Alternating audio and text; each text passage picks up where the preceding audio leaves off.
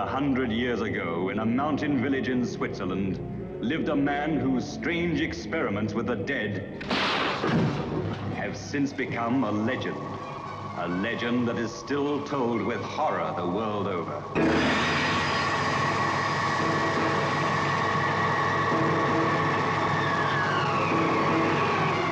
We've only just started, just opened the door. Look, now's the time to go through that door and find what lies beyond it. But don't you see, Paul? We've discovered the source of life itself, and we've used it to restore a creature that was dead. This is Frankenstein, who revolted against nature, who experimented with the devil and was forever cursed. His unwilling collaborator was Paul Kremp. I can't prove you murdered him, but I can stop you using his brain. Why, he has no further use for it? Don't be a fool! Be careful! You damn it! Only 2 women ever entered this house of evil. Elizabeth, come back! Elizabeth, the lovely cousin who had promised to marry him, and Justine, the maid, who kept passionate and secret rendezvous with her master. Won't you understand you're in real danger? What Victor is doing is dangerous to everyone in the house. Now, you cannot possibly conceive what dreadful thing he's planning to do. What are you trying to tell me, Paul? That Victor's wicked? Insane? Wicked, insane, evil? Call Frankenstein what you will. A demon had made a man-made monster, and now the monster was the master. Paul, what are you going to do? For your sake and to protect Elizabeth, I've so far kept silent. But now I shall go to the authorities and have them destroy that creature. And see that you pay for these atrocities. No!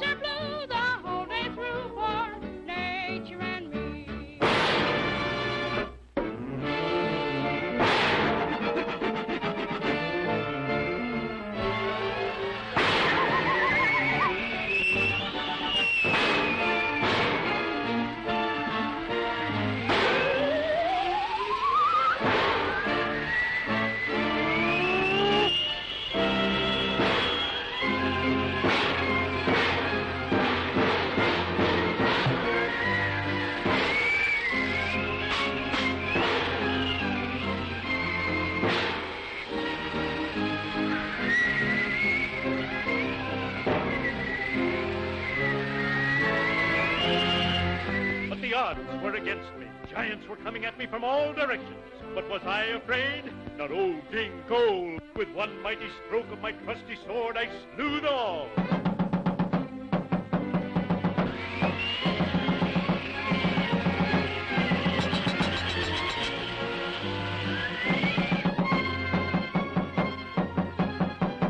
The door! Answer the door! Methinks my royal subjects are not as brave as their brave king. I'll answer the door.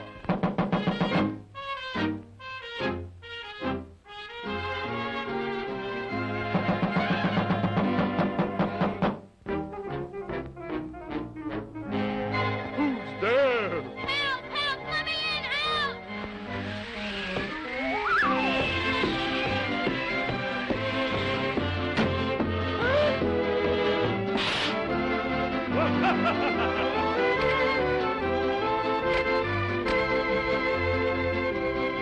Well, what's your name? I'm Felix the cat. Who are you? I'm old King Cole, the merry old soul. and not afraid of anything.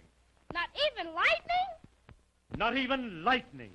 Why, I remember one storm when 10,000 bolts of lightning Methinks yon royal braggart is unusually windy today. Sounded in my ears. He giveth me a royal pain in the neck. Of wild elephants. But was I afraid? Not old King Cole. I'm not afraid of anything. Get off the air. What was that? Ghost! I don't believe in ghosts. Neither do we. What sayest we take the wind out of yon windbag? Let's give him the white. Come on, fellers.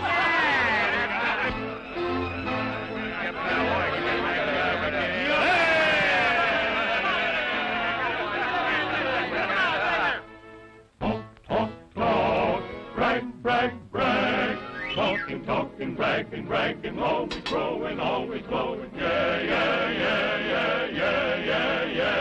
You talk too much, you never shut up, you talk too much, yeah.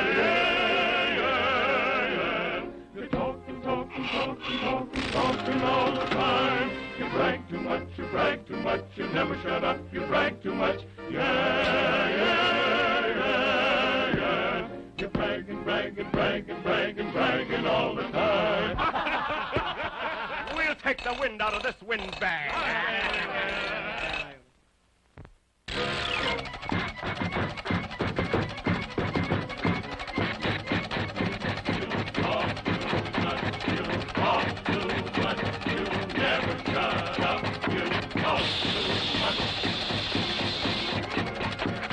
I was surrounded by 1,000 lions, but was I afraid? Not me.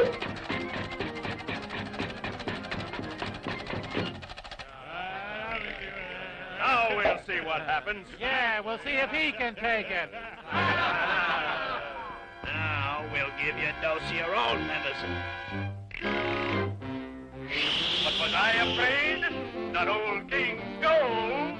Dropping the wildcat, I grabbed my pocket knife and switched at the knife. He charged toward me. Take it away! I'll never do it again! Take it away! I can't stand it! 49 elephants.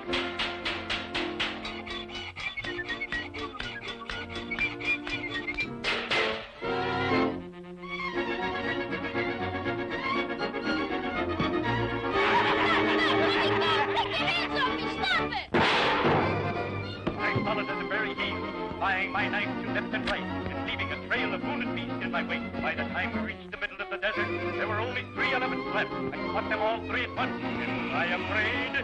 Not me. I'm not afraid of anything. My arms just strangled with my bare hand. Suddenly, sounded in my ears. I saw the wild elephant. Dropping the wildcat, I grabbed my pocket knife and switched at the leader. Charged toward me, prepared to run through with his tusks. But was I afraid?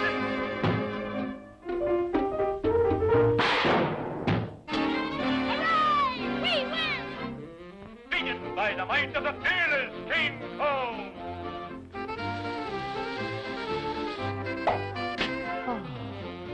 I'm not afraid of anything. You said it. Well, we show them who's boss around here. We're not afraid of anything, we're not afraid at all. We're not afraid of anything, we're not afraid at all.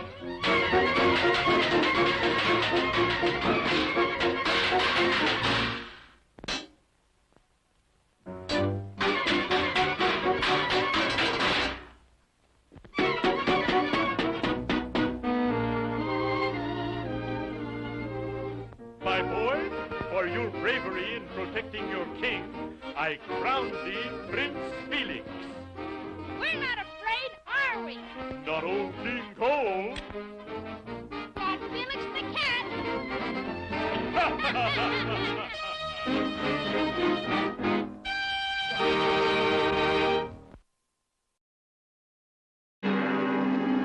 This is the story of Dracula, a creature who destroys all whom he touches. Dracula the terrifying, the feared. who sleeps in the tombs of the dead by day and arises at night to inflict his terror upon the innocent and the unsuspecting. Oh, you must help me. You must. You're my only hope. You must. I'll help you. I promise.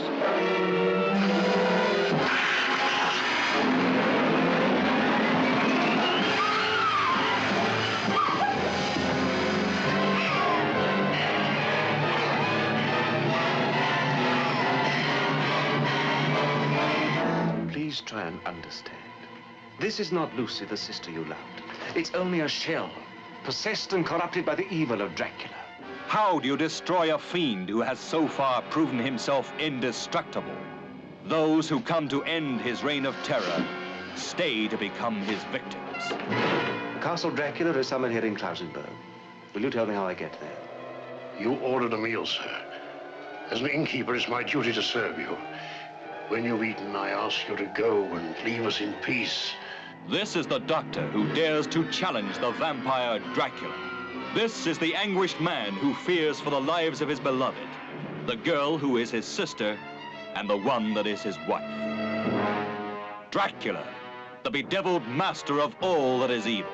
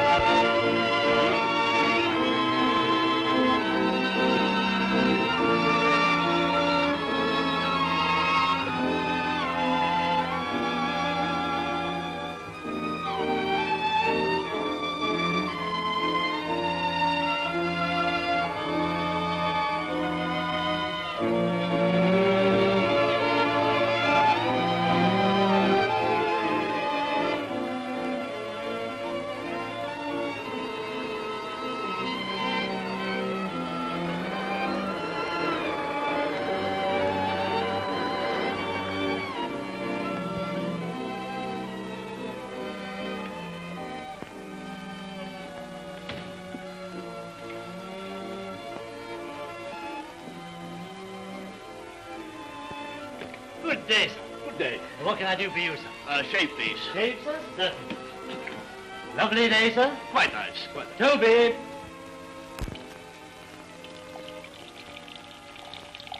Quite comfortable, sir? Quite. Getting a bit thin on the top, sir? Ah. We make up this tonic on the premises, sir. Have done for 100 years. Just a few drops. No, thanks. Skin looks very tender, sir. Ah. There's only one brand of safety razor blade. Keep 'em. Certainly, sir. I suppose you want to sell that too? That is one thing I will never sell.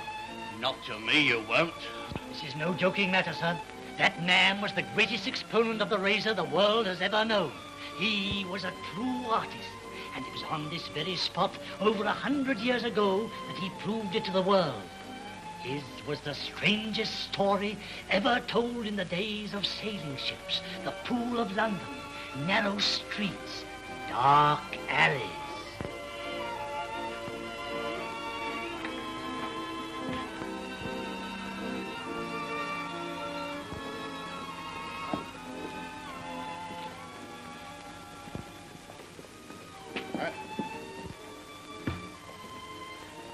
All aboard, sir. Righto, Pelly, give him a hand stowing. You mean aboard the ship, sir? Well, of course, why not? Oh, hadn't I better stay here with you, sir?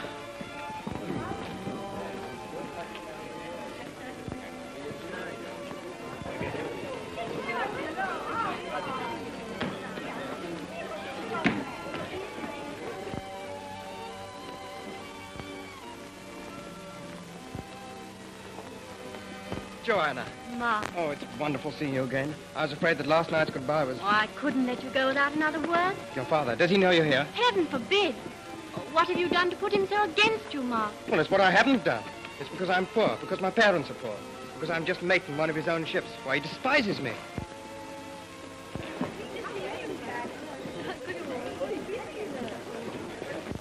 Hello, Felix. Hello, Nan. You know, I had a fortune told yesterday by Crystal Gazer. Did you now? Oh, what did you see? Your face. Oh, perhaps it was something that had got into the glass. Ah, Mr. Todd. Come to bid farewell to the Golden Oak? Yes, sir. There's scarcely a man jack of that crew I haven't had in my barber's chair. Brown beards, black beards, red beards. I've polished them all up. Ah, but it's when they return from their journeyings that they need you more. Yes, I make them spick and span to meet their sweethearts. Lovely lot of throats, the lot of them. Beautiful throats, rich and mellow to a razor. You're an artist, you are, Mr. Todd. I love my work. Oh, here's a list of things I want you to bring me back. 1 parrot, 5 pounds of tea, 30 yards of red Japanese silk. Here, where do I put all these things during the voyage? Oh, in your bunk. Then how can I sleep? Oh, I won't know that till I'm married to. Well, there seems to be plenty of money in the barber's business. Well, up to you anyway, Mr. Todd. Good day. Money. Money. If only I had money. What about the money to pay for all these things? Now, if I were a fine gentleman, it's money that makes the gentleman. Hey, wait for a gentleman. Father. Lummy, the governor. I'm off. Oh, give us a kiss before you go. I'll add it to the list.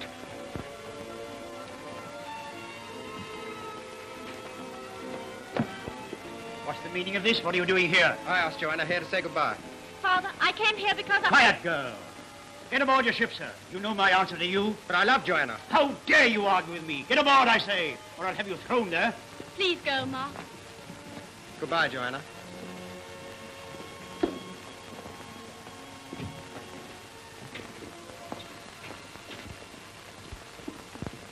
I'll have something to say to you when I get home tonight. Oh, sir. Stop sniveling and get in. Yes,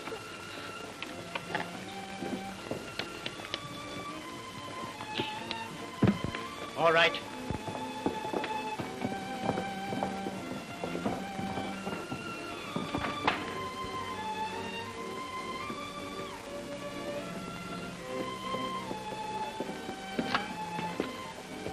You see, Mr. Oakley, I was right. You were, Todd. How did you know she would be coming here? I guessed, Mr. Oakley. It's a shame that a fine girl like your daughter should throw herself away. She will not throw herself away, Mr. Todd. I'm very indebted to you. Mr. Oakley, when will it be convenient to discuss again the matter we broached the other day? Ah, yes, about your taking up a share in the new ship. To the tune of, shall we say, £15,000?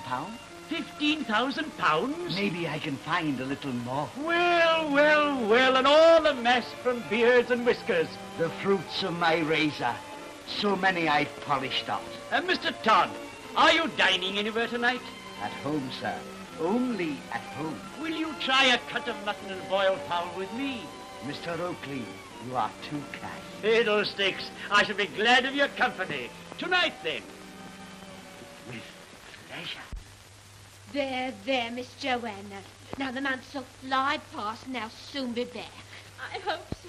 Well, there's nothing to cry about. No. Ah, Mr. Beadle, so you've brought me another apprentice.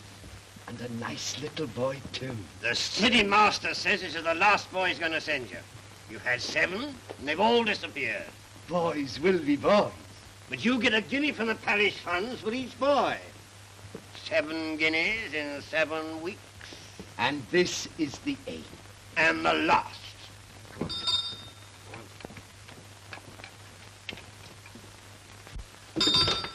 Make yourselves at home. And now to business. What's your name, my little man? Tobias Ragg, orphan found on the steps of St. Dunstan's. Now, before you are bound in apprenticeship, the city master wishes to know if it is of your own free will.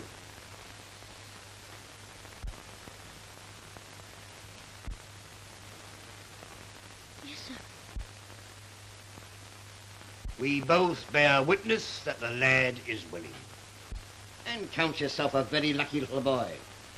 The city master has ordered me to keep a special eye on you. Isn't he a lucky little boy?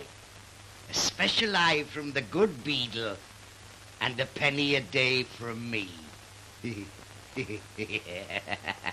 Now, if you sign here, Mr. Todd, this guinea is yours.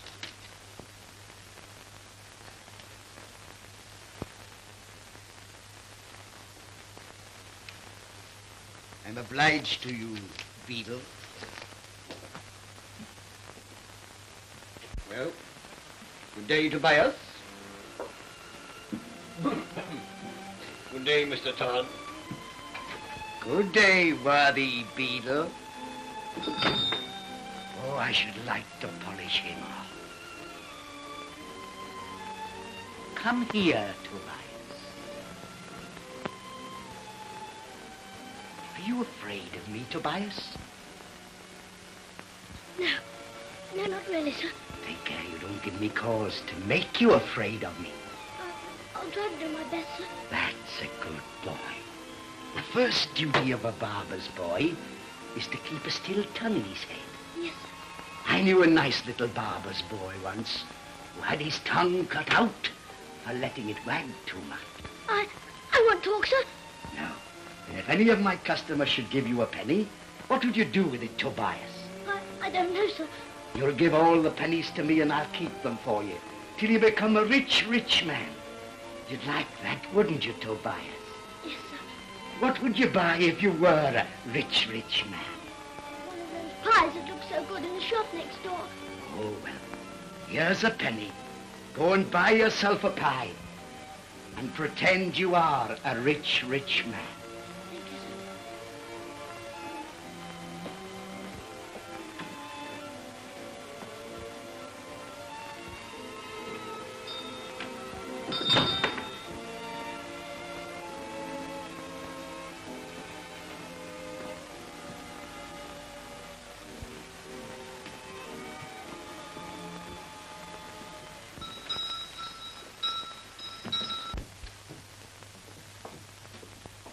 My little man, what's for you? Please, ma'am, may I have a penny pie? Certainly you can, if you have a penny. What a nice new penny. Where did you get it? Mr. Todd, my new master, ma'am. So you are Mr. Todd's new apprentice? Yes, ma'am. How old are you, my dear? Just 12, ma'am. Sweet child, you shall have a special big pie. Thank you, ma'am.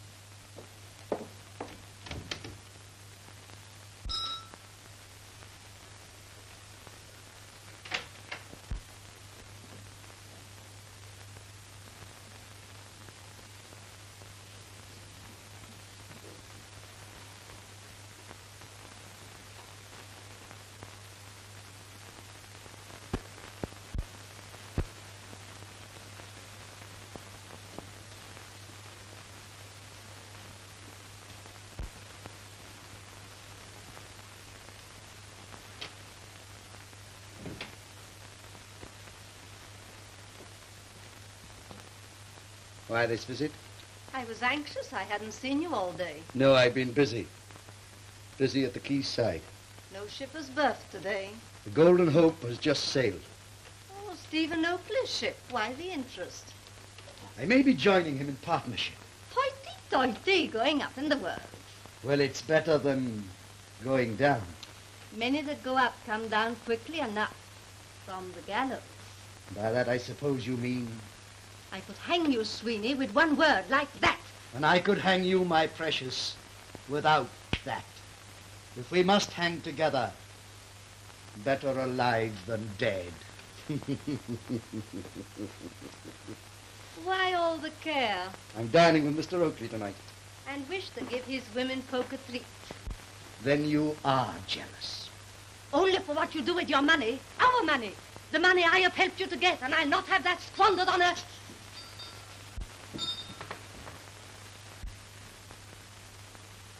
What are you doing here?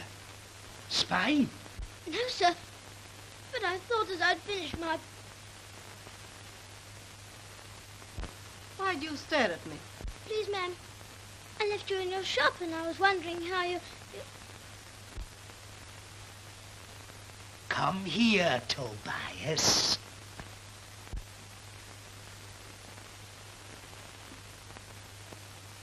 There was once an apprentice to a barber, whose eyes were too big, whose tongue was too long, who saw too much, and spoke of what he saw.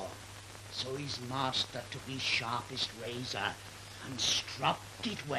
No, sir, please. I promise I won't say a word. Not even to the beadle. I shouldn't like you to be a little boy like that, Tobias.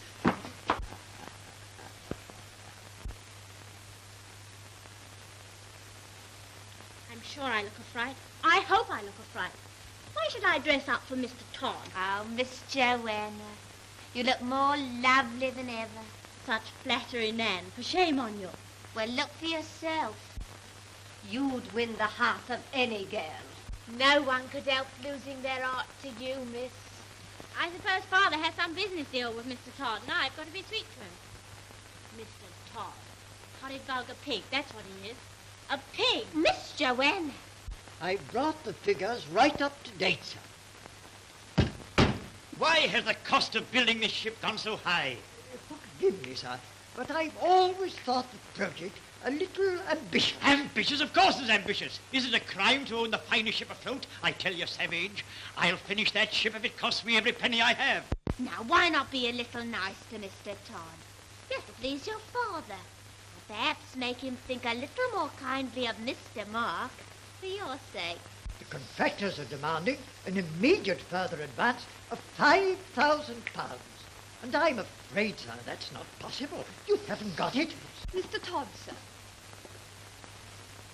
Mr. Todd, I'm delighted to see you. I'm afraid I was still hard at work. This is Mr. Savage, my secretary, who has just come from the shipyard. What a wonder that new ship of mine will be, Mr. Todd. Glass of sherry, sir. Thank you. Light or dark? Dark, if I may be so bold. And you've chosen right.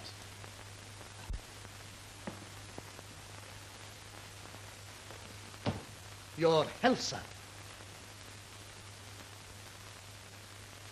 Ah, Joanna, you've met Mr. Todd before, haven't you? You are looking more lovely than ever tonight, Miss Joanna. You're very kind, sir. She takes after mean looks and her mother in willfulness. Dinner is served, sir. Will you take my daughter in, Mr. Todd? Delighted.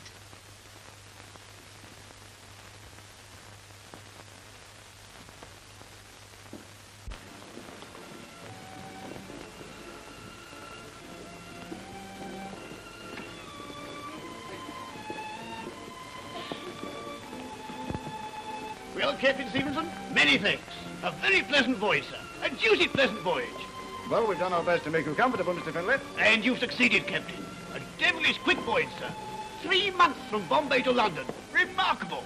Remarkable. Yes, sir. These fast clippers of ours make the world seem smaller every day. Yes, but it's grand to be home again.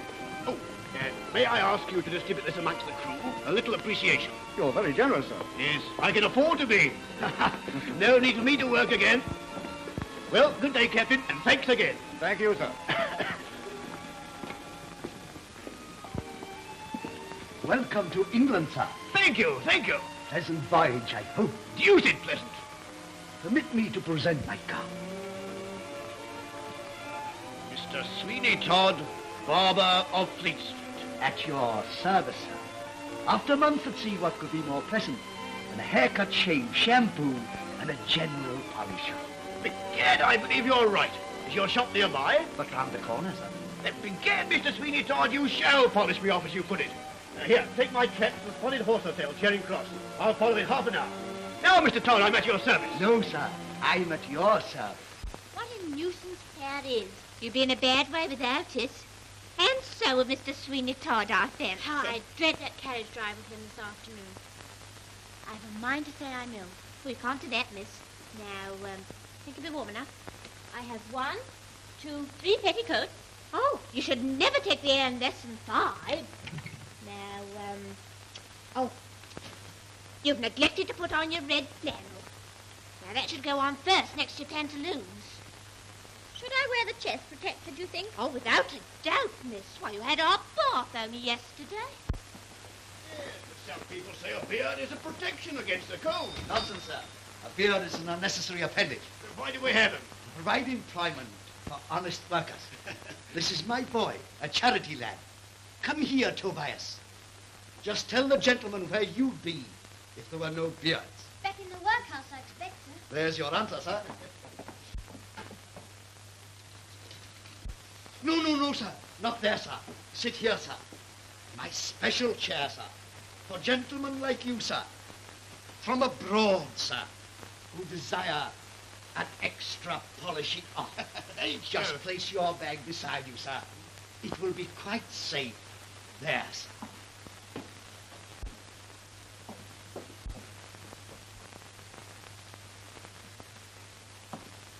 Been long from England, sir? 12 years. Your friends and relations will be glad to see you back. I've no relations that I trouble about, or who trouble about me. And friends? None in this country. All alone in the world, as one might say. Well, not quite. I've brought plenty of companions with me who'll make me friends wherever I go. I understand, sir. Golden companions with the head of His Majesty on them, eh? They're the best friends a man can have. You are wise to keep them with you, sir. Banks can't be trusted. Is the soap to your liking? Most delicately perfumed. And the water hot enough? Perfect. Then we'll see if my razor will suit you. Tobias, go and see the time by the clock at St. Dunstan's.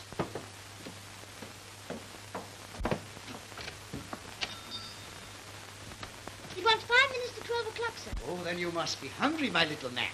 See, here's a penny for you. Go and ask Mrs. Lovett to give you one of her largest pies. Thank you, sir. And you need not return until you've eaten it all. See if you can make it last you while you walk to Charing Cross and back. Thank you, sir. You've a soft heart, Mr. Todd.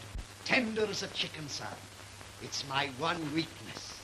Now see the welcome Sweeney Todd gives to gentlemen who return from foreign parts.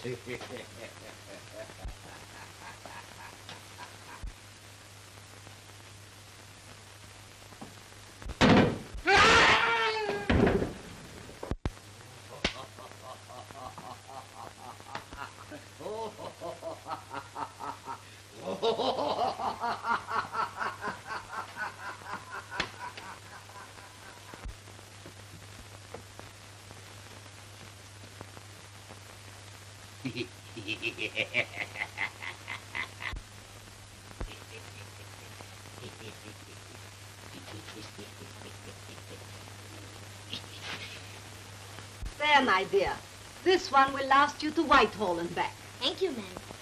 Good day. Good day, dear.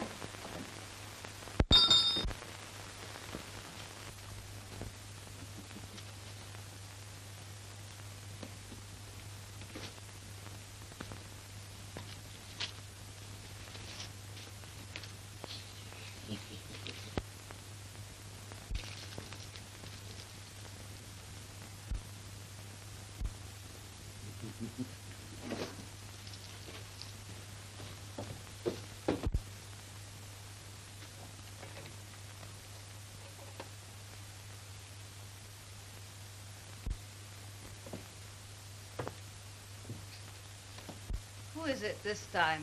Nabob from the Indies. Is he, I polished him up upstairs.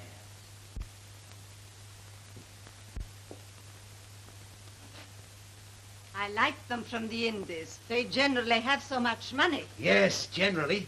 He's a fine figure of a man. You're in luck. I wonder. Well, I've done my part. Now it's your turn. Aren't you going to help me? No, I can't stop now. You can give me my half share later. I have to meet another customer. In your best clothes, too. Well, if I don't dress well, how can I attract the best customer? Or the best girls. Rubbish. I don't shave girls. But you shave their fathers. What are you talking about? Stephen Oakley and his daughter. Do you think I don't know? Take care, Sweeney. There. I'll be back soon, and I'll give you a hand. Don't worry. I'll manage.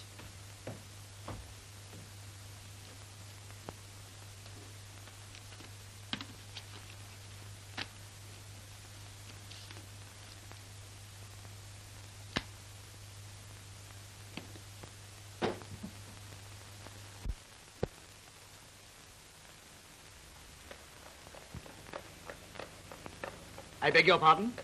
I didn't say anything. You leave me to make all the conversation. Well, I like to be quiet sometimes.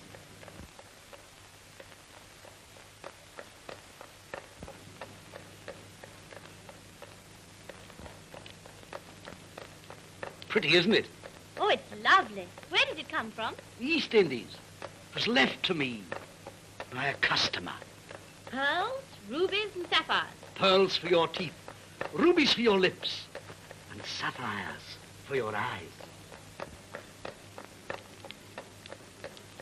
Oh, sir, you mustn't. But it's for you.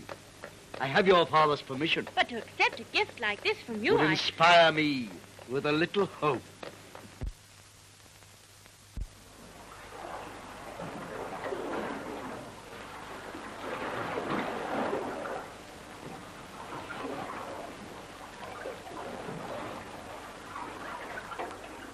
And that's why they call it the Cape of Good Hope. Oh. And now we parted, I suppose we ain't got no hopes. I have, Pearlie. Ah, you're different. Your girl will love, honor, and obey you. Oh, won't your girl? Well, I suppose we'll both do the loving, and I shall do the honor and obeying.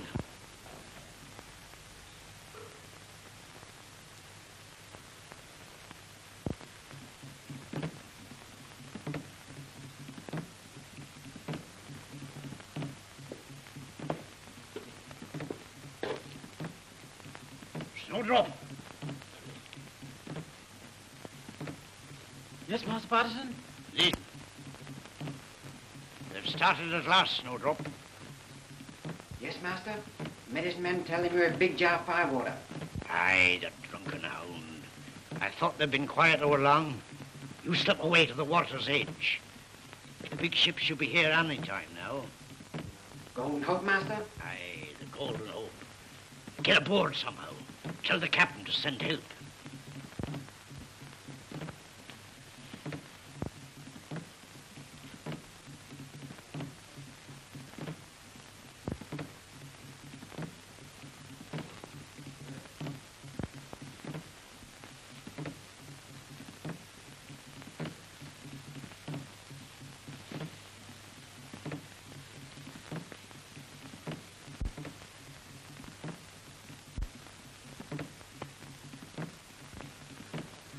Oh, you're a pessimist, Pearlie. Yes and no.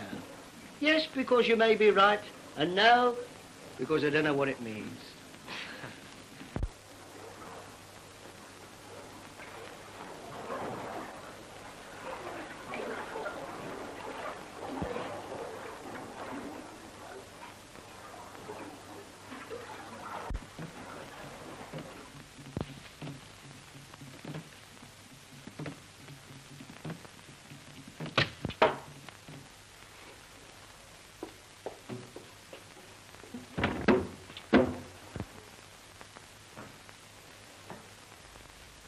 Come on, get him there. Come on, bring him in board here. All right, fast easy. Get him a ton of rum, Jim. All right.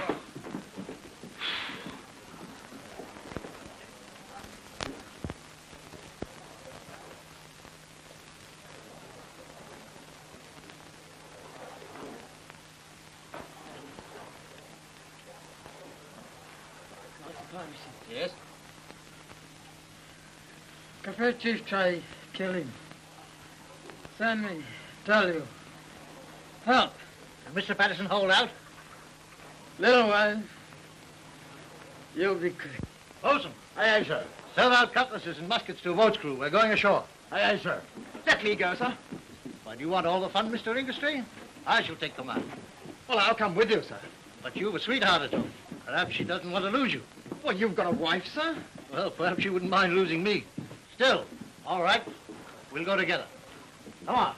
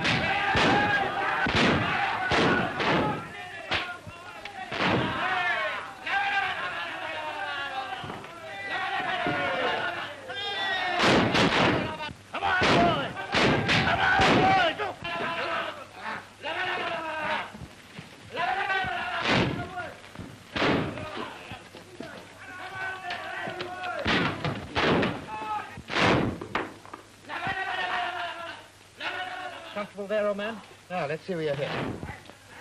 You want a drink of water? Yeah. Inside my shirt, a bag. I made it myself. This? Aye. Open it.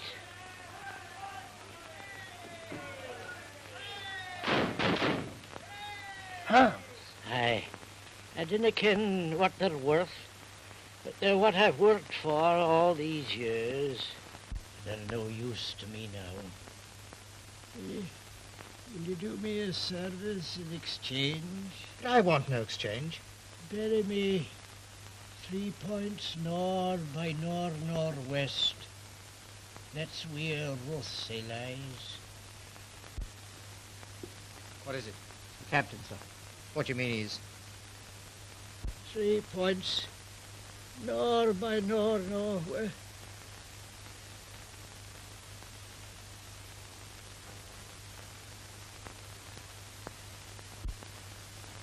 Any orders, sir? Yes. Get the compass from the boat. Tell the men to dig a grave for 2 fellow countrymen. 3 points north of northwest. Aye, aye, sir.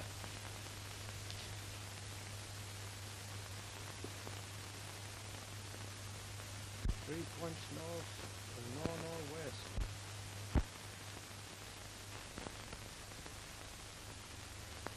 Heaven forbid that I should appear an ungrateful man. The weeks and months slip by until I feel a little impatient. But I don't understand, Tod.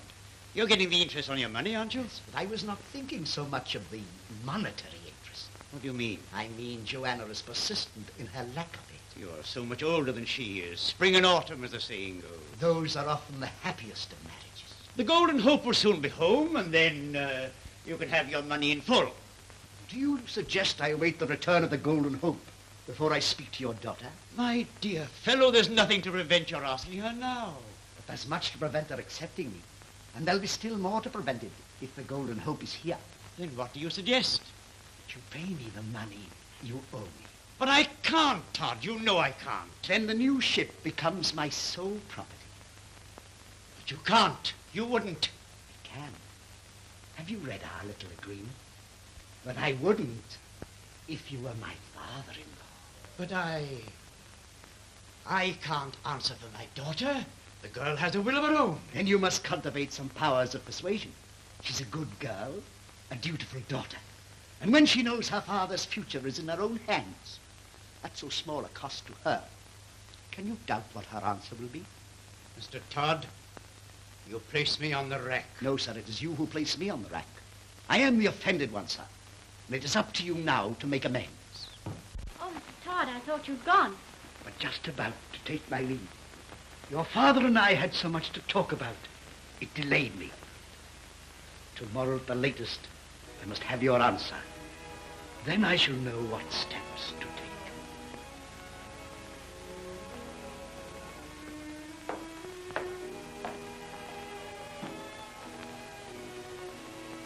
What's the matter, Father? A little worried, my dear, that's all. About the new ship? I'm afraid I've bitten off more than I could chew. What'll happen if you can't complete her? She passes out of my hands into his. Mr. Todd? Yes. And I shall still owe him more than I can pay. What will happen then? I'm afraid all this must go. And you, Father? I expect I shall have to go with it. You mean he can send you to prison? Oh, can't anything be done? Haven't you anything you can realize money on?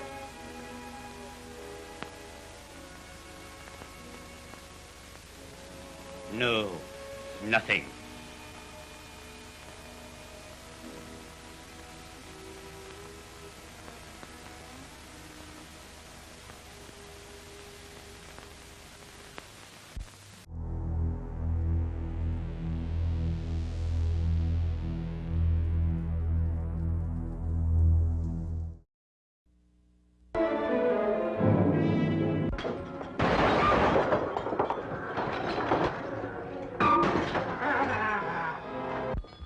Answer it, Jake.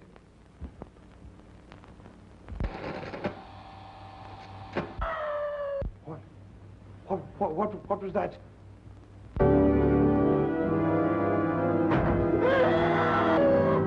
What do you intend to do? First of all, find the man who killed my father. Does it say anything else? No. What do you want me to do? Just a minute. Something's happened to the lights. Hello.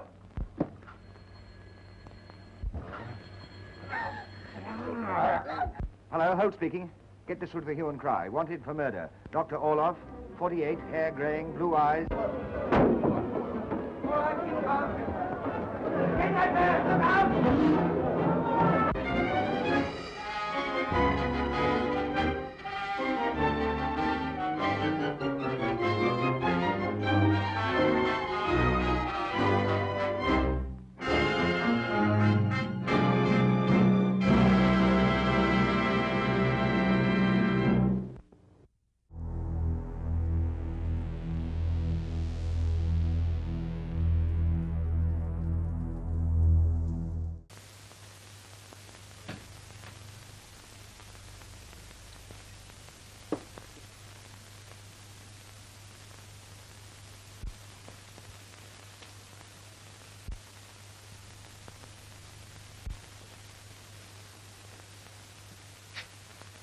Congratulations. On what? You look at least 2 years younger. In fact, you scarcely look a day older than her own father. You've heard of my good fortune, eh? Bad news travels fast. Oh, I should like to polish you off. I know you would. But you daren't.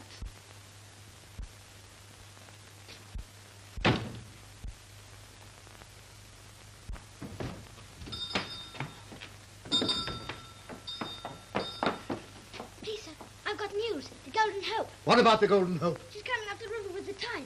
A postboy told me. He passed her by the Isle of Dogs not an hour ago. Please, sir, you're hurting me. You are a good boy, Tobias. You shall have a penny. Thank you, sir. A little later on.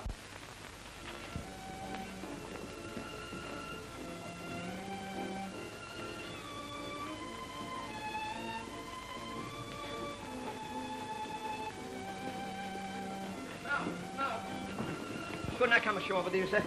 Carry a bag or something? What are you so anxious to go ashore for? Well, it's what you seem to forget. The captain's job's finished once he's berthed his ship. The supercargo's job's only just begun. But, sir, get on with it, man. I'll tell her what an important fellow you are nowadays. Pardon me, but isn't it Captain Mark Ingerstry? I'm afraid you overstated, sir. Acting captain. Let's hope your new rank may be confirmed, sir. Not only for your sake, but for the lady as well.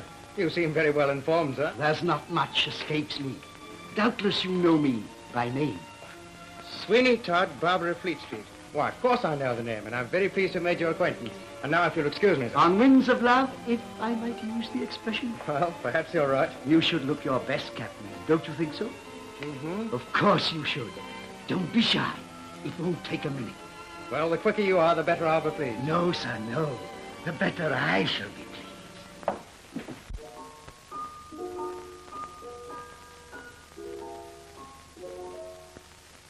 Oh, Miss Joanna, oh, such good news. What is it, ma'am? The Golden Hope is in, and Mr. Mark and my Pearlie are safe and sound. Mark.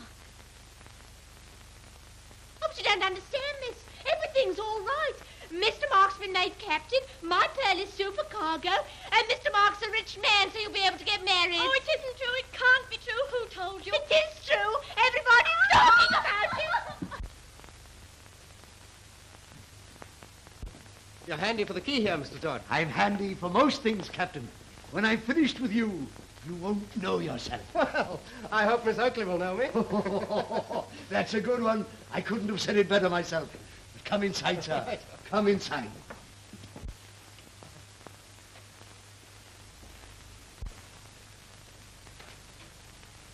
Do not sit there, sir.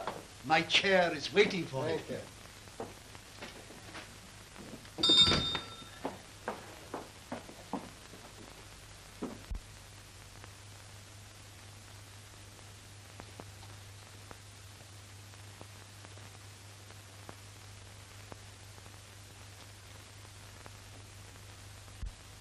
Successful voyage, Captain? More than successful. My future is made. You're a lucky man. Successful trading, eh? Know anything about pearls? A little. Well, have a look at these. They were given me by a dying man. I wish it were my fortune to meet such a man. You may do. You never know your fate. You're quite right, sir. You never know your fate. And fate has made me the happiest man in the world. Nothing can stand in my way now. Oh, no rival or anything? Not the least chance of it. Then you are indeed a lucky man. You have a beautiful throat for a razor, sir. Beautiful. You should know, Mr. Todd. I do. Finished, Tobias? Yes, sir. Come here, Tobias.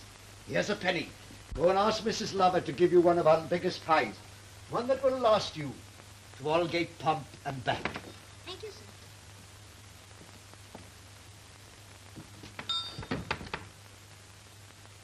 Why do you lock the door? I only attend to one customer at a time, sir. And as you're in a hurry, I must give you my whole attention. Lie back, sir. Lie back. I'll soon polish you off.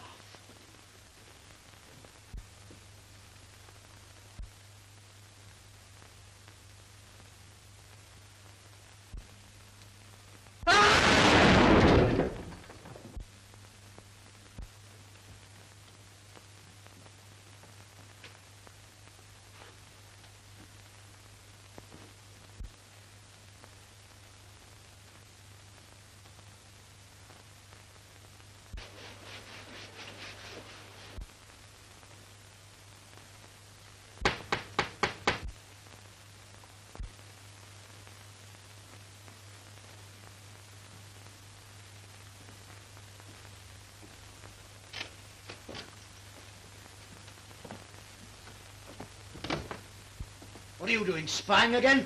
No, sir. Mrs. Lovett's shop is closed, sir. Oh, there's the penny I gave you. Yes, sir. That's a good boy. And that's what little boys get who don't know what they're told.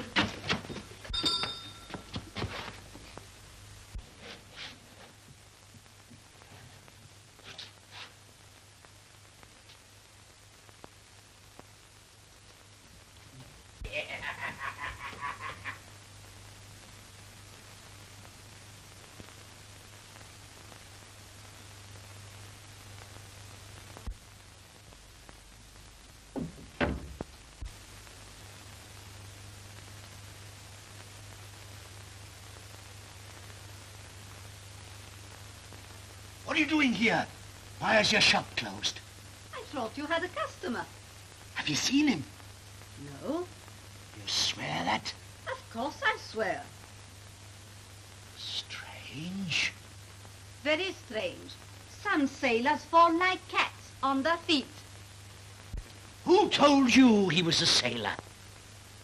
Your best customers always are, aren't they? He gets away We're lost. Perhaps he found the secret way. How could he? The catch is loose. Sometimes it opens on its own. Oh.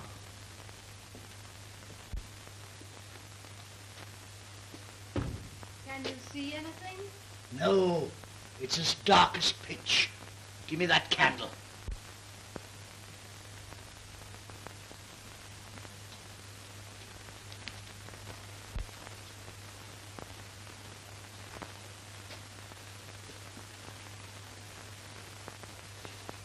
Are you going right through? Yes. Very wise. Nothing like making sure.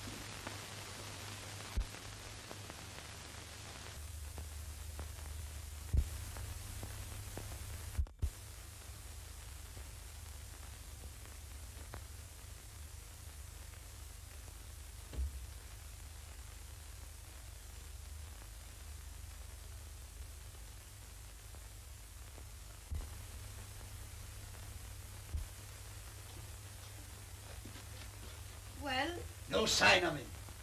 Expect he's safely back on the Golden Hope by now. the Golden Hope, Mark Industries ship. I believe you knew it was he. How could I?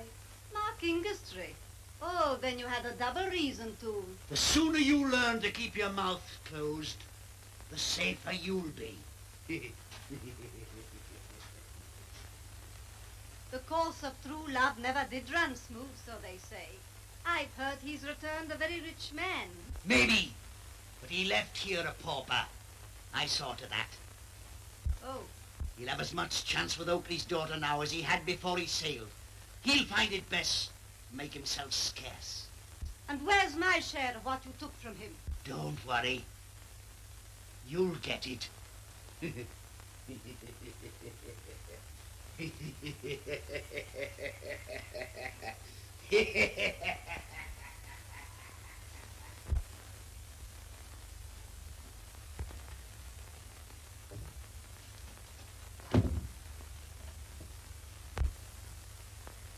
My head. Shh! Don't make a sound.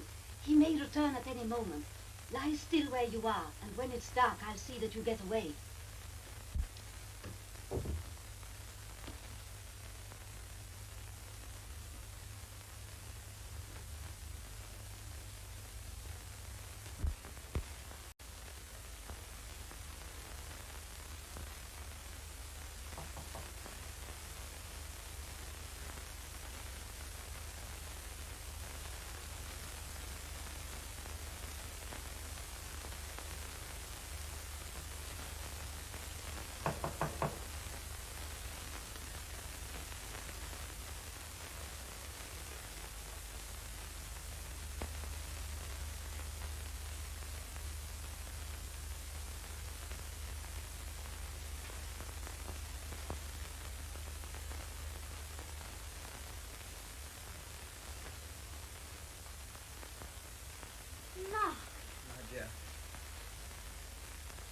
Where have you been? What kept you from me?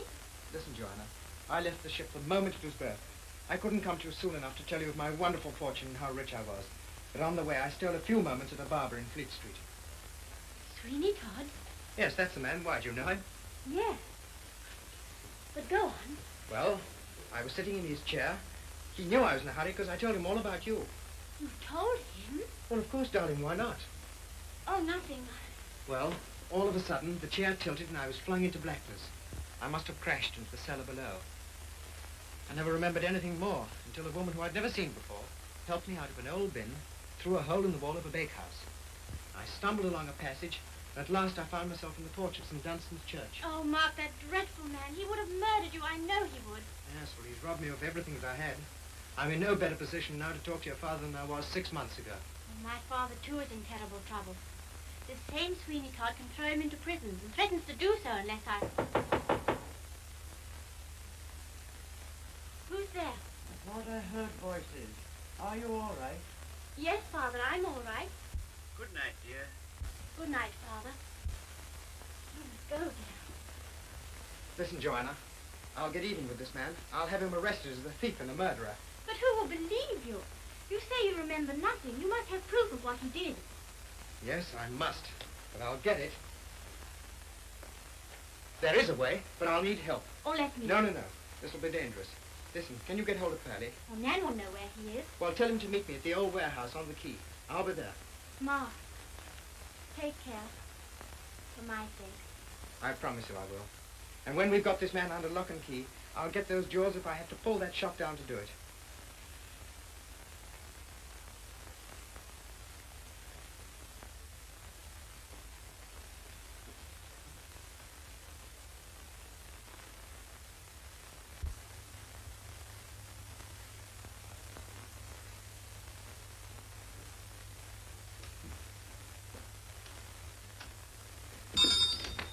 Good morning, Mr. Todd.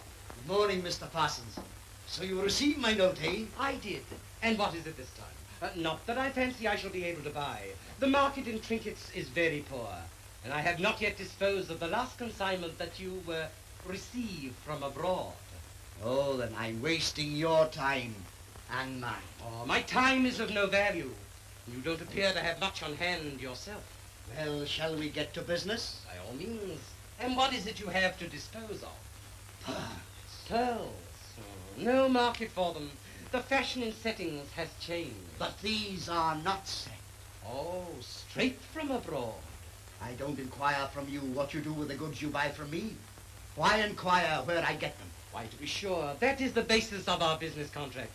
And may I see these pearls? Certainly.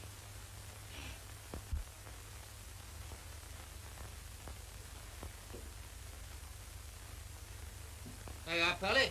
How do I look? You look exactly like an old country farmer, but you still sound like Mr. Mark. Aye, I do, I know. Well, we'll soon put a stop to that. That's fine, sir. Come on, get your things on. Yes, sir. Match so beautifully. The sizes graduate so evenly. In the open market, they would fetch a handsome price. Oh, that's splendid news. Yes, you recollect I said the open market. We are behind closed doors. Certainly. Under the circumstances, what do you suggest? 5,000? You'll have to do better than that, Mr. Parsons. With pleasure, Mr. Todd. Shall we say 7,000? You are easier this morning, Mr. Parsons. No, sir. You are easier. Have you the money on you? The question is, if you have the money on you. Meaning? I consider £7,000 a very small amount for you to pay me to remove the evidence against you. Evidence? What evidence? A certain sea captain, who shall be nameless, arrived at the docks yesterday. He was seen to enter this shop, but never to leave. He had a bag of pearls, Mr. Todd. I'll take the 7,000 in gold, if it's all the same to you. You are humorous this morning, Mr. Parsons. Now, the fine weather brightens our senses. You mind waiting while I laugh? By all means, don't cut it short for me. Won't you take a chair while I have my laugh out? No, Mr. Todd, I will stand and laugh with you. I pray you, sir, take a seat. Beg you, sir, to take your hands off me. I see you have had your laugh out. Now let us get to business. What do you suggest?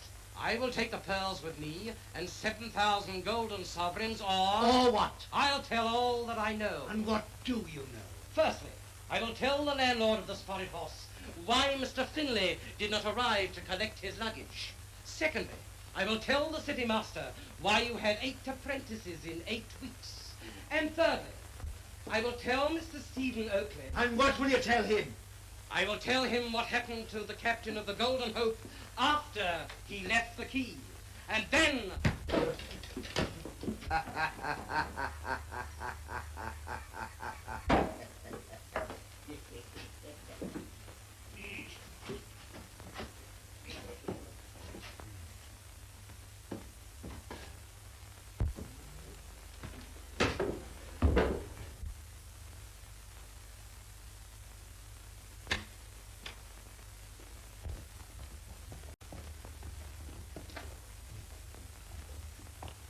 Be this Sweeney Todd shop? Yes, sir. You wish to go in? So do you, I take it.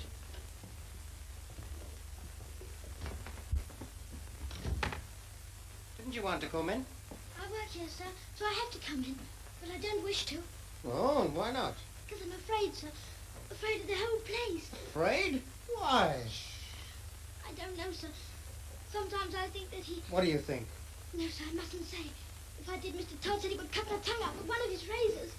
Cut your tongue out? What for?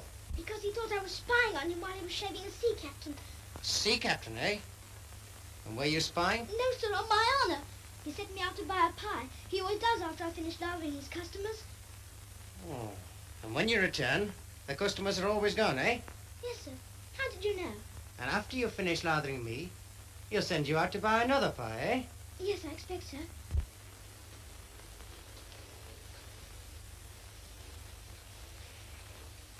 We'll soon find a fence who doesn't know as much as he did.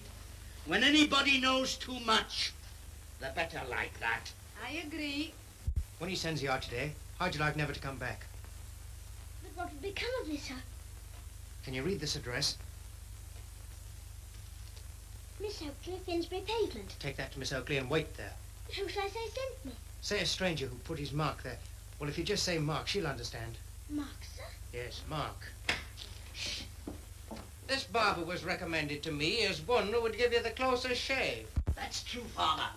Not only the closest shave, but I promise to polish you off quicker than any other barber in London. Will you take a chair, sir? Thank you. No, no, not there, sir.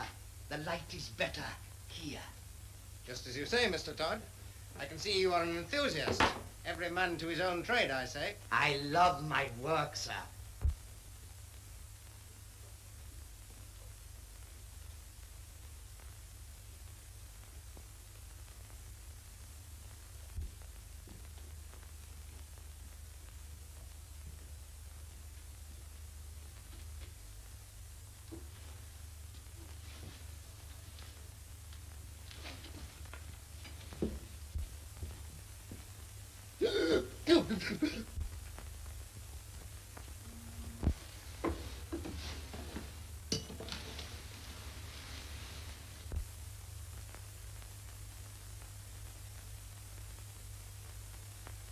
And you sold the lot?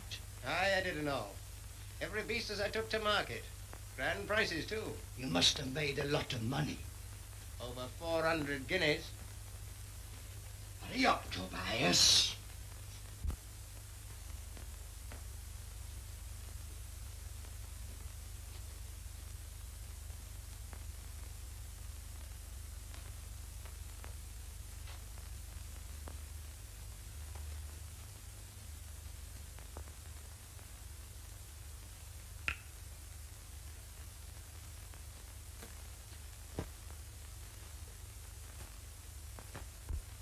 Finished, Tobias? Yes, sir. Good. And here's a penny for you. You've been a good boy and deserve a little rest. Go and ask Mrs. Lovett to give you one of her biggest pies. One that'll last you to St. Pancras Church and back. Thank you, sir. He's a good boy, that, sir. I think he'll go far. I hope so, I'm sure. Now, sir, if you're quite comfortable, I'll polish you off.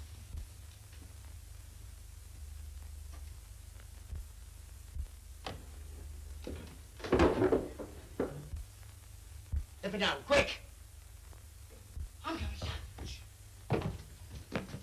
Come on, sir. I've got you, sir. You all right, sir? Yes, I'm all right. Come on, let's get out of here. Yes, sir.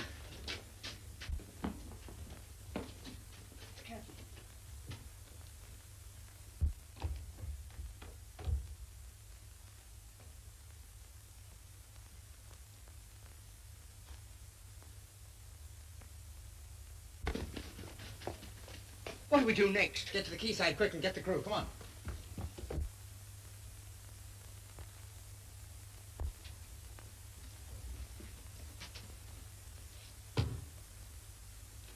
Gotta get out of these things quick. What, here? My underclothes are full of holes. Not here, fathead, at the quay. Come on.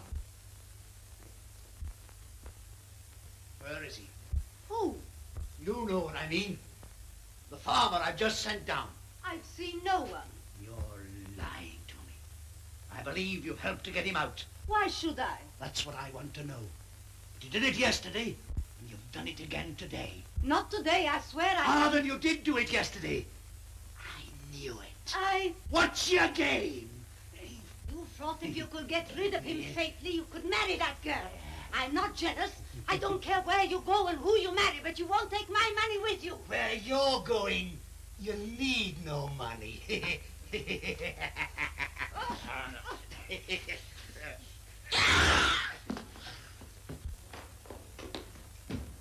I was told to give you this, miss. By whom? A farmer, miss. He said you'd know him by his mark. His mark? Yes, miss. He was most particular, I should say, Mark. Oh, Mark. Where did you meet him? Outside where I work, Mr. Sweeney Todd's shop. Sweeney Todd's? What was his message? He said that you'd keep me here so that I shouldn't have to go back to Mr. Todd's anymore. Oh, please, miss, don't send me back again. No, I'll keep you here. But what happened to the farmer? He went inside, miss, to get shaved. Oh, miss, now that I'm away from Mr. Todd's, I can say it. There aren't many that Mr. Todd shaves that ever come out again as far as I can see. Quick, come on. Quick, Birdie, get the crew. I'll be waiting for you. Aye, sir.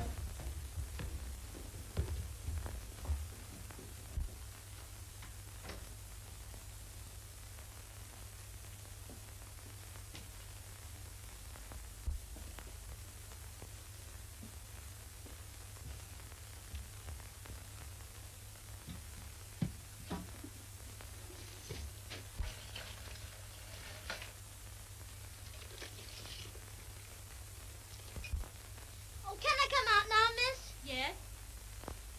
Oh, miss, do I have to do this for long? Just till I get back. Supposing you don't get back. I will. How do I look? Much too clean. Clean. I know, cinder. Let me do it.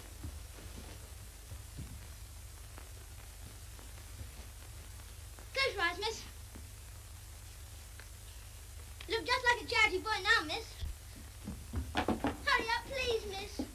Well, whatever we do, we've got to do it quick. He'll know he's a scout and go into hiding. Probably take my pearls with him. That's right.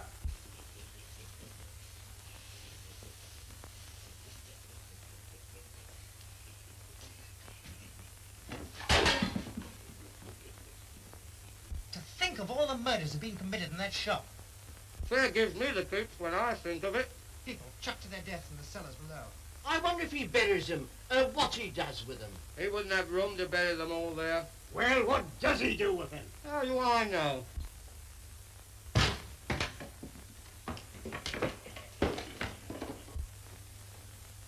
Who are you, pray?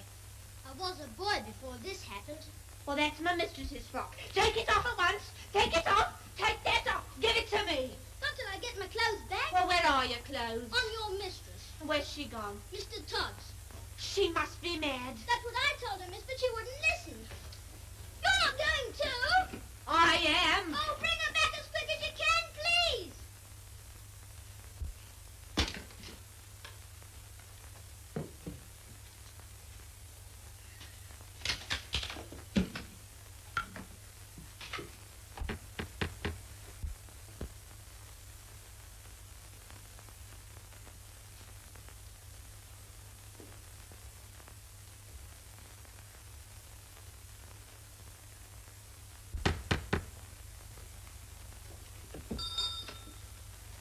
What do you want? I wondered if you wanted an apprentice, sir. I've got an apprentice. Be off with you. Oh, but I've got money. I can pay. I only want honest, hard-working boys, and I usually get them from the Beadle. But you look fairly honest. Perhaps you'd better come inside.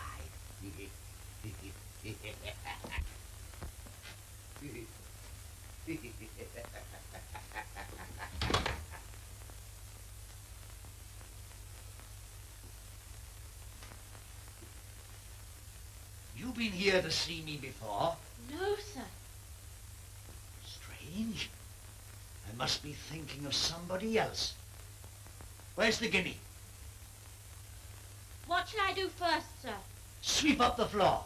Yes, sir.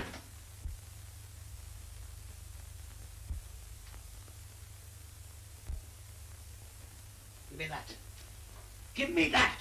I tell you. Let me go. Let me go. I'm going to see what you've got in the bag.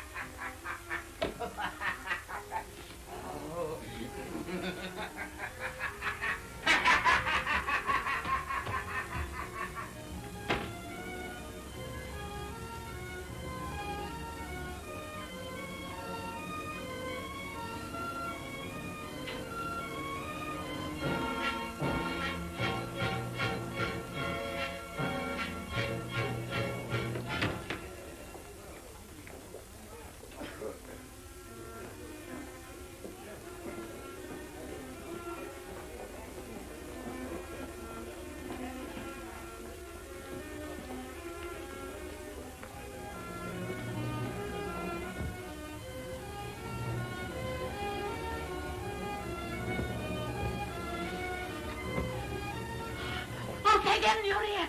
Oh, sir, Miss Joanna. What about her? She's gone to Sweeney Todd's to find you. She thought you were in danger. She's gone to that madman's place alone, but he's desperate. He'll kill her. Come on, everybody.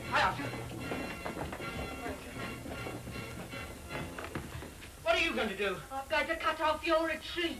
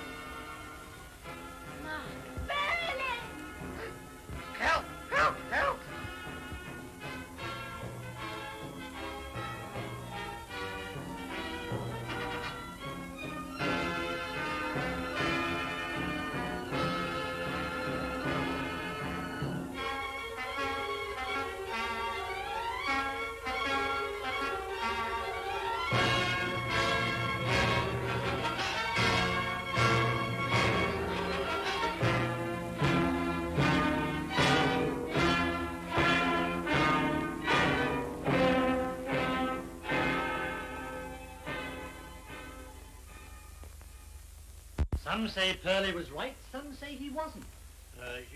You mean about Mrs. Lambert? Yes, sir.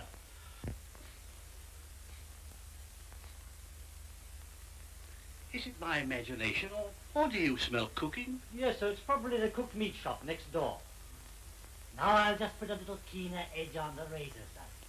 For if you'll excuse me saying it, sir, you have a most beautiful throat for the razor. Beautiful.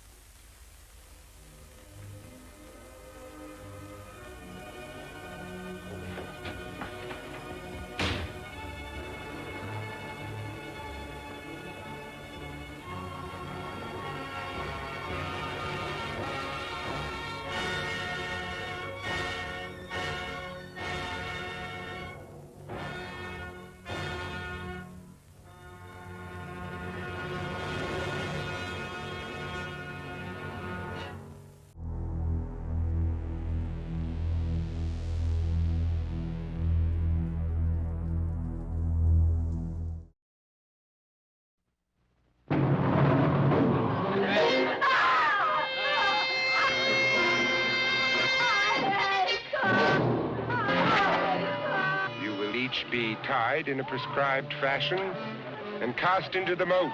Only from the pen of Edgar Allan Poe could come such an horrendous tale of terror. The Conqueror Worm, starring Vincent Price in the most diabolic role of his career. Look for the devil's marks upon him. Get on with your task. The distorted genius of Poe creates poetic beauty from pain and uses idyllic love as a tool of torture. Men sometimes have strange motives for the things they do. I know. You've got an accusation to make. I'll get your confession for you. I'm husband to Sarah Lowe's.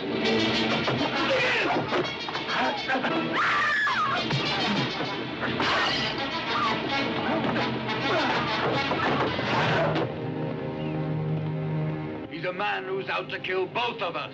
And it appears to me that we should take steps to see to his death first.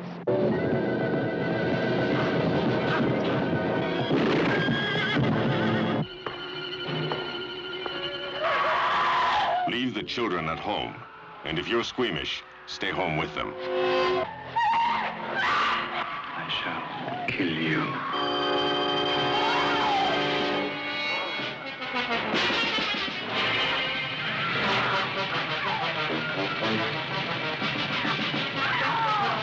Please, leave the children at home.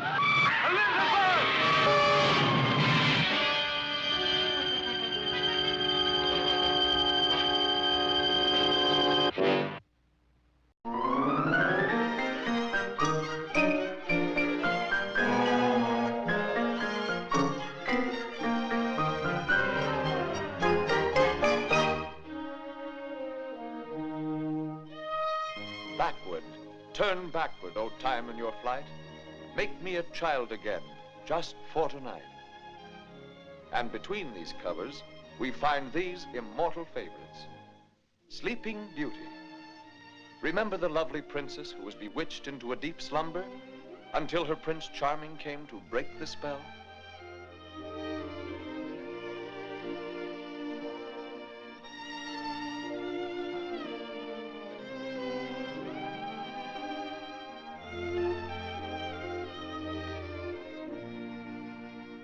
Come on, wake up, you lazy good-for-nothing! Come on, wake up! Tom Thumb, the little boy who got his name because he was no bigger than a man's thumb. Let's pay this interesting family a visit.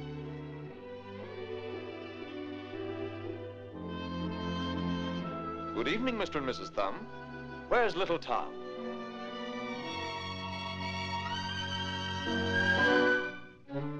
Are you Tom Thumb? Yeah, that's me. Why, I thought you were no bigger than a man's thumb. How did you get so big? vitamin B1. The Grasshopper and the Ant. The story of the industrious little ant and the lazy grasshopper. Heaven can wait. This is paradise and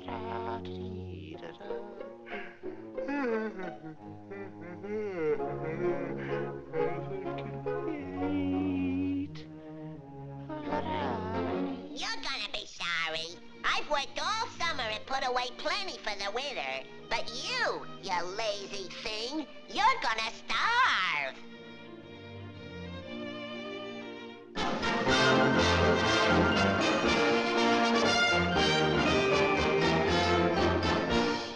The bad boy of the fairy tales. The boy who cried wolf. Wolf! Wolf! Help! Help the wolf! Wolf! Help! Help! Wolf! Wolf! Wolf! Wolf!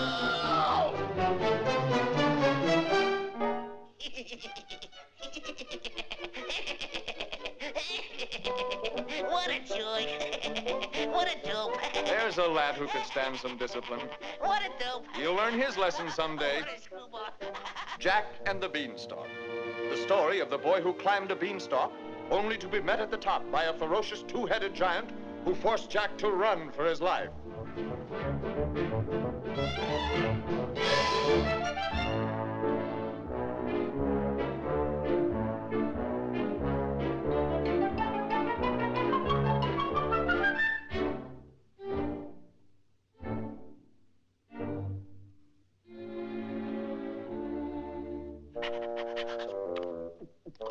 Say, you almost had him. Why did you quit? He's been sick. The wolf in sheep's clothing, the fifth columnist of his day.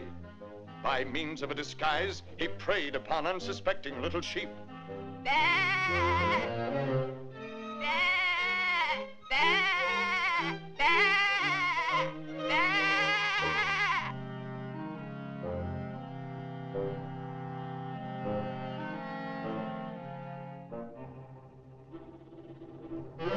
Scram, bum. I'm working this side of the pasture.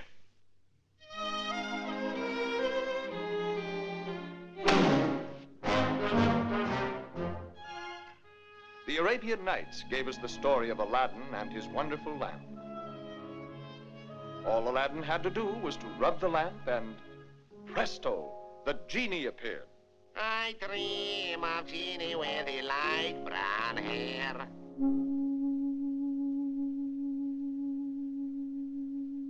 I dream of Genie with the light brown hair.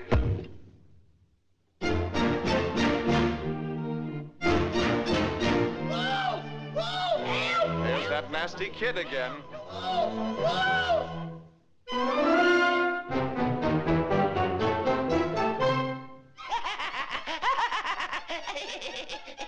What a dope. What a joy. Hey, young fella, you're going to yell wolf once too often. Hey, go on. Mind your own business. Mind your own business. Can't a guy have a little fun? A session in the woodshed wouldn't do that boy any harm. And here's a bird you wouldn't mind having in your own home. A goose that lays golden eggs.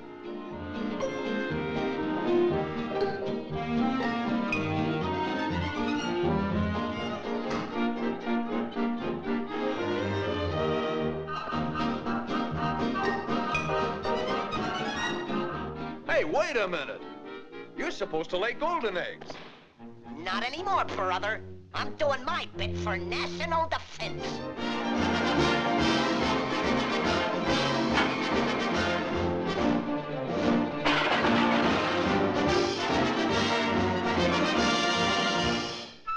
Old Mother Hubbard went to the cupboard to get her poor dog a bone.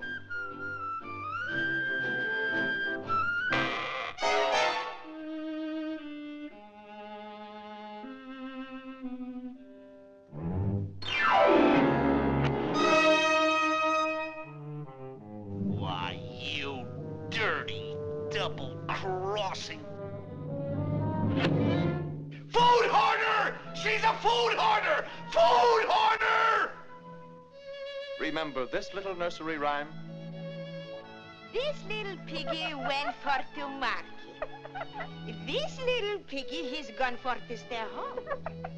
This little piggy, he's have roast beef and smashed potatoes. And this poor little piggy, he don't have anything, all kinds things to eat. And this little piggy, he's for to crying like anything. Wee, wee, wee, all the way. Oh, for crying out Pete's sack, Mother! Be careful, my corn! Cinderella and her glass slipper. The little girl who... Whoa! Help! Help somebody!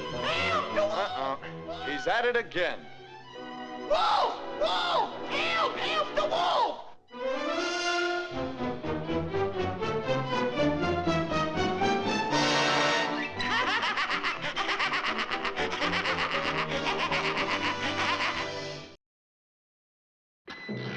When the grave of the devil is disturbed by the plow, the satanic essence of evil wreaks violent and revolting revenge. But it weren't human, sir. They were fur. Then it was an animal's remains. They were more like some fiend. And the evil grows quickly, attacking first the youth of the village and making them the devil's children. Look, look. Oh, God, I prayed I'd never see that again. That's what they call the devil's skin. Doctor, witchcraft is dead and discredited. Are you bent on reviving forgotten horrors? How do we know, sir, what is dead?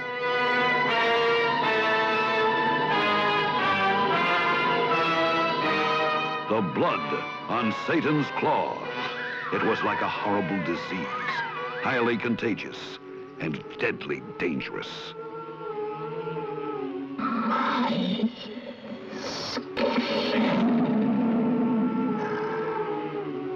Hail, Behemoth, spirit of the dark, take thou my blood, my flesh, my skin, and walk.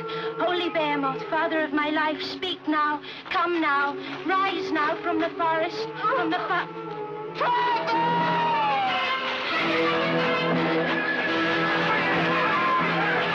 The Blood on Satan's Claw stars Patrick Wymark as the judge who tries Satan, and Linda Hayden as Angel Blake, daughter of Satan.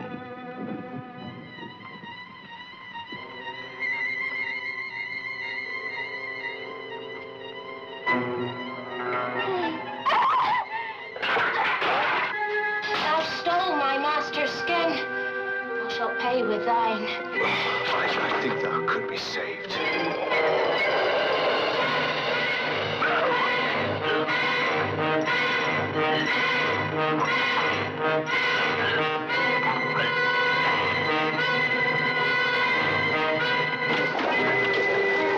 These dogs know how to tear the devil's heel.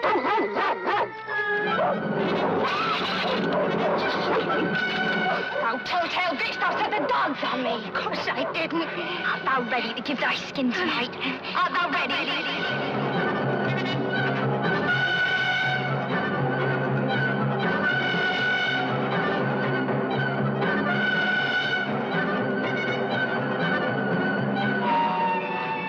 Blood on Satan's Claw.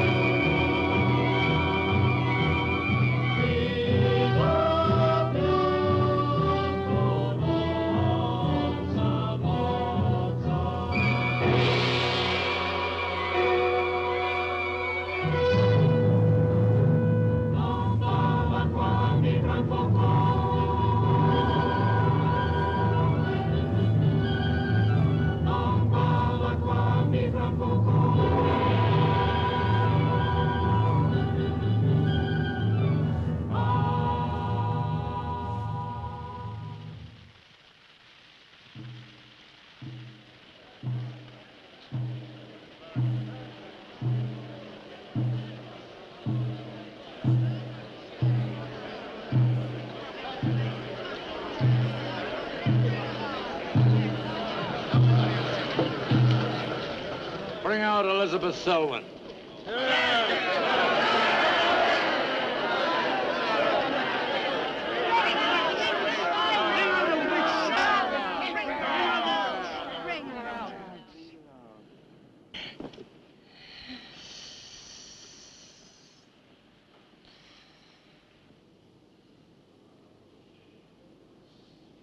Witch!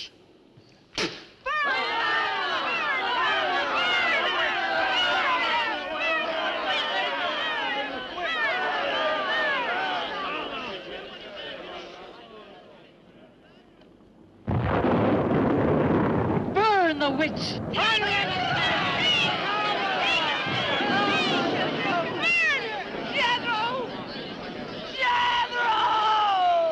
Jethro Kane, hast thou consorted with the witch Elizabeth Selwyn?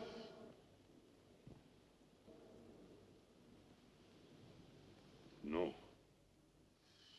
Burn the witch!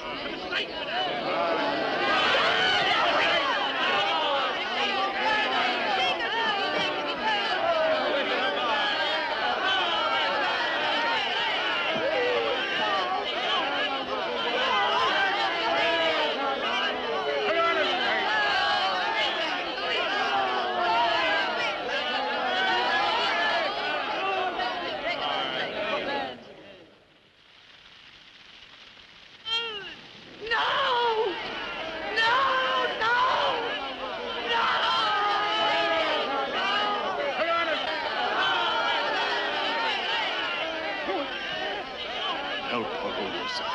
Help her. Elizabeth Selwyn, on this 3rd day of March, in the year of our Lord 1692, we, the people of Whitewood, Massachusetts, condemn thee as a witch. May the flames cleanse thy soul of its evil, of its lust for blood, but may they bring about the death of Abigail Adams.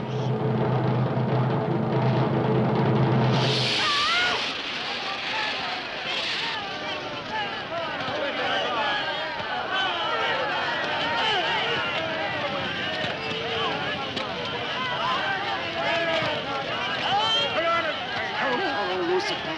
Help her.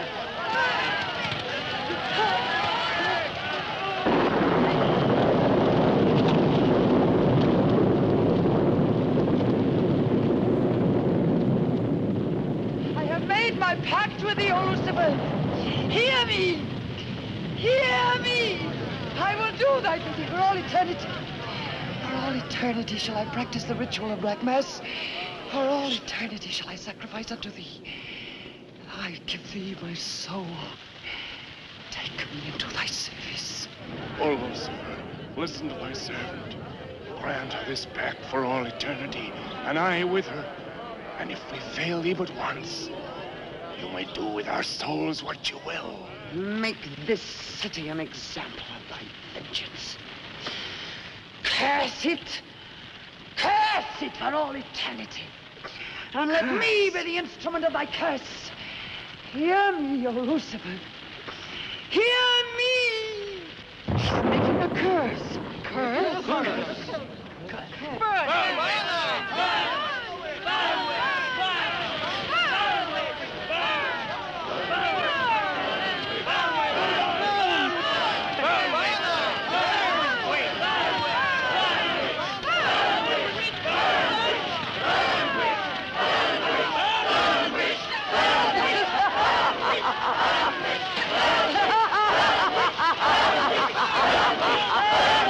Burn, witch, burn, witch, burn, burn, burn.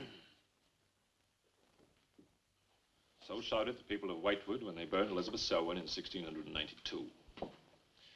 Though, as I've said, little is known today of the actual practice of witchcraft in 17th century New England, superstition, fear, and jealousy drove the Puritans to accuse their friends and relatives of consorting with the devil. Raiding around huge bonfires, repeating vindictive chants, they consigned the poor creatures to the flames. The tortured souls cried out in agony as the flames mounted higher and higher. Burn, witch, burn, witch, burn, burn, burn. Dig that crazy beat. Shh. That will be all for today. Tomorrow will be my concluding lecture on the history of witchcraft in 17th century New England. I shall bring along some illustrations which I'm sure will interest you all. I'll bring the matches. Maitland! Since you chose to attend these lectures, I had hoped that it was in a spirit of scientific curiosity about the subject. That'll be all. Bill, how could you?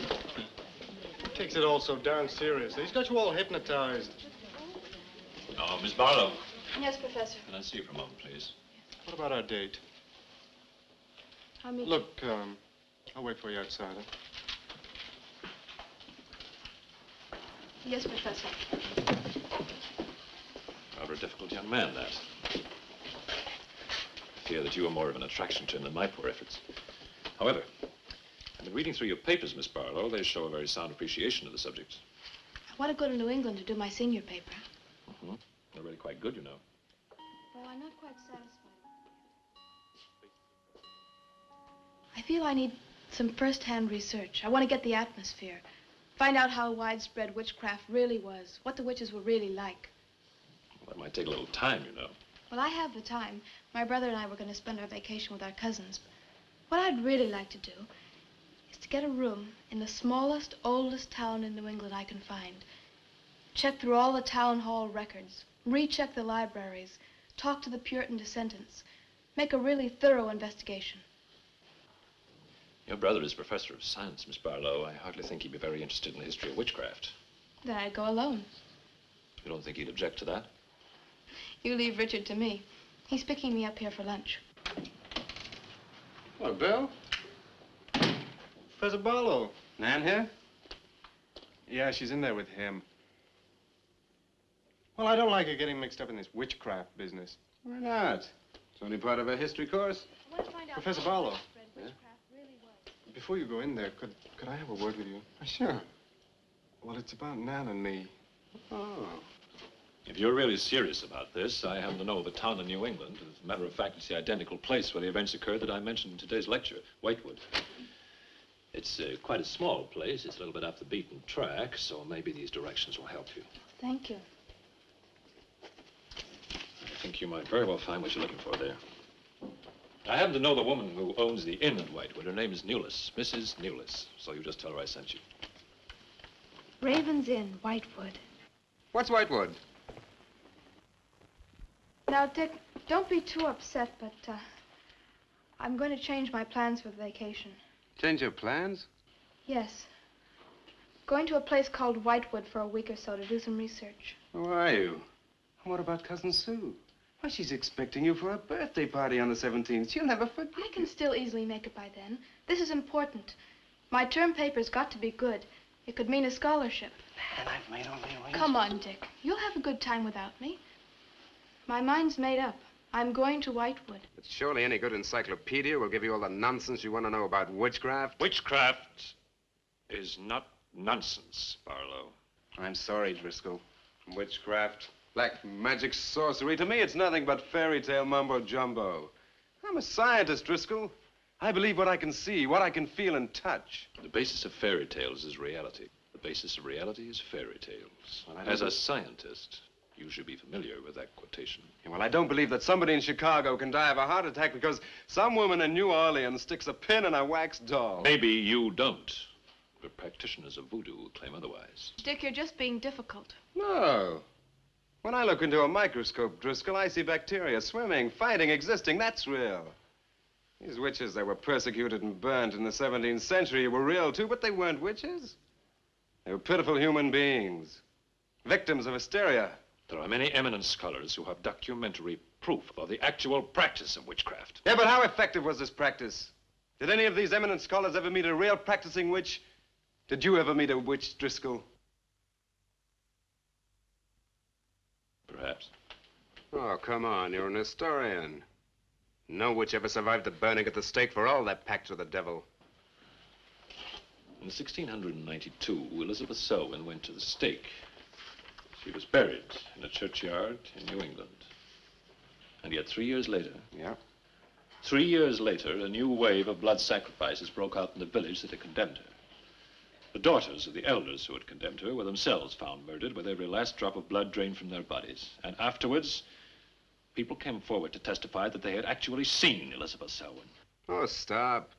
This would be more effective at midnight with howling winds and crashing thunder, and even then it wouldn't frighten anyone. Dick, I'm sorry, Professor Driscoll. That's all right, Miss Barlow. You won't be the first person to have scoffed at the subject.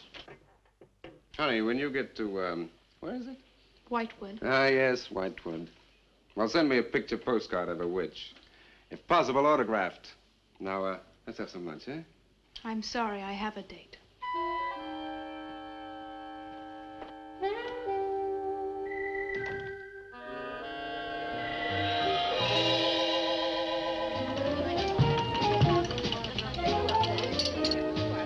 Nan, darling, I still don't see why you have to go off to this Whitewood place.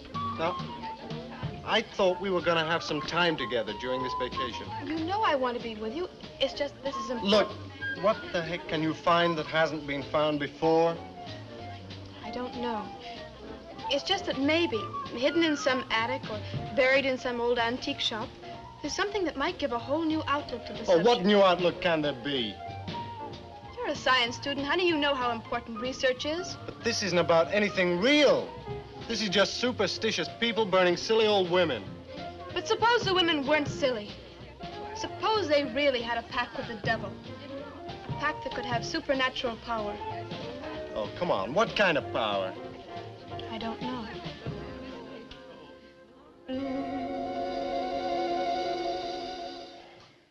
Oh, look, it's no use, Bill. We've both tried our hardest to talk her out of going. Do you really think she will find anything worthwhile? Well, I think we have to respect her desire to find something new, even if we don't agree with the subject. Agree with it? I've never heard so much nonsense as that guy Driscoll talks in all my life.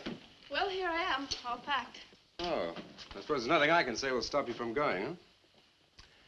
Yeah, well, I'll put this in the car.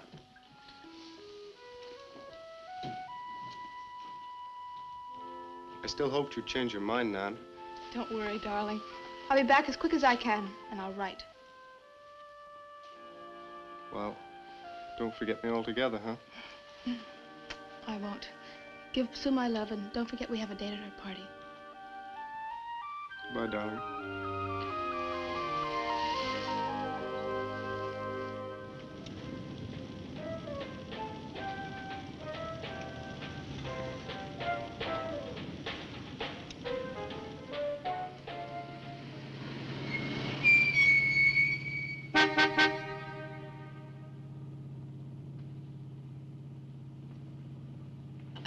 Excuse me, can you help me? I seem to be lost. Sure, if I can. I'm looking for the Wamport Road. Wamport Road? Hardly anyone uses that anymore.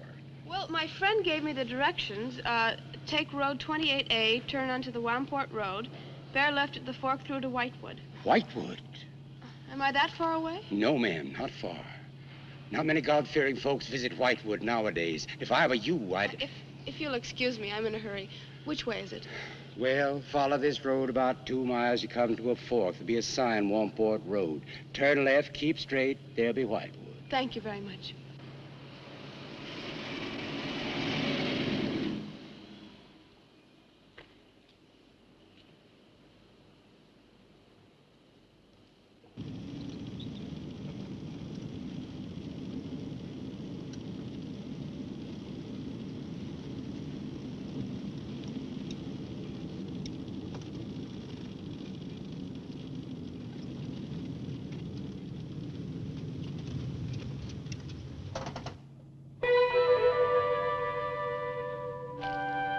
Does that sign say Wamport Road? Wamport Road, yes. Oh, good. I was afraid I missed it. Is it Whitewood you seek? Yes. I, too. Would I be imposing if... No, of course not. Get in. Thank you.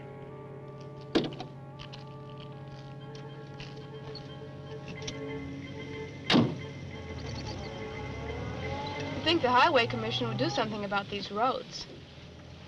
Watch out, here comes another bump. What is your mission in Whitewood? Mission? Well, I'm going there to do some research on witchcraft. Professor Driscoll gave us some very interesting lectures on the subject, and I'm going there to get some original source material. Do you know Whitewood? I've known it for many years. Do you go there often? Fairly often. Oh, then you must know the Raven's Inn. I shall be resting there. Oh, so shall I. Oh, my name's Nan Barlow. My name's Jethro Keene. Pleased to meet you. Pleased to meet you.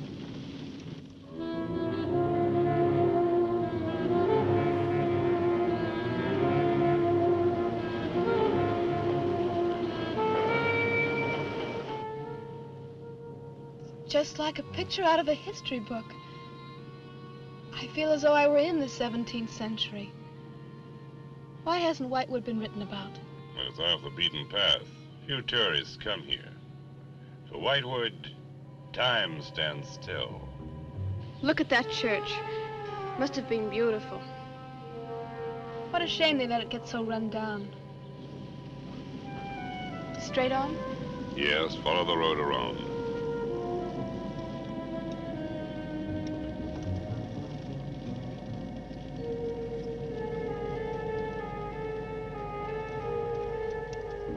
Ah, there it is.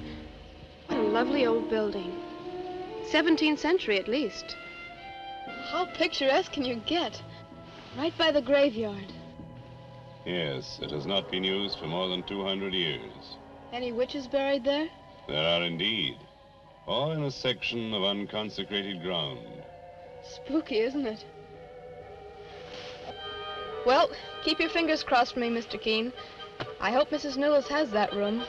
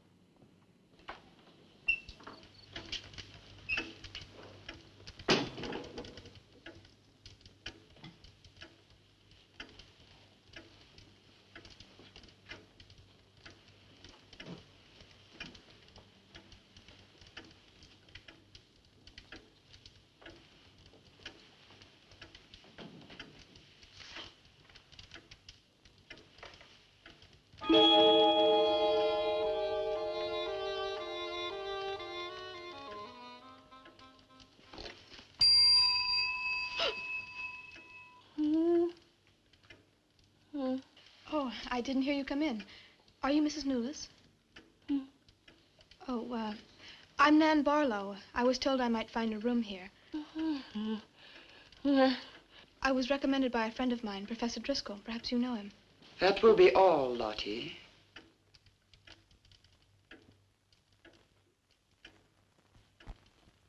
Sorry to keep you waiting. Unfortunately, Lottie cannot talk. I've often told her not to answer the bell. Oh, poor thing. Then you're Mrs. Newless. I am. May I help you? Yes, I'd like to have a room here for 2 weeks. The hotel is quite full. Oh, the guests are never about at this time of the day. Well, I'm a student of Professor Driscoll's. He told me if I mentioned his name, I'd have no trouble. Well, there is a room I could let you have. It's just off the lobby. Oh, thank you. Oh, Mrs. Newless, that plaque. Is it true that Elizabeth Selwyn was really burnt here for being a witch? She was? And do you believe she was a witch? Come along. I'll show you to your room. I hope you will be comfortable.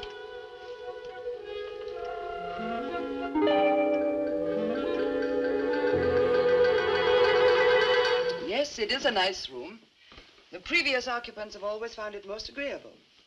Well, if there's anything you should need, just ring the bell for me at the desk. Thank you.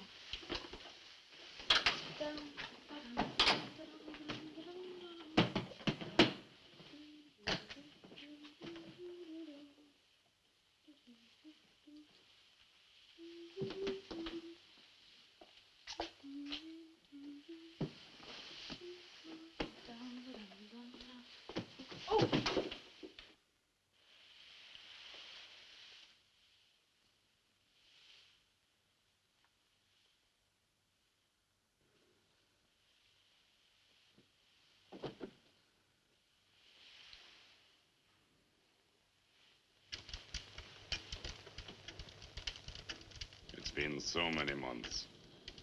I've counted the days to this holiday. So have the others. It wasn't easy for some of my guests to get here. Many had to travel vast distances. I was lucky. The last few miles were enchanting. Miss Barlow is very good company. You must be tired, Jethro. Your room is ready. And the festivities. I am prepared.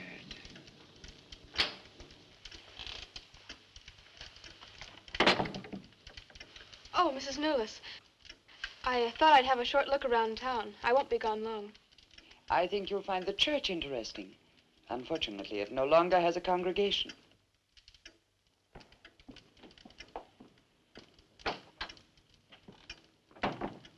He will be pleased.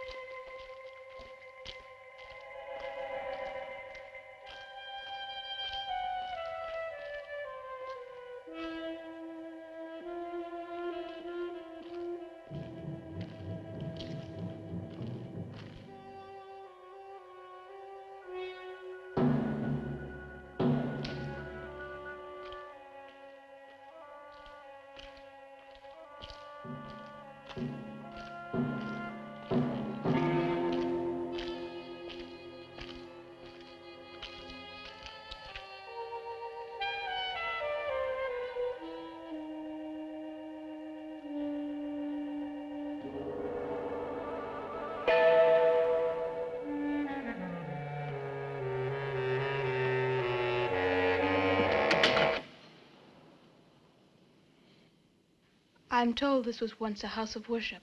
It is still a house of worship. I am the reverend of this church. As long as the breath of life is within me, this house shall remain God's house.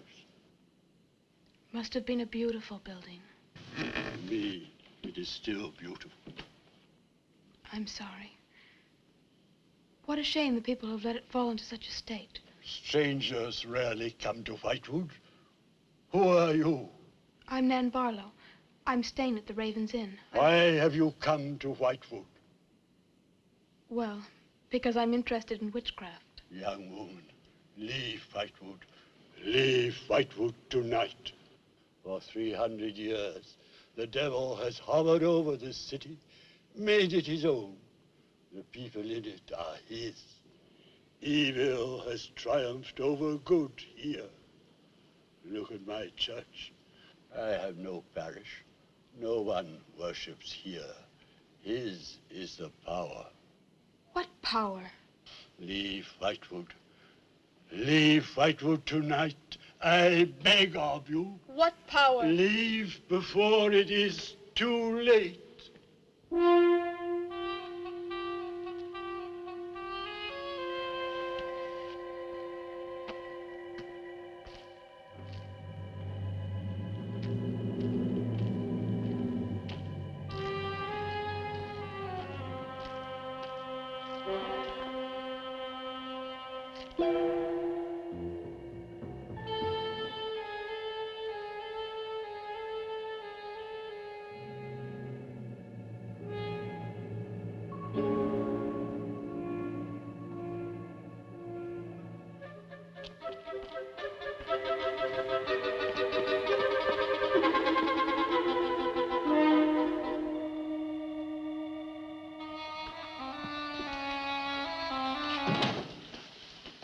Good evening.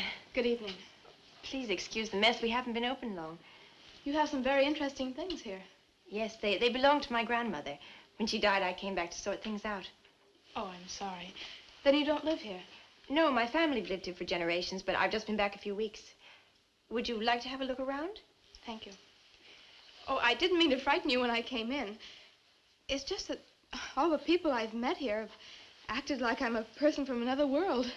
They don't see many strangers here. And I had the most, well, unusual experience with the Reverend. He barred my way from the church. And he talked to me about a curse. And he warned me to leave Whitewood. Can you explain that? No, I can't. Does he often act that way? He's my grandfather. Oh, I'm sorry. Oh, it's all right. It's happened before with strangers. Oh, the lack of parishioners and loss of his sight has made him bitter and suspicious. I'm afraid what with him and the town, I was very scared. When I saw your lights, I made a dash for them. I'm glad you did. Do you have any books or pamphlets on witchcraft? You do, don't you? A friend of mine... Well, we have a collection gathering dust, but why on earth would you be interested in... Oh, I'm sorry. It's really none of my business. Oh, no, that's all right. I'm studying it in college, and I've come here to write my term paper. Well, just wait. I'll see what I can find.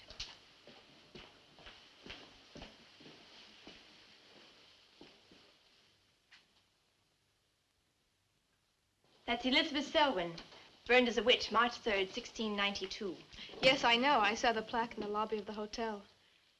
You're staying at the Ravens Inn? Yes. It was recommended to me by a friend of mine, Professor Driscoll. Alan Driscoll? Yes, do you know him? No, but my grandfather speaks of him. His family come from here. Oh, I didn't know that. Here, I think this will do for a start. What a lovely locket. May I see it? I believe it's quite old. Oh, it is. You're very lucky. I'm even more lucky to have found this. A treatise on devil worship in New England. This must be a very rare book. I'm afraid I couldn't afford to buy it. You can borrow it, if you like. Oh, could I? That would be wonderful. I promise I'll bring it back in a few days. You're very welcome, Miss, Barlow. Nan Barlow. Nan Barlow. Thank you very much. Good night. Good night.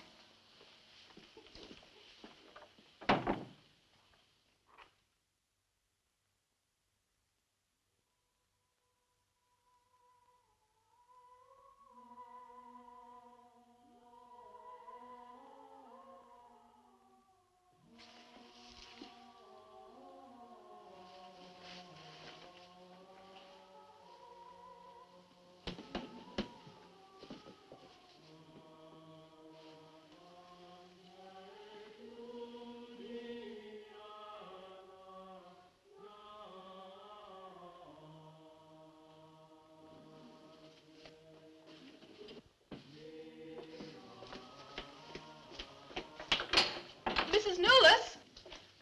Mrs. Newless? Yes, Miss Barlow? I've heard some strange noises in my room. Oh, possibly the water in the pipes. This is a very old inn. No, it seemed to be coming from the cellar underneath. I hardly think so, Miss Barlow. The cellars do not extend beneath your room. Then why is there a trapdoor in the floor? The ground was filled in many years ago to strengthen the foundations of the building. But I'm sure Well, if you insist, I will come and see you.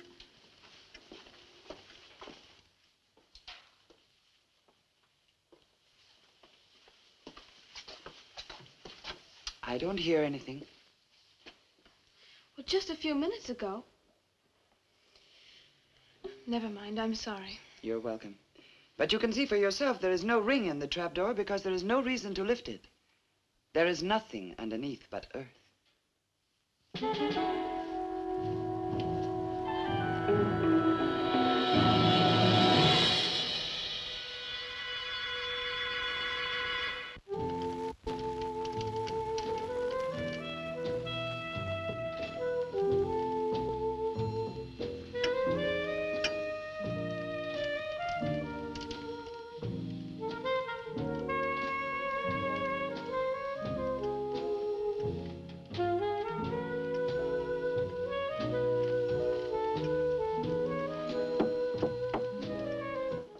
Come in.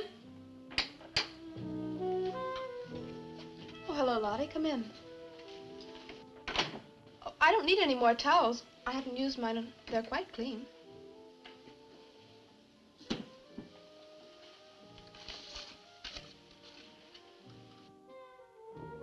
Lottie, I've told you before not to bother the guests. Miss Barlow, I thought you might care to join the others. I will as soon as I finish my notes. I'll put some clothes on and join them. A treatise on devil worship in New England. Well, do you find this interesting? Why, it's fascinating. The things I've learned. I bet you don't know the half of it. And you live right here on a spot where the witches were actually burnt. Listen to this.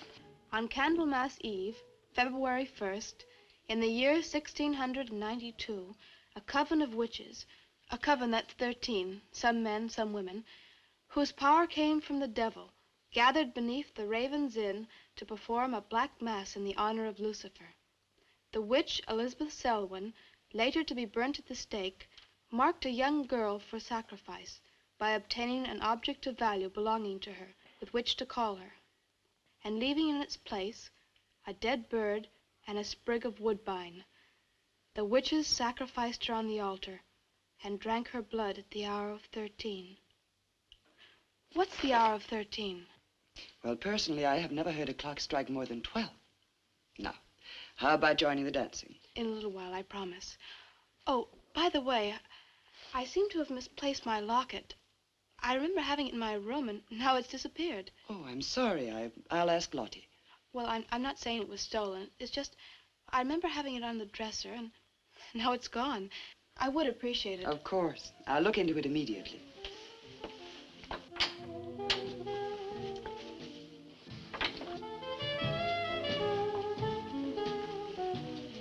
Lottie, I have warned you too often about annoying our guests. If you disobey me again, I shall turn you out. And if I turn you out, there will be no place for you anywhere. You do understand, Lottie, don't you?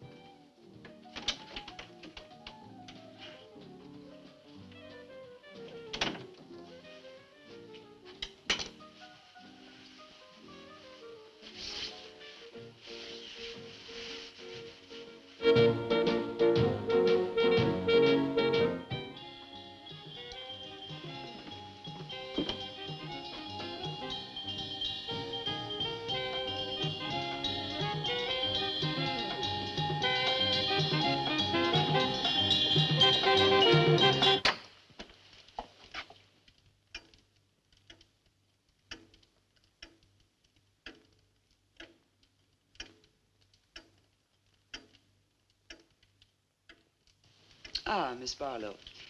I'm afraid Lottie is nowhere to be found, but I will inquire about your locket first thing in the morning. Oh, thank you. Where is everybody? Most of the other guests have gone to services. Services on the 1st of February? Candlemas Eve. The night when the witches mocked the rituals of the church. Are you all right, Miss Barlow? Yes, quite. Thank you. Good night. Good night, Miss Barlow.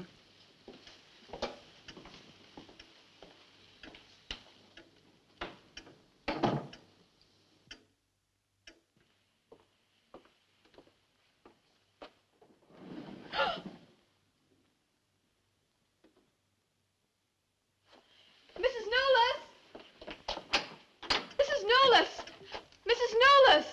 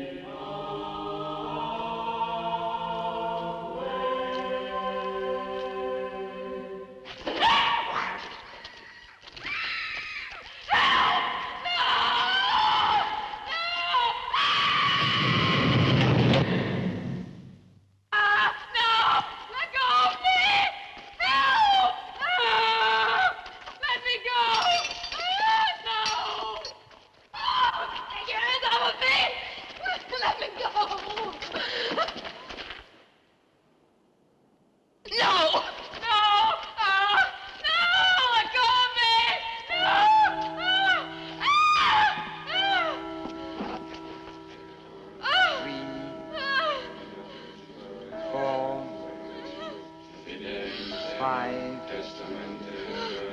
6, No! No, Mrs. Miller, no! No! I am Elizabeth Selwyn. No! 11, No! Let go of me! Let 12.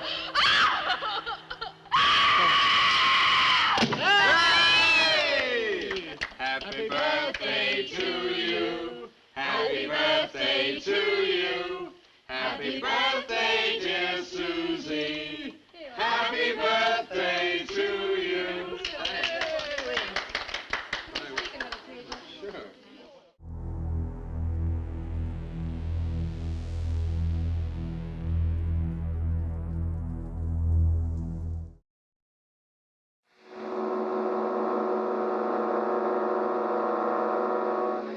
Rex, do you believe in evil? As an idea. Do you believe in the power of darkness? As a superstition. Now there you are wrong. The power of darkness is more than just a superstition. It is a living force which can be tapped at any given moment of the night. Why, on one night of 1 year, should these people live in mortal fear?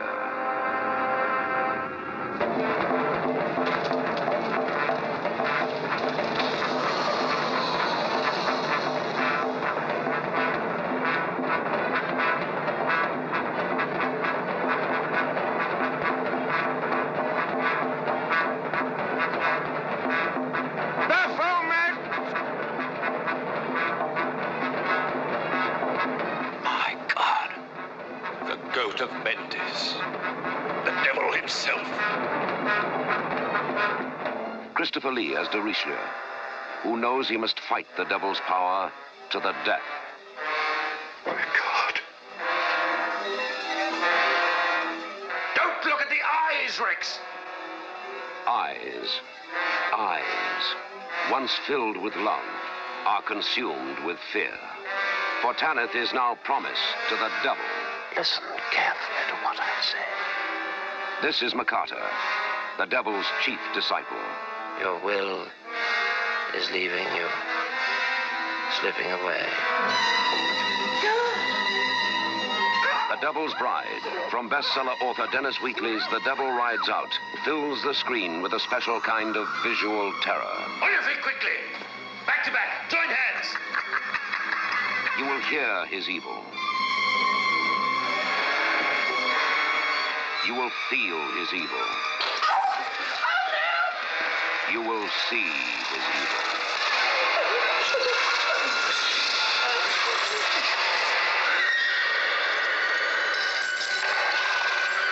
If we once catch sight of his face.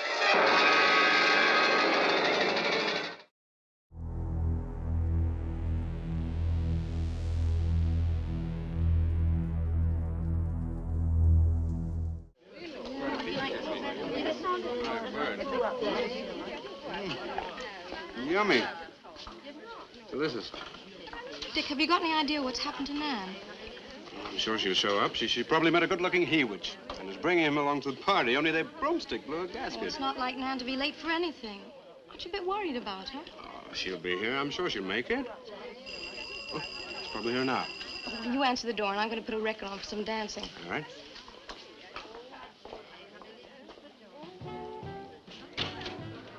Hi, Dick. Bill. Oh, what's the matter? You expecting somebody else? Oh, yes, Nan. Look, come in, come in. Well, Nan, didn't she hear yet? We made a date to meet here before she left for Whitewood. Oh, she probably got held up. Look, give me your coat, huh? Nan was never late for anything in her life. Relax. Take it easy. Join the party. She'll be here. Dick. Dick, I haven't had a letter from Nan in over 2 weeks now. She's probably been too busy working on her paper. No, there's something wrong, I know it. Look, will you do something for me? Hmm? Ring up Whitewood, will you? Ask him if she's left. You serious? Yes, I am. Okay.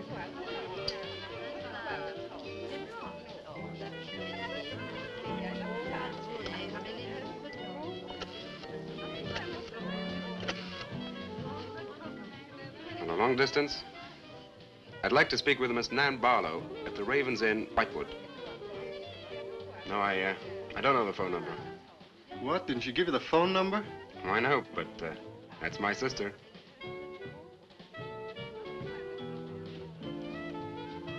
They say there's no such place as the Ravens Inn. But that's crazy. She's staying there.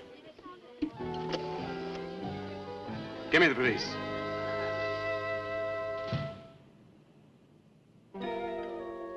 She left in such a hurry, she must have forgotten to return it to you, Miss Russell. She seems such a nice girl, too. Wouldn't have thought she was the sort who'd forget to return a book. We cannot always judge by our first impressions, can we? I'm not usually wrong about the people I lend my books to. Well, perhaps you'll be more careful in future. Thank you for letting me have it. Remember me to your grandfather.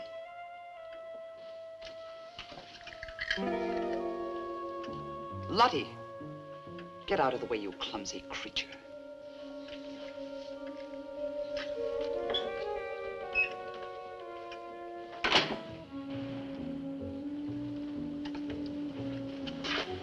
Can I help you? Yes, we're from the sheriff's office. We had a call this evening. A missing persons report from some college kid named Nan Barlow.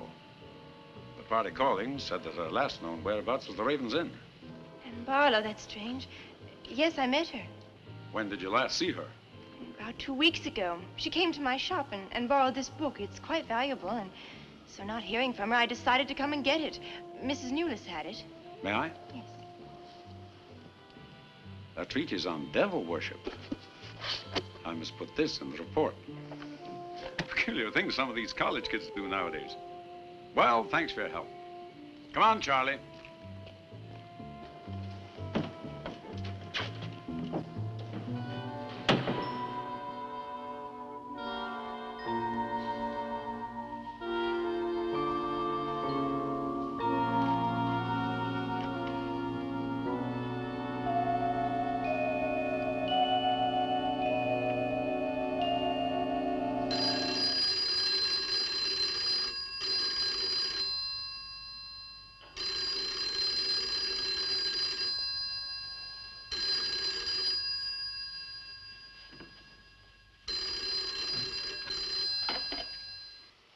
Hello? Yeah? It's police. Yeah? Okay, thanks. Thank you. Well? Police sent a car out to the Ravens Inn. Man checked out 2 weeks ago. I don't get it. Well, neither do I. Look, these are Nan's books and papers. Go through them.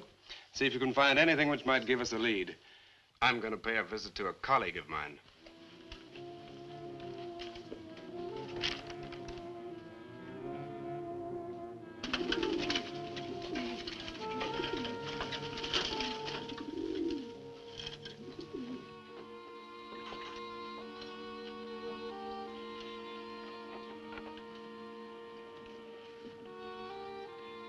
O Lord of Light, accept the sacrifice.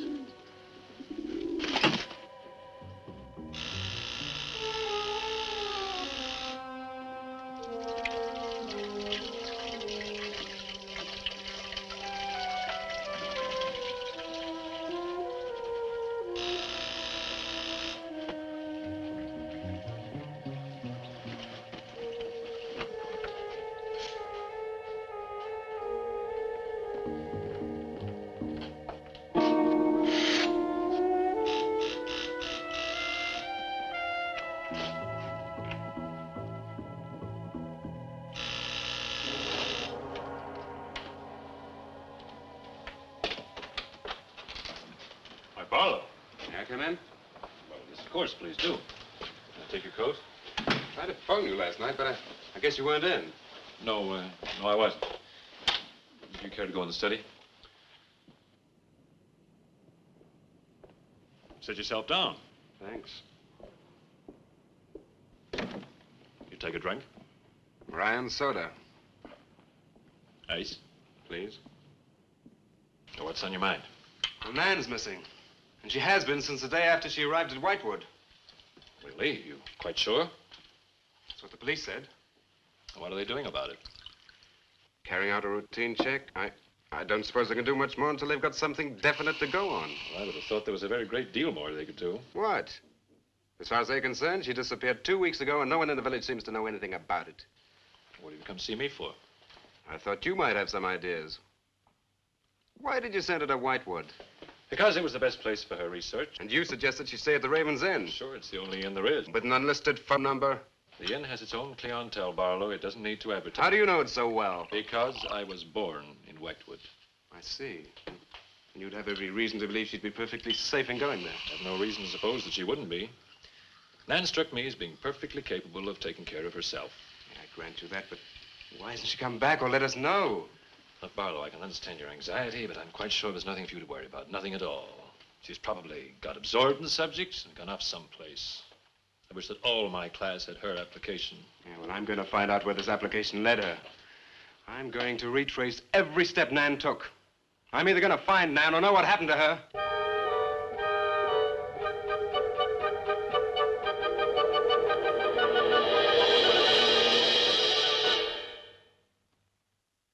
I can't stop you from going. No. You're not afraid? Afraid? Why? Well, if anything did happen to your sister and somebody else went along to try and find out about it. Same thing might happen to them? Possible. You seem to think something happened to my sister then.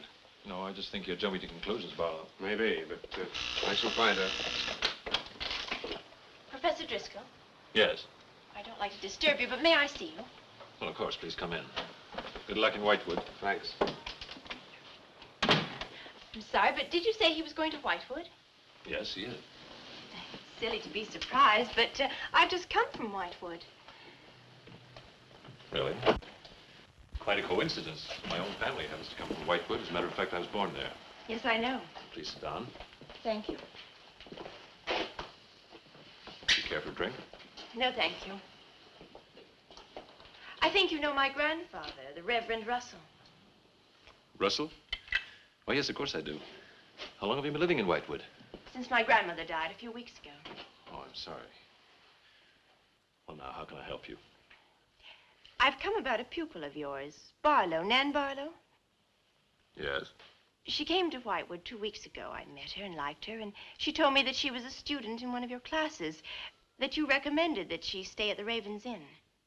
That's quite right, I did. Well, that's what I've come to see you about. On the day after she arrived, she disappeared. Oh?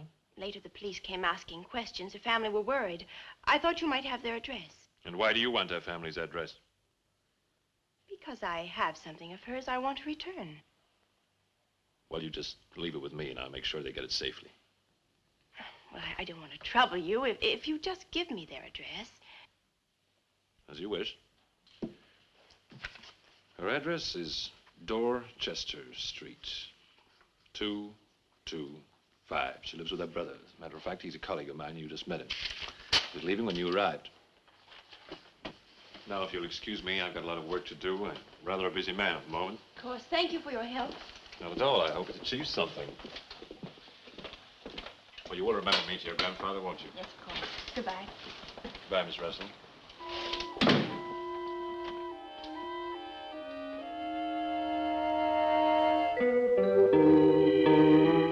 Yeah, that's Nan's locket, all right. As far as I know, it's unique. I gave it to her. Where did you get it? The servant at the inn gave it to me. It was strange. I don't think she wanted Mrs. Newless to know I had it. Mrs. Newless? Well, she runs the inn. Well, why did you come here, Miss Russell? I found this. It's Professor Driscoll's notepaper. I found it in the pages of a book I lent your sister on her first evening in Whitewood. When she didn't return it, I went to the hotel. What was the book? An old book. Book about witchcraft. Do you believe in it, Miss Russell? I don't know. Sometimes I almost think I live with it. Live with it? It's an obsession of my grandfather's. Up till now, I didn't take him very seriously. He's an old man. But now I'm beginning to wonder if what he says isn't true. What does he say? That there's something evil about the village. That on certain nights, the inhabitants leave the streets, close their doors, and stay behind them. That on these nights, the dead come to life. Nights like Candlemas Eve? What do you know about Candlemas Eve? It's in one of Nan's books.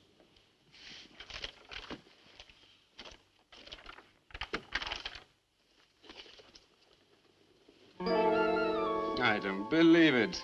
Things like this don't happen today. In Whitewood, I wonder. I'm going to Whitewood tomorrow after classes. I can give you a lift.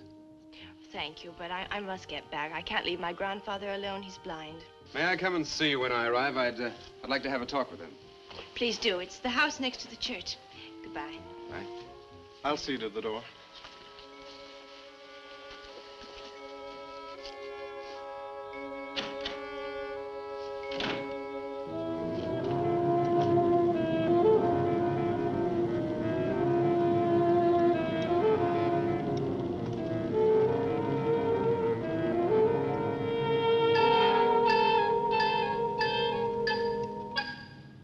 Would you be going to Whitewood? Yes. Would you take me along with you? It's a dark night for walking.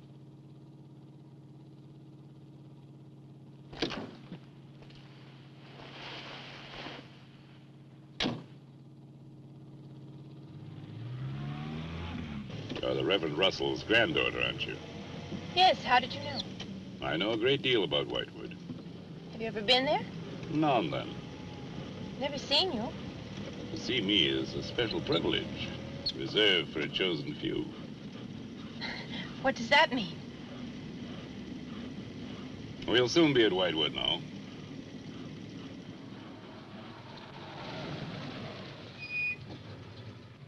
This is as far as I go. You will...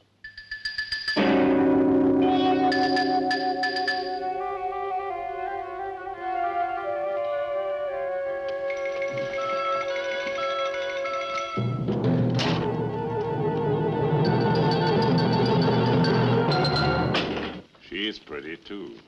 Yes, she is. Very pretty. A living descendant of those who were cursed. It somehow seems to make it better.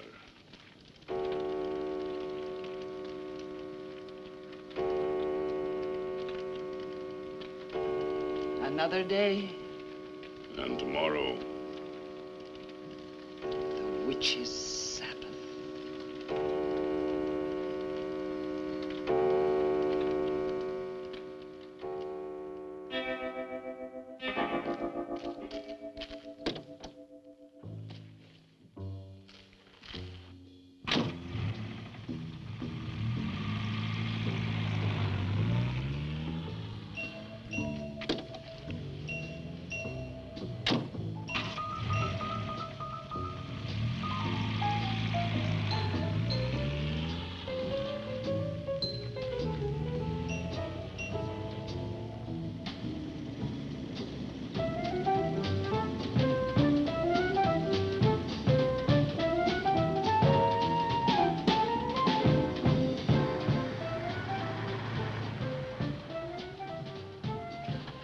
Which way to Wamport Road? Straight ahead, fork in the road, you see a sign, turn left. You heading for Whitewood? I am. Many people head this way? Not many. Is this the only way in and out of the town? In this direction, yep. You wouldn't remember by any chance a pretty girl in a convertible about a month ago? The Barlow girl. Read about her in the papers. Never seen her again. Told the police. Thanks.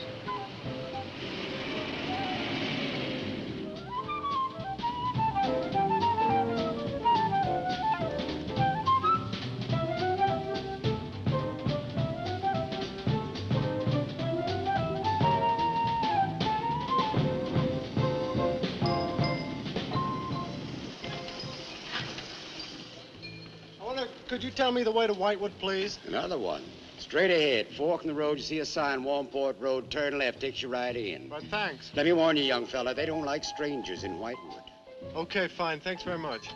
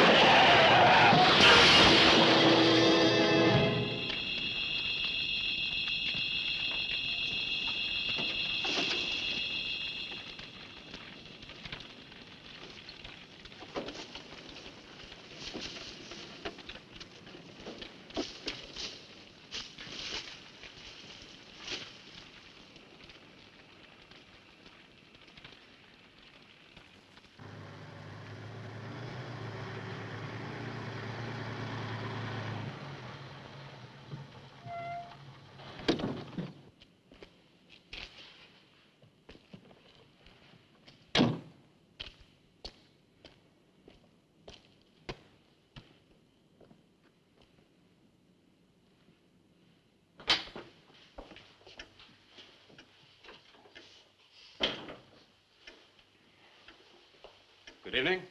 Good evening. I'd like a room, please. The inn is closing.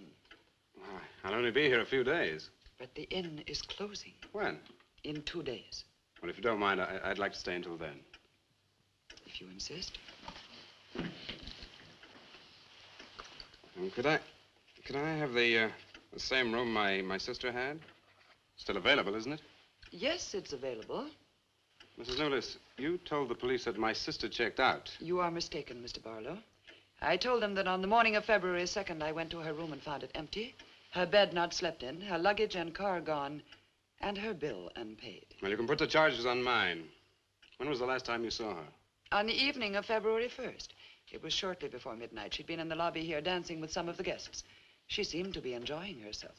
Did any particular guest pay a special attention to her? And not that I noticed. Your sister kept very much to herself. You know why she came to Whitewood? It is not my habit to inquire into people's private business. Would the fact that she was investigating witchcraft have antagonized anyone in the village? Hardly. There have been other students here, you know. Besides, your sister was a very agreeable and likable young woman. Well, have you any idea where she might have gone? None. Thank you.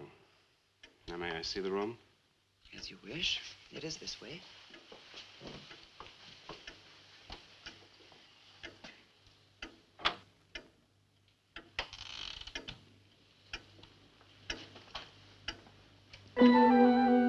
If you should need anything and I am not at the desk, you have only to ring the bell.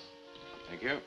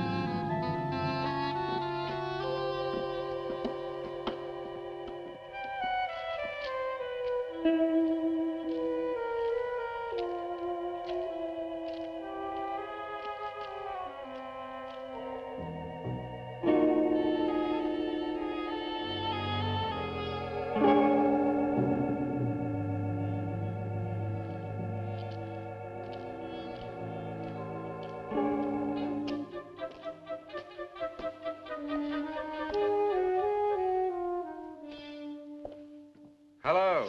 I'm so glad you've come. I saw your car outside the Ravens Inn earlier. I wondered what had happened to you. I've been talking with Mrs. Newless, and then I took a walk around the village. Find out anything? Everyone here seems to be afraid of something. And you don't think it's just my imagination? I don't know. Who's to say where imagination ends and truth begins? It's nothing tangible. It's just the way they look at you. I felt it, too. May I see the book that Nan borrowed? Yes. I put a marker between the pages where she must have stopped reading. Just sit down, and I'll tell my grandfather you're here. Thank you.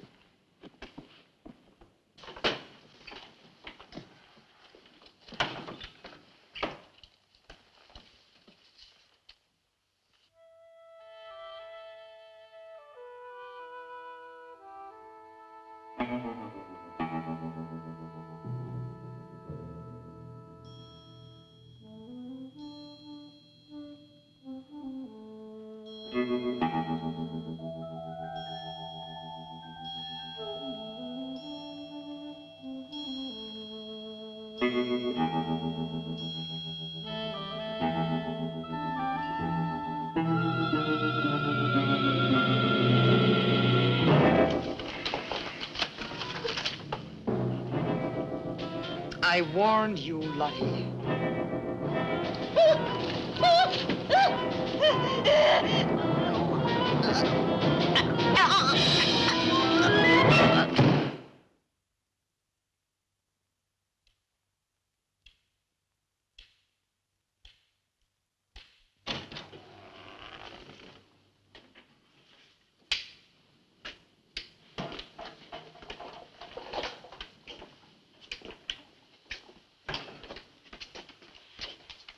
Grandfather, this is Mr. Barlow.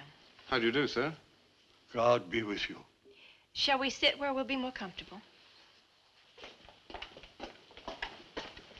Here's your chair, Grandfather. You must be tired. I am really tired. I have little strength left these days for the fight. Won't you sit down? I'll make some coffee. The fight against what, Mr. Russell? Against the evil that besets this village. The people are creatures of the devil. They know no other god. You mean they worship Satan here? Today? Satanism was never stronger than at the present time. For 200 years, the people of Whitewood have carried out rituals that mock the church's teaching. I find it very hard to believe, sir. Do not doubt, my son. It is real enough. For years, I struggled against the witches. Their master took away my sight. Seems incredible. I have tried to convince others. They, too, found it unbelievable. But I know these people have a pact with the devil to worship him and do his works. In return, he gives them eternal life. Eternal life? Aye. And to seal this bargain, they must sacrifice a young girl on 2 nights of the year. When are these nights, sir? Candlemas Eve and the Witch's Sabbath. Candlemas Eve, that's February the 1st. And when is the Witch's Sabbath? Tonight. Now you know why I came to see you. I had no idea it was so late. May I have a rain check on the coffee? I'd like to have a few words with Miss Newless again. Of course. Good night, sir. Good night. I'll see you to the door. God be with us. Well, Miss Russell, do you think that Nan's disappearance is connected in some way with these witches' ceremonies? Yes. Well, I'd like to come back later, if I may. Please do. And my name is Pat. Well, mine's Richard. I think I feel better now you're here. Well, I'm going to stay until I find out what's happened to Nan. Take care.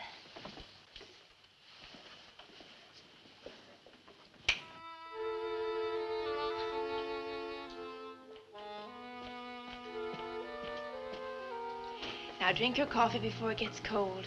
You must not see that young man again tonight. Why not? The devil comes in many disguises. I'll get you a spoon. Grandfather, there's a bird in the drawer. It's got an arrow through it. Go and look on the front door.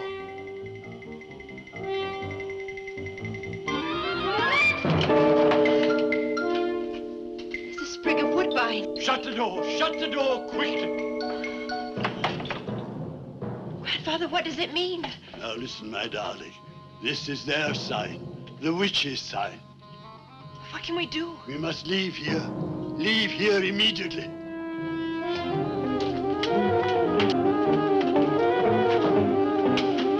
Start the car.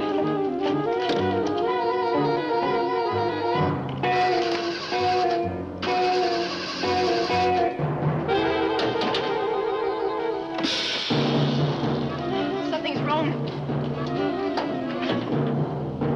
They've wrecked the car.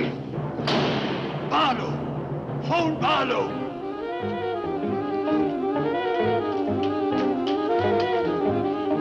Hello? Hello? Hello, I want the Ravens Inn.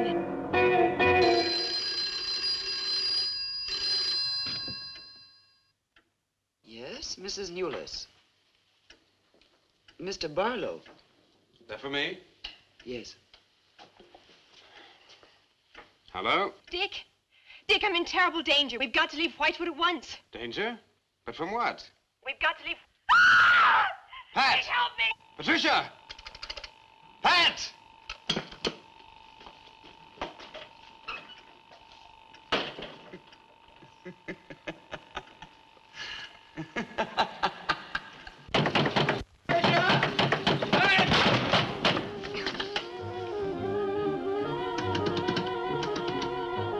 Pat! Patricia! Mr. Russell, are you there?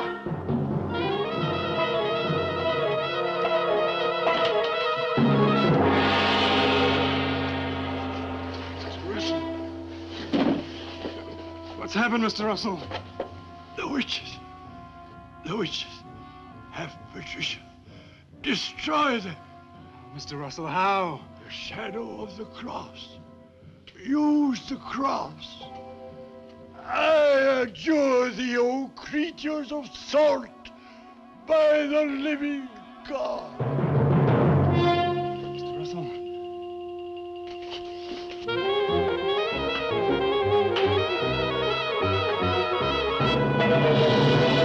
Maitland!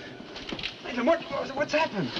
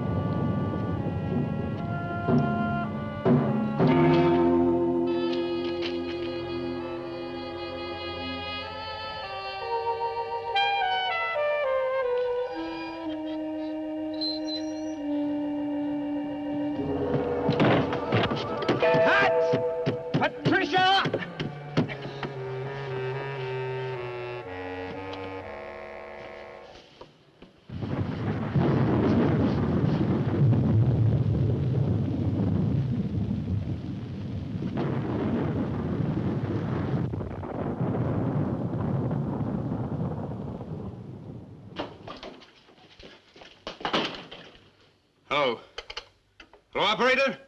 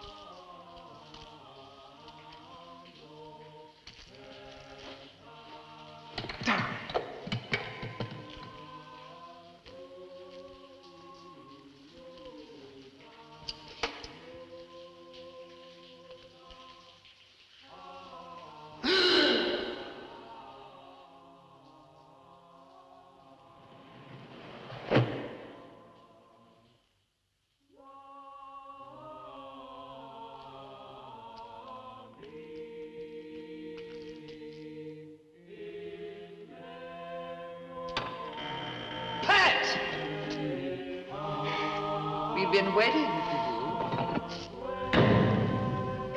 Dick, these are the dead who killed Nan. Barlow. Dick, help me.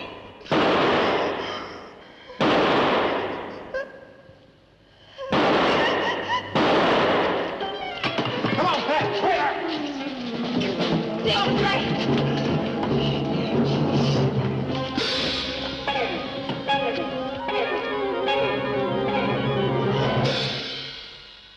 Dick!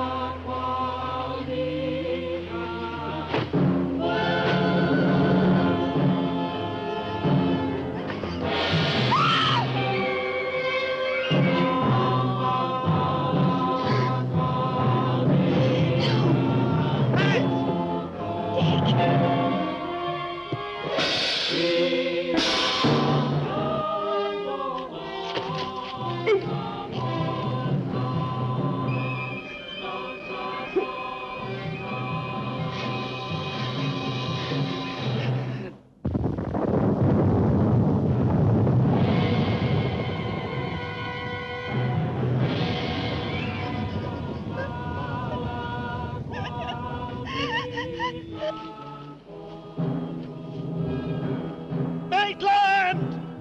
Get to a cross! A cross! A shadow of a cross!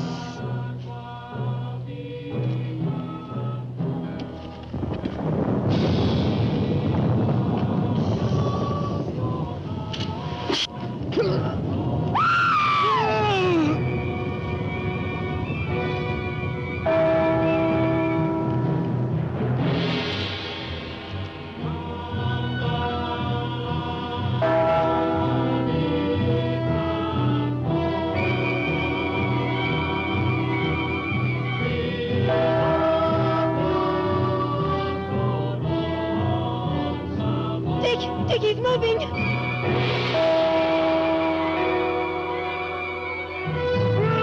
Lift the cross!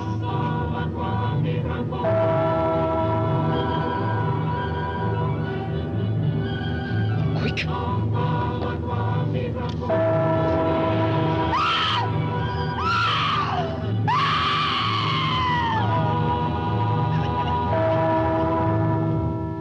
Jesus, folks! I'm journey by the living God!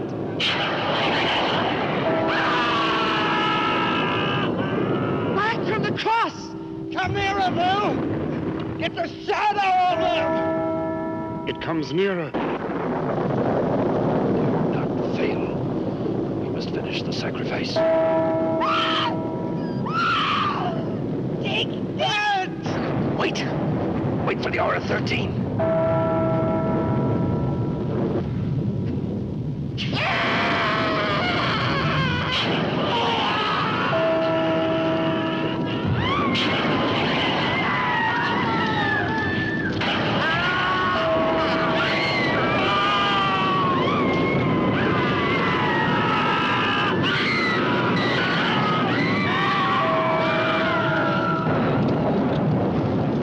Are you right? I think so.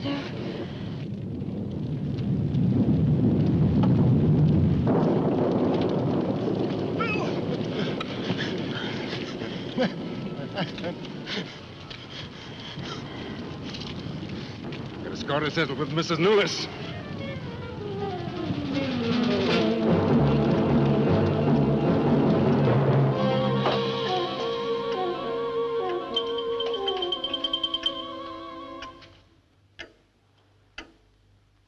You stay here.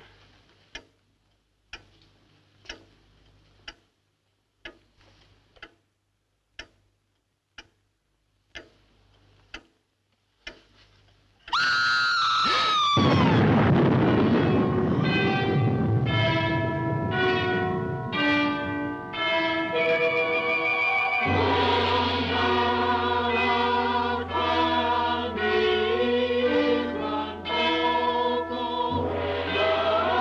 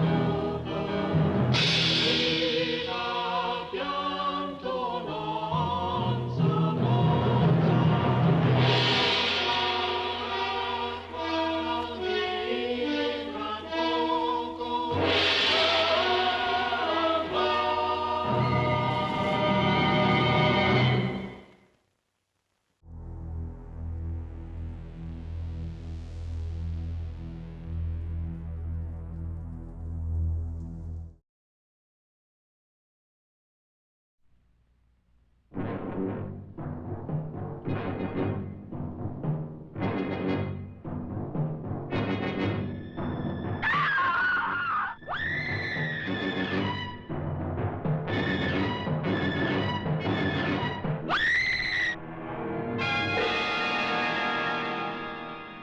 Crimson Cult.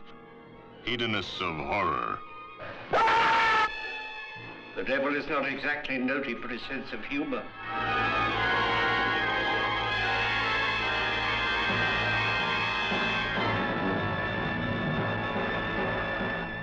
A servant of man and the devil. My brother stayed here, didn't he?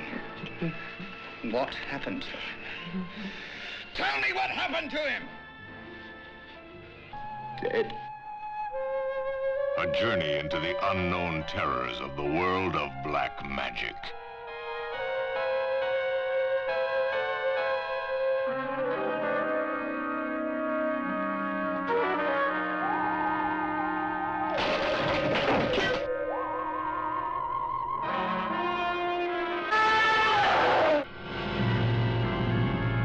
But we all know the subconscious mind can play strange, sometimes terrifying tricks.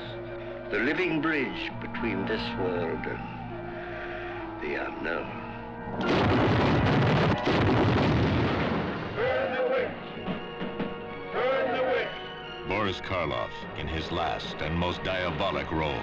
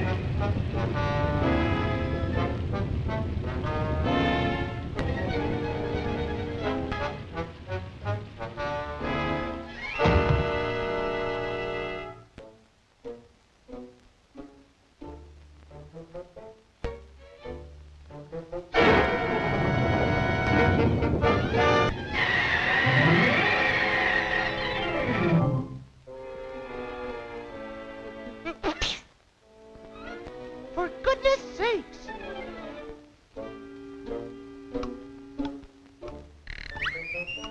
It's 12 o'clock. Time for all ghosts to come out. Of course, there aren't any. Ah, you can't fool me. It's all in your imagination. Woo!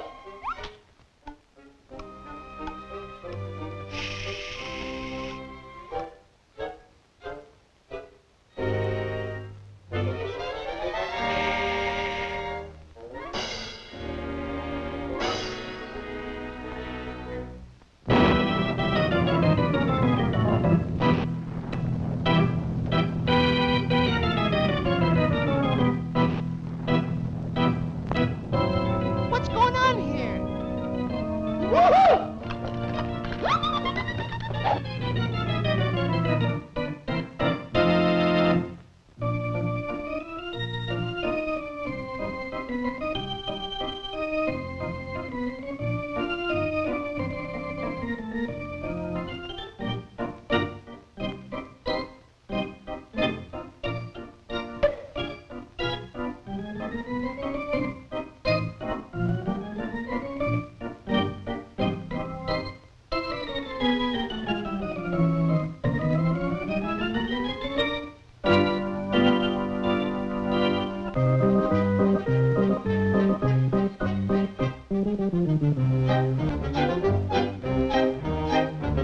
We're the ghosts of the gang who danced and sang with the Florodora girls. The Florodora girls. We're the shades of the blades who would serenade the Florodora girls. The Florodora girls. We are the spooks of that sextet, the pretty maiden's kiss. But we're the kind of boys that girls forget. We never have been missed. Now all we do is boo, boo, boo the bad little boys and girls. The ghosts of the gang who danced and sang with the Florodora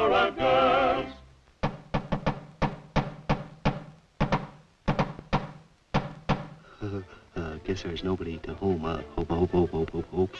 Well? I guess you wouldn't be interested in letting me haunt a house, would you? I'll show you how I do it. I ain't very good, though.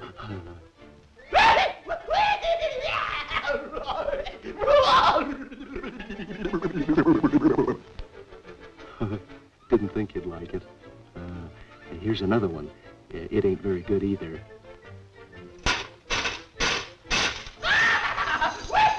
Take funny. Shucks.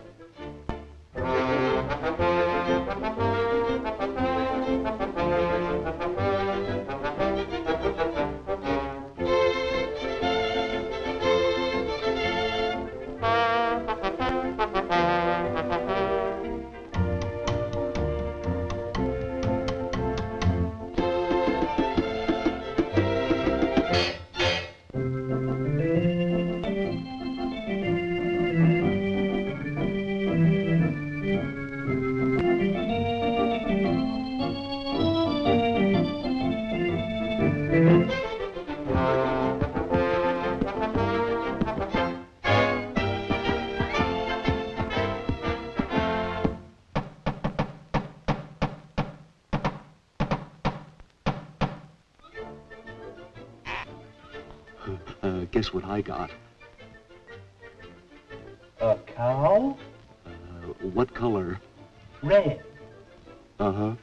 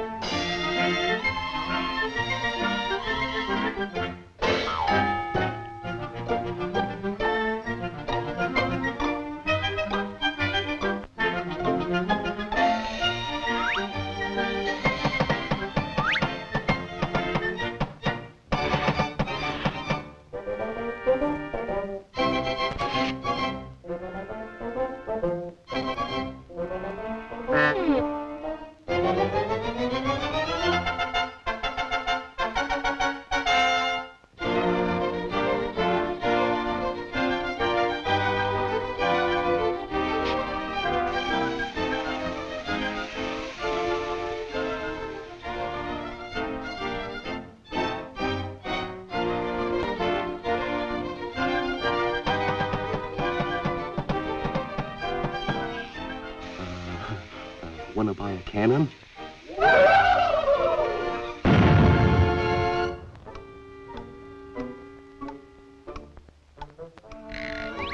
Well, here it is, 6 o'clock. Time for all ghosts to be in bed. But I don't believe in ghosts. They can't scare me. They're a lot of baloney. Ghosts. Woo!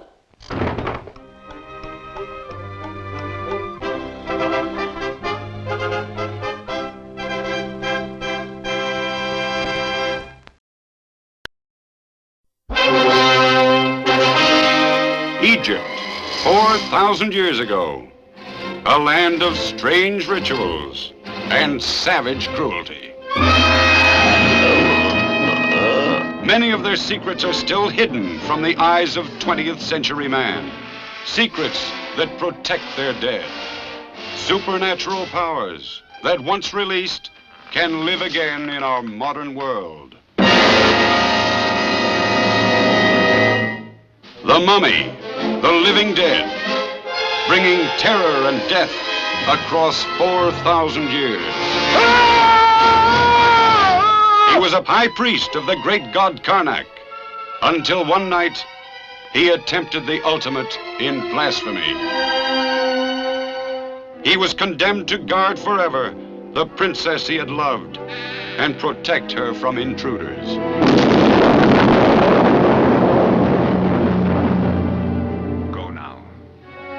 Go and destroy those who desecrated the tomb of our princess. He who robs the graves of Egypt dies.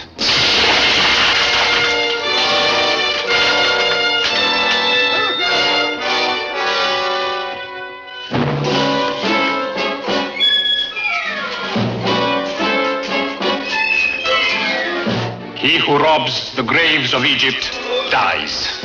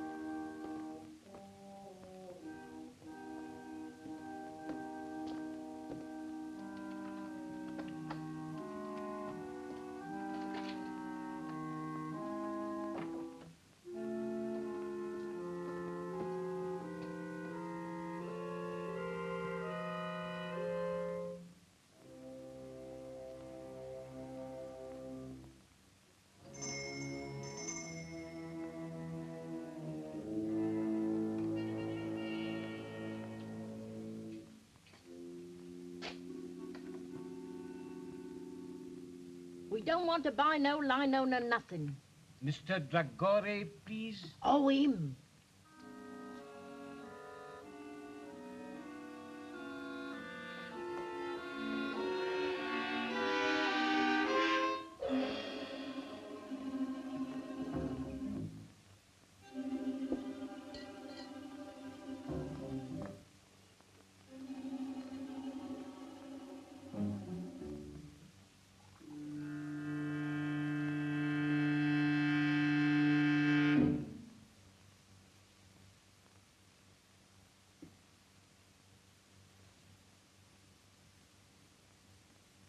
No sound, please. After 2 years I find you. I want the eternal light. You found me too late. It's no longer mine.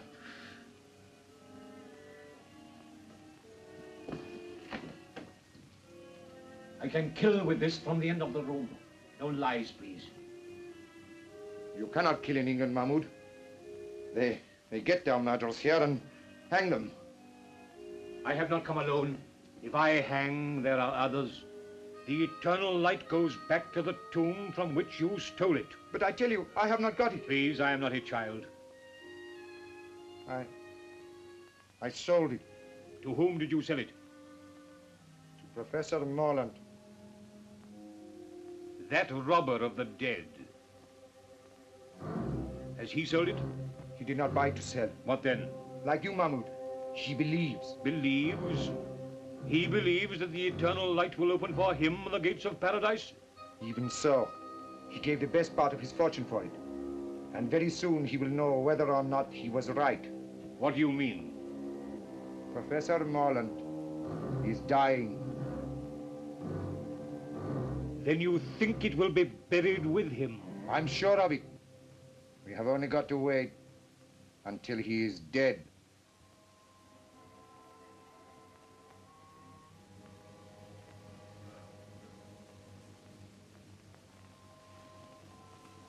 Anubis. Opener of the way.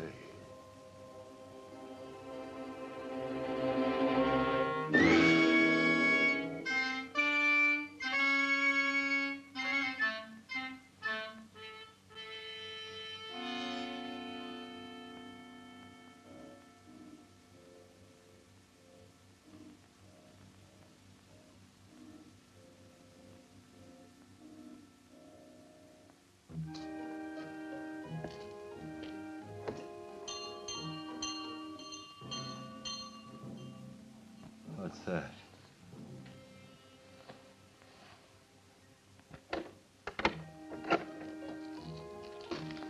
Well, what is it? Good evening.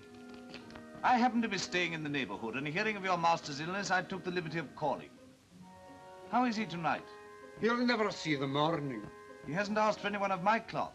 Nor will he. He's set in his ways, and they're the ways of the heathen. I know he won't see the rector, but though I'm a comparative stranger, I don't like to leave a man to die like that. He'll die in his own fashion, as he has lived. Still, sometimes at the end. Not with him. He's stubborn and unbending, and will be so at the throne itself. Well, I suppose I can be of no use then. No manner of use. Good night.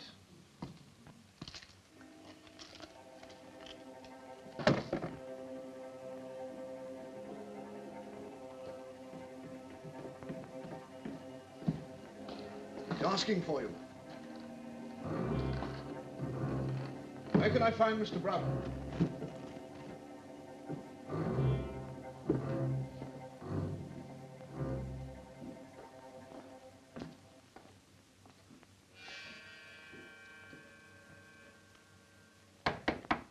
Who is it? Come in or go out.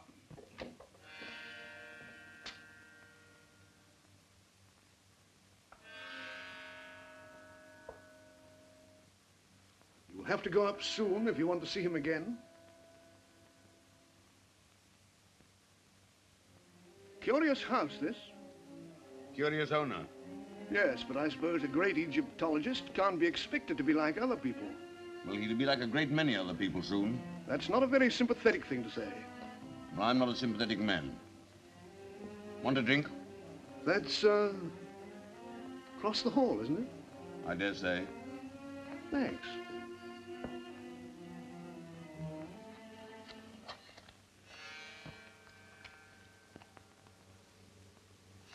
$75,000. September 22nd, 1931.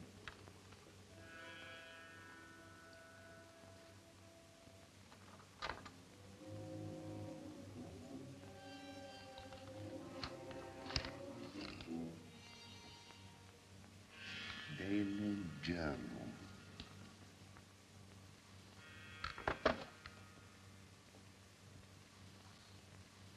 1922.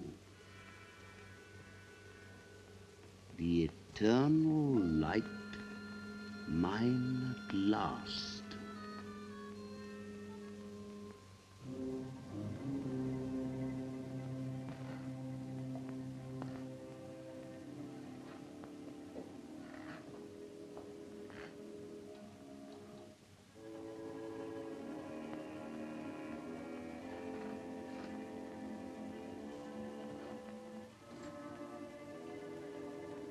I want to see land. I'm here. Is the door shut? It is. No listeners. None. The curtains. They are drawn. Come nearer.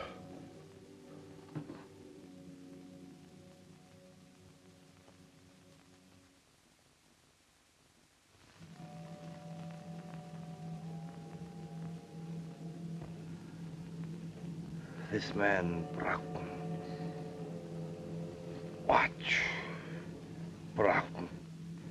You were always suspicious. Have you ever trusted a living soul? Only fools. I trust you. Better to trust in the spirit than in the flesh.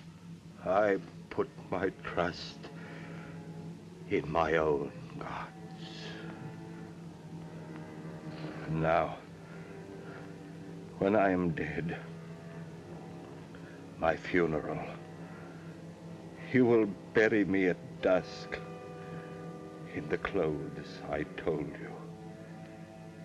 You will place the figure of Anubis at the west of the inner chamber. I will. And on the night of the full moon, at the first hour,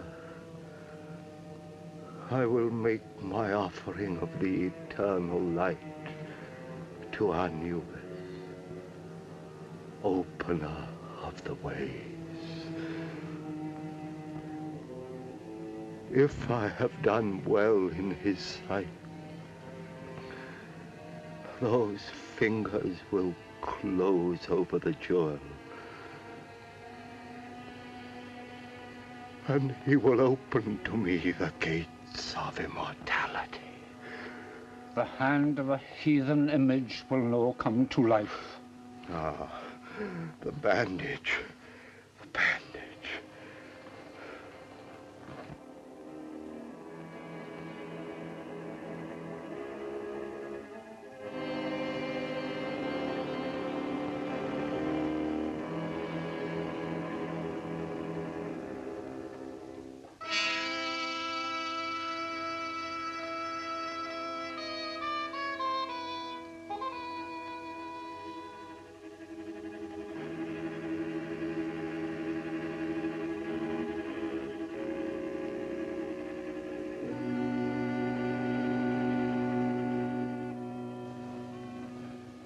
Look.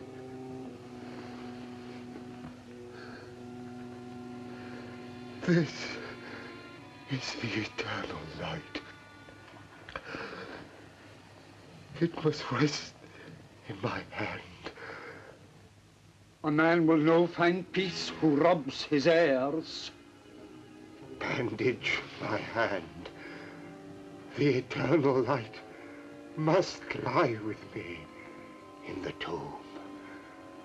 You're afraid of me? I'm afraid for you. If this should leave me, then you'll have reason to fear. For when the full moon strikes the door of my tomb, I will come back. You hear?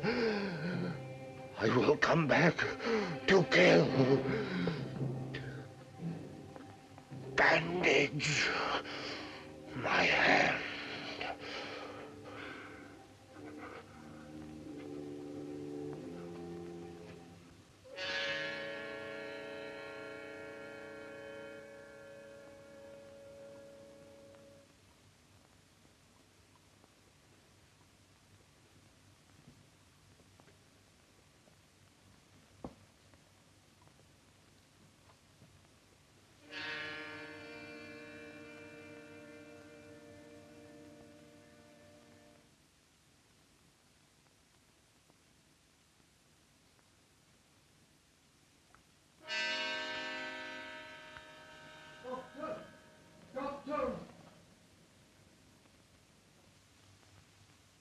Doctor!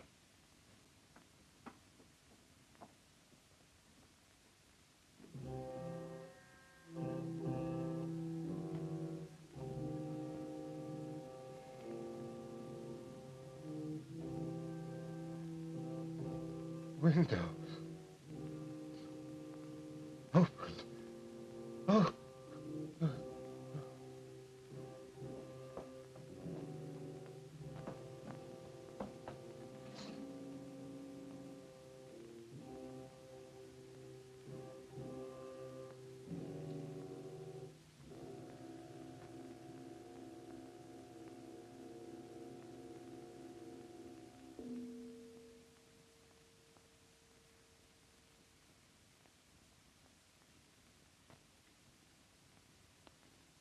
It's all over.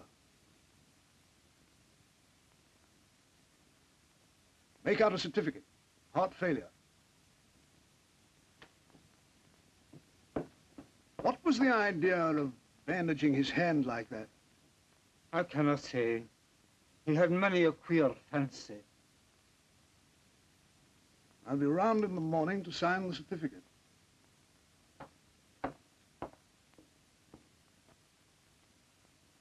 I'll no be leaving my master's side till his body is laid to rest.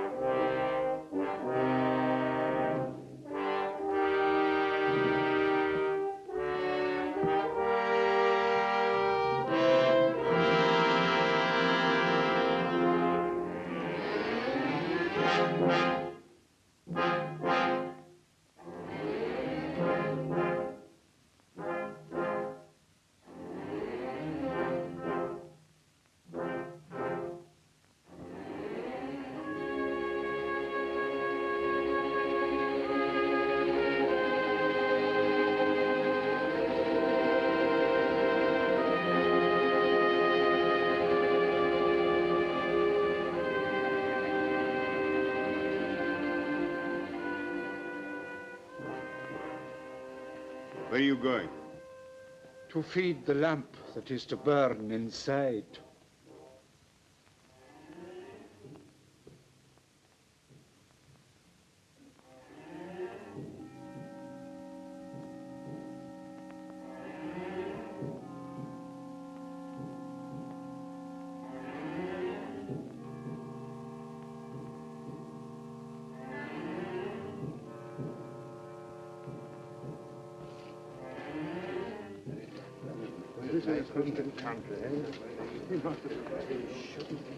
It's all wrong. It's a disgraceful devil.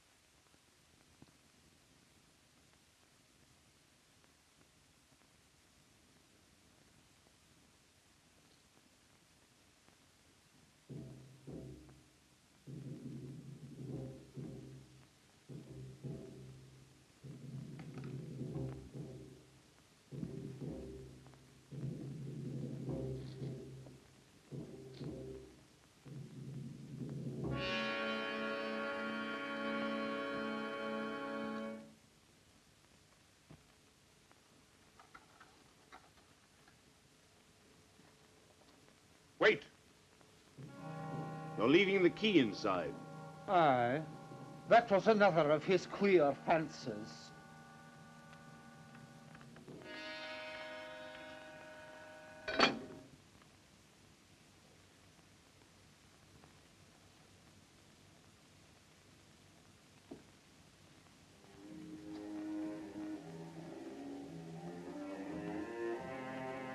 When your master died, Lang, I believe him to have been possessed of a jewel of great value. Do you know anything about it? Nothing. I advise you to be very careful, Lang. I have a careful nature. You may be putting yourself perilously near dishonesty. I've seen men nearer.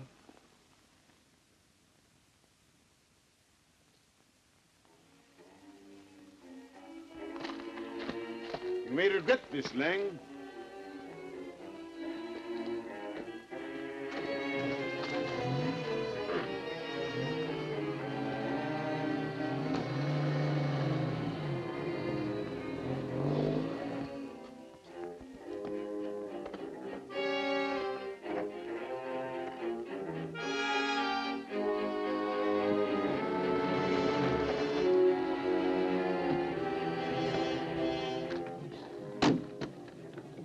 Davis, I want you to stay here and watch that man with the club foot. I'm not a detective, Mr. Broughton. One more word from you, Davis, and you're out of work.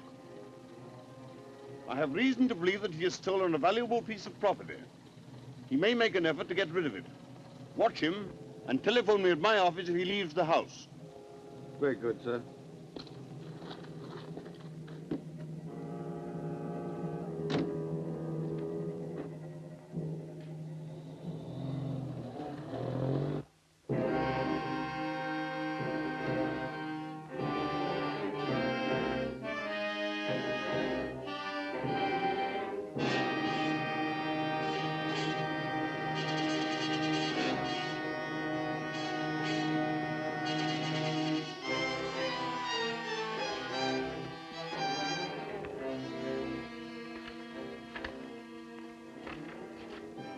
Pardon.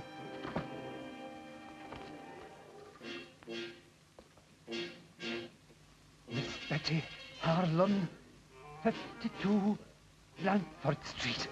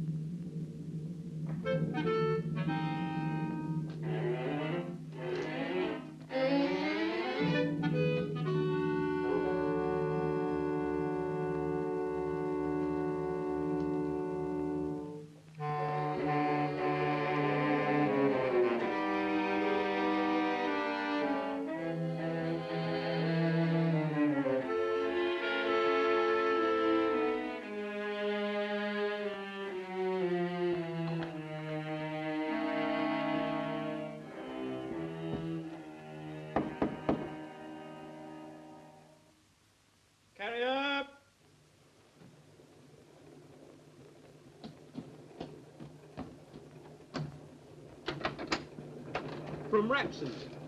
10 shillings if you'll drive me to Yaxford Station in time to catch the 5 o'clock train. I'll oblige you, Governor. I was going straight back as it was.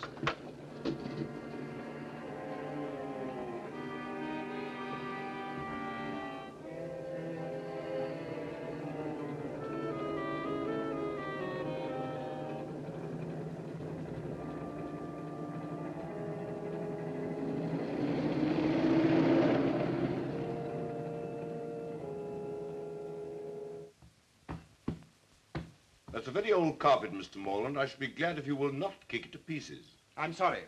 When I'm angry, I do kick. Be good enough to explain that. Yes, I intend to.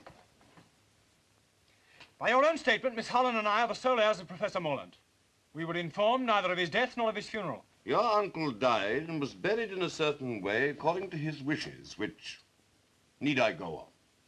Almost his last words were a threat to return from the dead. In my opinion, he was mad. Well, that may be so. But Miss Holland and I should have been consulted. But I understood that you and Miss Holland were not on speaking terms. Well, what of that? You expect quiet at a funeral, don't you? Yes, I also expect it in my office. I'm very sorry, but after all, this means a good deal to both of us. My uncle was worth about $4,000 a year. Well, he isn't now. What do you mean by that? He spent a good deal, you know. It may surprise you to know that some time ago he drew a check for £75,000. What for? I don't know. You don't know? You were in charge of all his affairs and you don't know? That's what I said. And I advise you to look after the tone of your voice. I'm not at all sure. I have much more important things to look after than the tone of my voice. I don't follow you. I'm going to run down to Owlsvale House tomorrow morning. Yes, well, I don't think you realize the conditions that you'll find there. No, that's why I propose to go. You won't like it. You'll be most uncomfortable. You don't advise me to go? I think you'll be making a very big mistake. Then I'll go. Oh, by the way, does Miss Harlan know anything about this will business? No doubt she will have received a letter from me by now. Do you know Miss Harlan? No. I propose to give myself the pleasure of calling upon her this evening.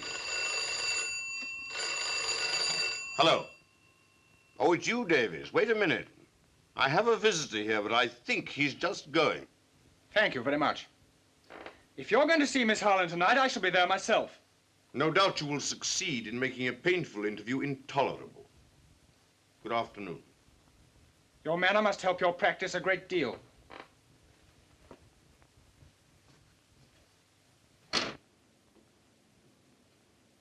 Now, Davies.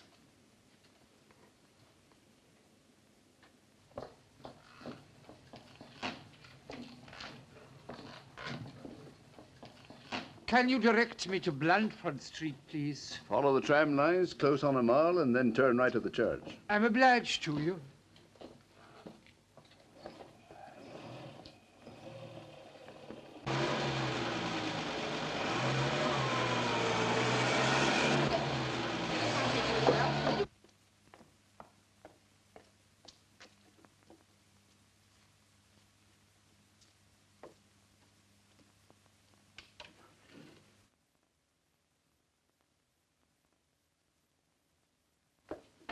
Oh, hello, Caney. Ooh.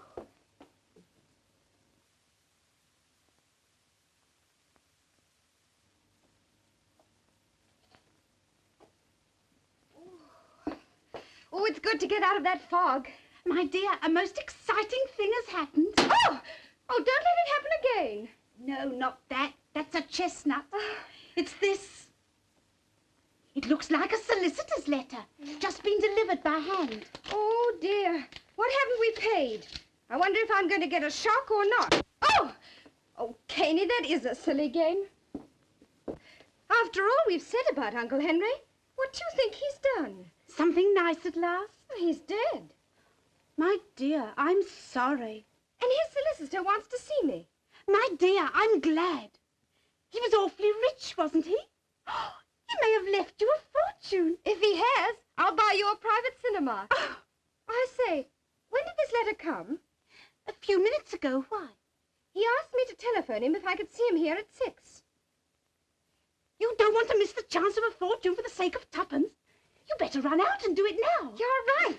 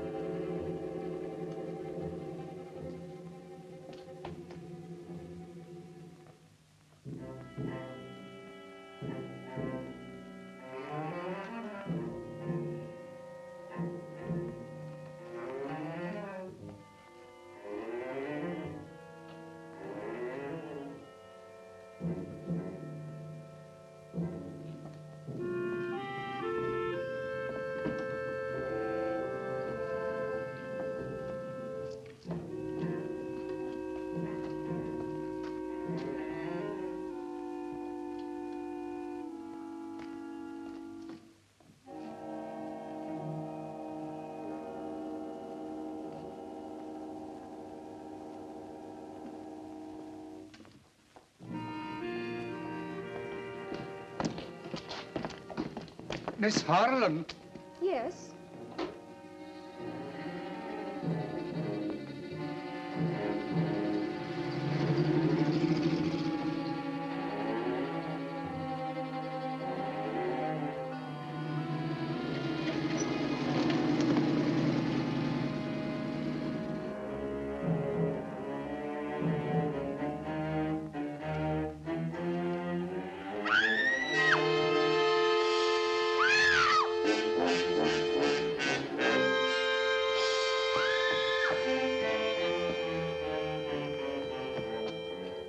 What's the matter? What's happened? Somebody attacked me and snatched my bag. Why, good Lord, it's Betty Harlan. Rafe Morland. You would go and get yourself into some kind of mix-up. You would arrive when it's all over. Thank you. Well, I'm going home. Wait a minute. I was on my way to see you, strictly on business. You wouldn't be allowed in for any other reason. That's good.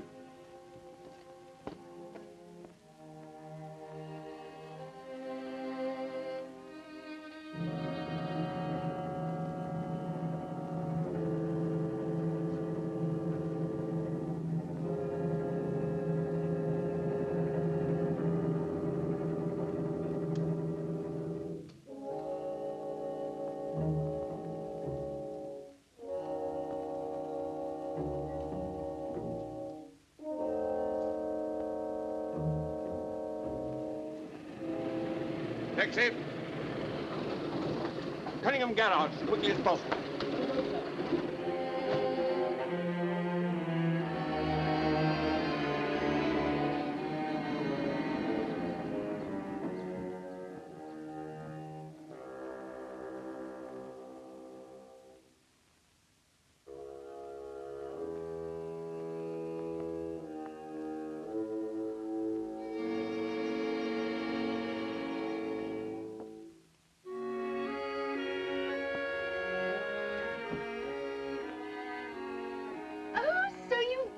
Him.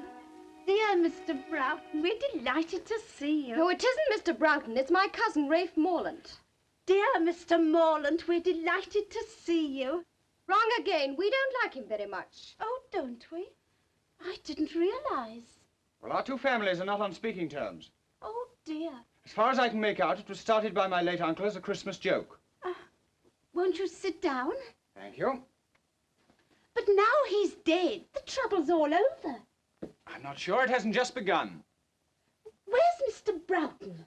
Oh, he won't come because I didn't telephone. I nearly got throttled instead. Betty! There was a man with a limp. He pushed a note into my hand. I just put it in my bag when somebody snatched the whole affair. What was in it? There's something of value at Owl's Vale. Others are after it, so come. And Broughton was doing everything he knew to keep me away from there. There's a fox in the cover somewhere. Goodbye. Oh, why goodbye? I'm going down there right away. I'll let you know what happens. You're wrong. I'll let myself know. If you go, I go too. You can't do that.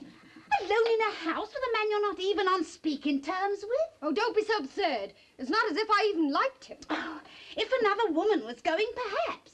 I suppose that means you want to come too. Well, obviously, it's my duty. And suppose I object? I'm not so broke I can't hire a car. Oh, all right, you win, but for goodness sake, hurry.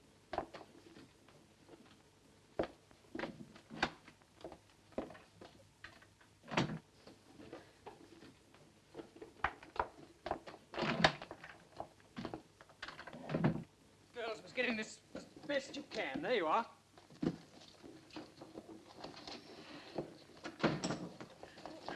You first. No, you. Hurry up. Oh, this is an unspeakable car. There's no room for my leg. All right,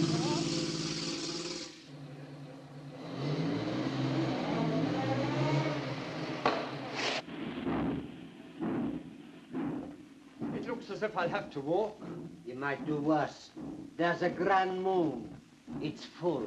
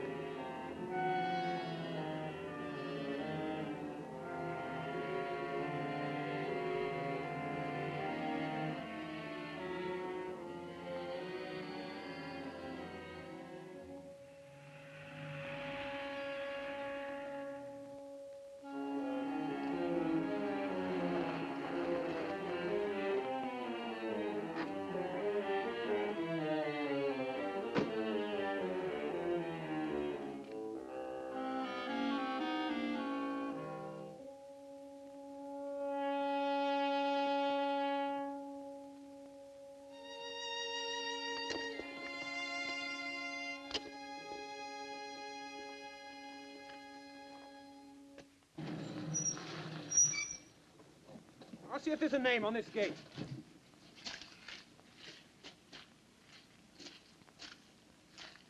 No, there's nothing to show. This is the place. But there aren't any other places, and I'm frozen.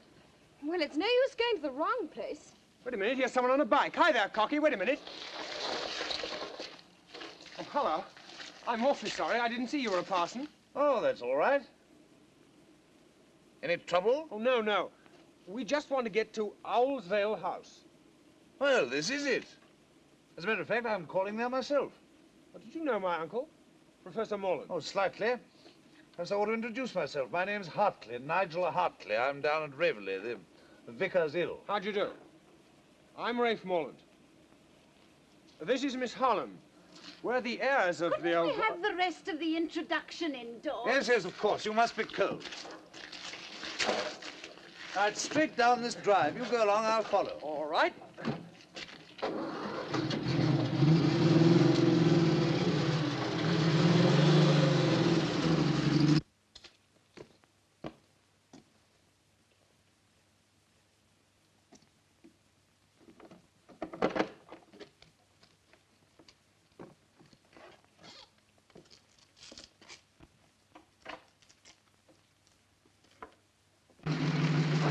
Here we are.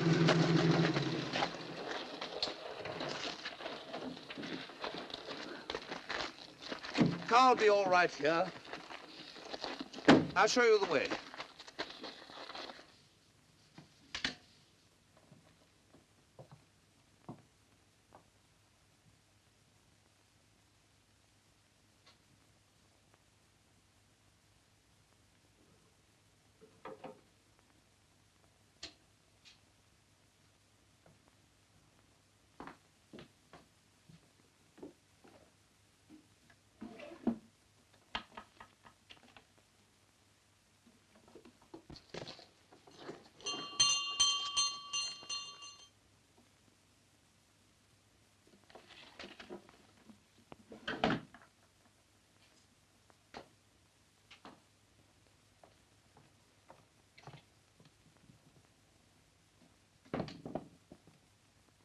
What a horrible house.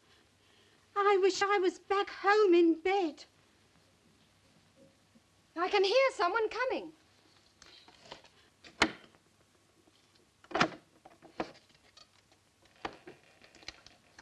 Ah. Well, don't stand about. Come inside.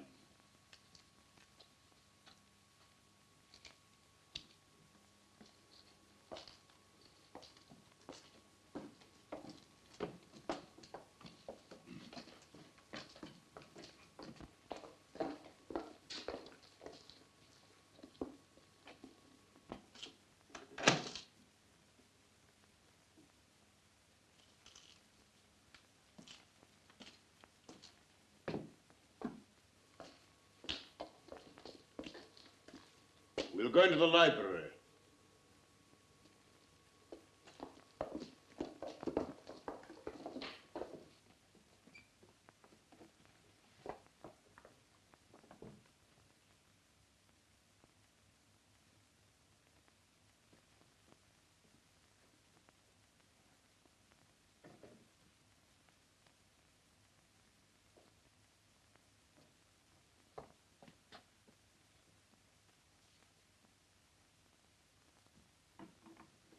I may be old-fashioned, but I feel awkward when I'm not introduced to people. I'm sorry. I forgot you didn't know your clients by sight. This is Miss Holland. How do you do? I was expecting a telephone message from you. Oh, I was on my way to call you up when the most extraordinary thing happened. And this is Miss Caney. How do you do?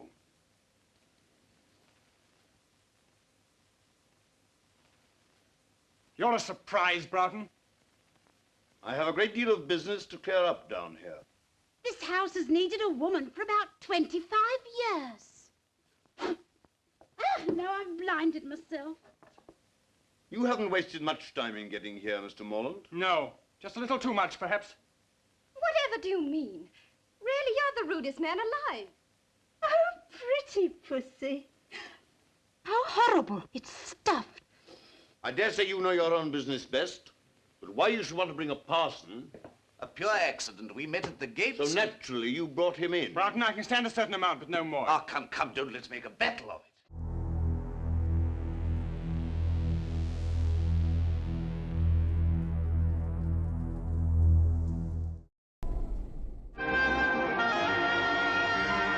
She who is buried here shall henceforth have no name, shall cease to exist in the minds of man, as she has ceased to exist in life. For thousands upon thousands of years she lay there, perfectly preserved, in all her beauty, in all her evil.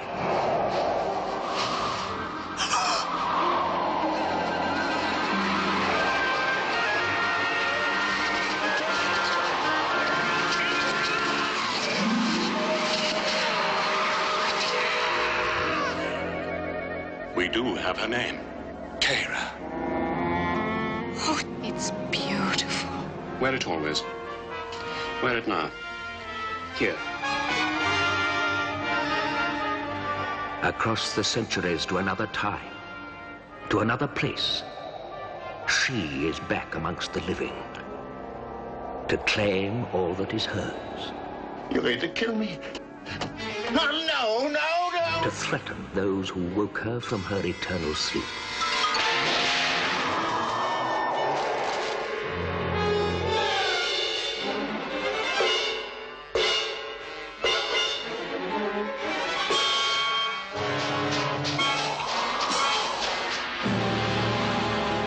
Resurrection. A rebirth for Tara. Complete control. Over life, over death. Who are you? It was her, as large as life, standing over there. No, it happened. You'll have to help me. You know its power. I have no mind left, no will. In the name of Terra, she is back. To destroy those who helped to raise her evil flesh and blood from the mummy's tomb.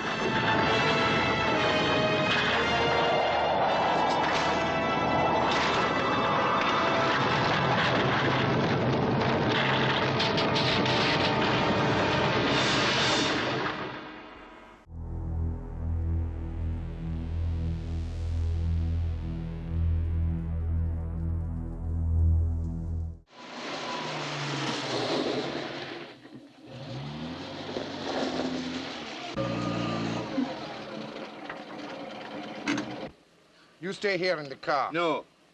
I shall be among the trees, watching.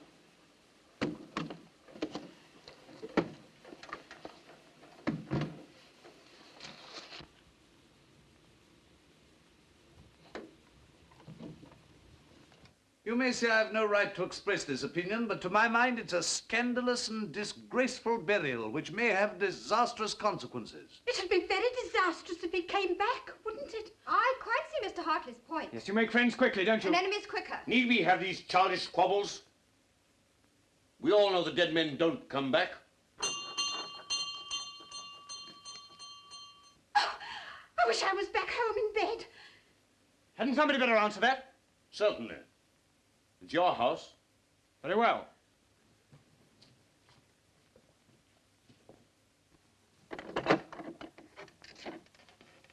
I'm sorry to disturb you, but I was an intimate friend of Professor Mullen.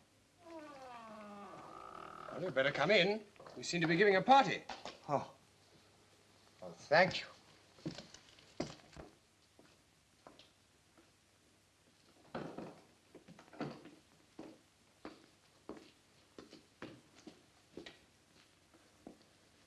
My name is Aga Ben Dragore. An Egyptian. An Arab. I don't remember having heard your name. I did not flatter myself that you would. But I knew Professor Mullen some years ago in Egypt.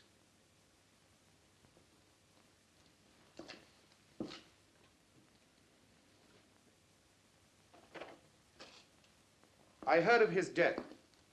and of his burial in my own faith. And I hoped, as I'm leaving England tomorrow, that I might be allowed to visit his tomb. I must protest against anything of the sort. Why shouldn't the poor man look at his friend's tomb? I don't mind him going. I can't believe that you'd willingly encourage paganism. The Egyptians were not pagans, sir. As no doubt you know, Miss... Caney, I think you're all being very unkind to Mr. Dragore. I don't think you people realize quite how far Morland's queer ideas took him. He even believed that after his death at a certain hour, the image of Anubis would come to life in his tomb and receive his soul. It's horrible. Well, I can't see that it matters. After all, if that sort of mumbo-jumbo gave him any comfort, It matters a great deal. If my suggestion is likely to hurt anyone's feelings, please forget it. Oh, I think that's very sweet of you, Mr. Dragore. Oh, your sympathy is more than charming. Well, what about a cup of coffee after your cold drive? I dare say we should find some in the kitchen. May I offer my services as pantryman? Quite sweet of you. Come, Mr. Dragore. For sheer speed. She'll not let him out of her sight for a moment now. Perhaps that's just as well. Come along, Betty. How about making a fire in the library? Yes. I'm sorry there should be this sort of atmosphere. After all, we're only ships that pass in the night. Do you want a drink or will you pass now? Oh, well, thank you very much.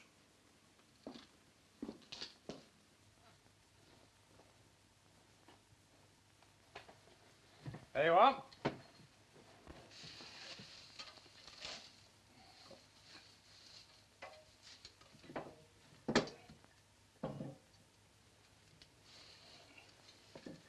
Oh, if you build it that way, there won't be any draft.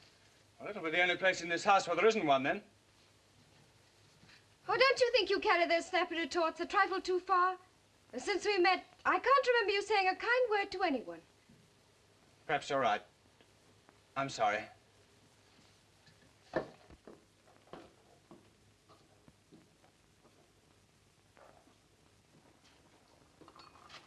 Six cups. That's just 4 too many, eh? Tell me about Egypt. Have you ever seen a sheik? I am one. What?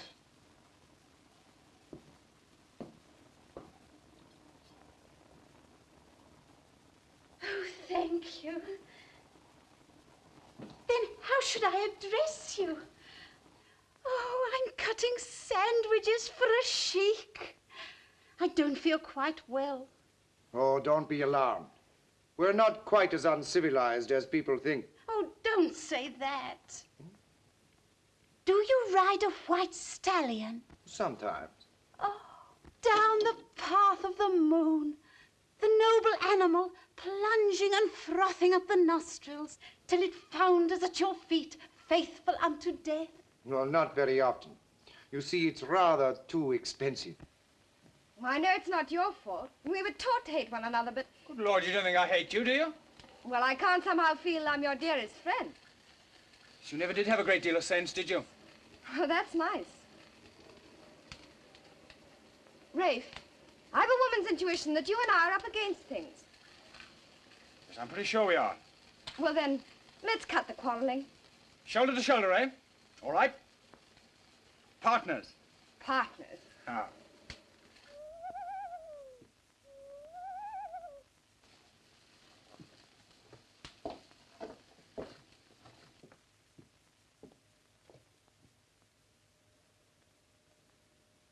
Oh, what a wonderful night.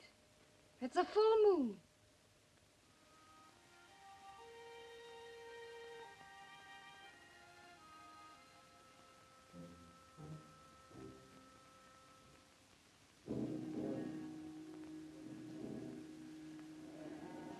Scared of a dead man in his tomb? Shame on yourself. Are you a child that your knee should rattle at the talk of a madman? look your enemy in the face. It's the fear of the big door has got you, and will hold you fast till you stare it down.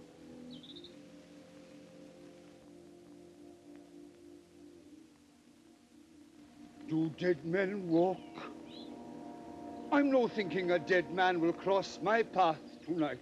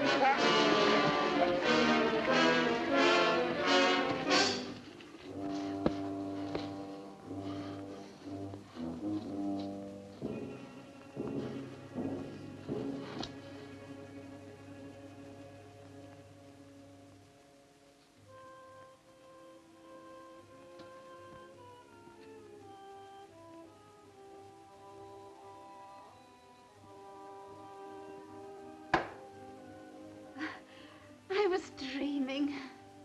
Now I will show you how we make coffee in the desert, underneath the stars. But you don't make it yourself, do you? No, of course not. A Circassian slave, lovely as sin, cooks it for us, kneeling. And if it is not to our liking... I know. She's stripped to the waist and lashed for miles across the Sahara. Where she is finally eaten by locusts, and rightly. Now, take this canister and do exactly as I tell you. And if I fail? The Yorkshire moors are just behind us. Now, 6 spoonfuls. 1. 2. 3. 4. 5.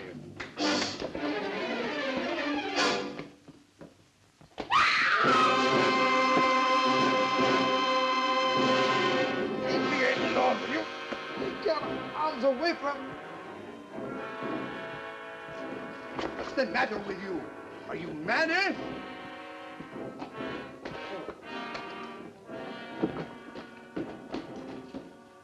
What was the matter with him? Was it drink? No. Terror. stark terror. Oh, then I've caught it.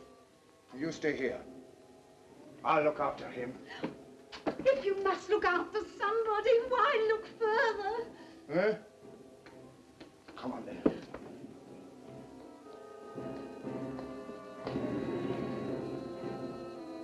Rafe!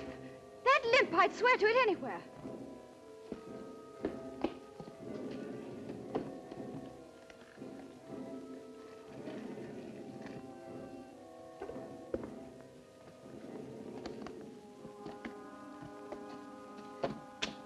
That's the man.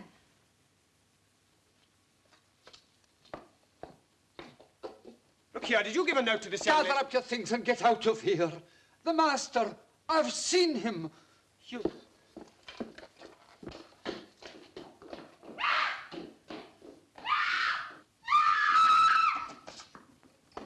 Who screamed? I did. That's the last time I'll ever try to make coffee in a strange house. That man with a limp. Who was he? Lang, your uncle's servant. Well, he seemed mad to me.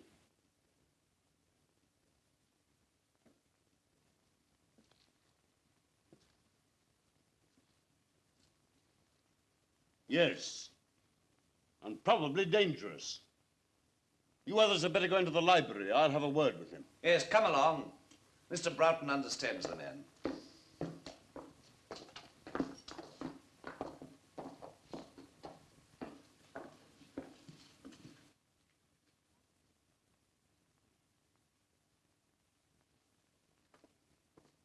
It would do no harm to warn my man to stand by. Your man? Is he a sheik too? No, he's his chauffeur. He's outside now with my car. Oh, you're not leaving us, are you?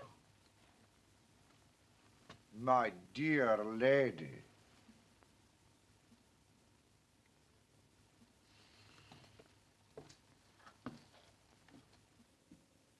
Not a very courageous person, our foreign friend.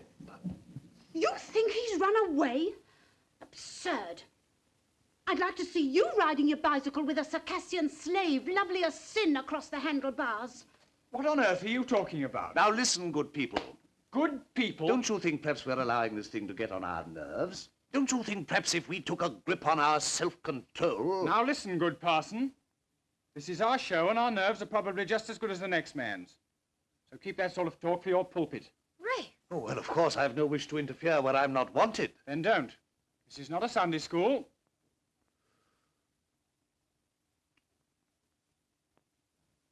After that, I think I can say good night. As you please.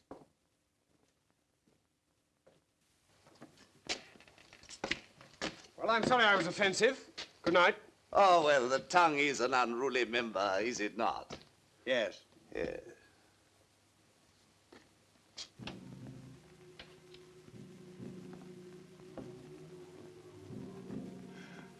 I was tempted. I was tempted, but I did not fall.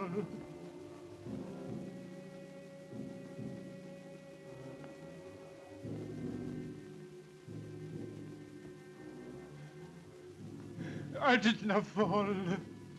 The thing's safe. I swear it. When you told me you'd come back from the grave, how could I believe you? I never knew such things could be.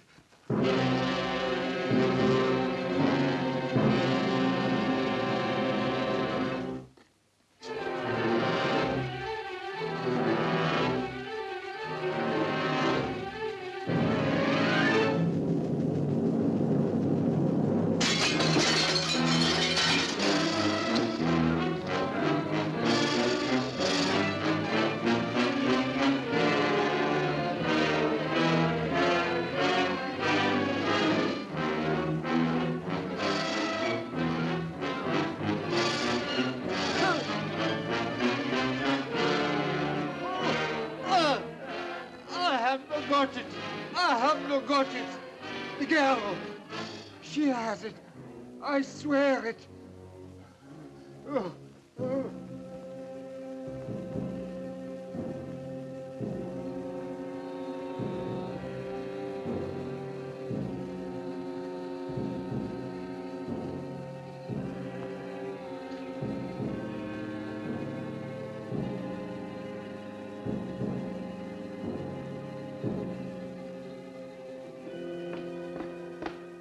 hell now, what's the matter with you? You look as if you'd seen a ghost. I have. I saw Morland as plainly as I see you. I'm going to mix myself a drink.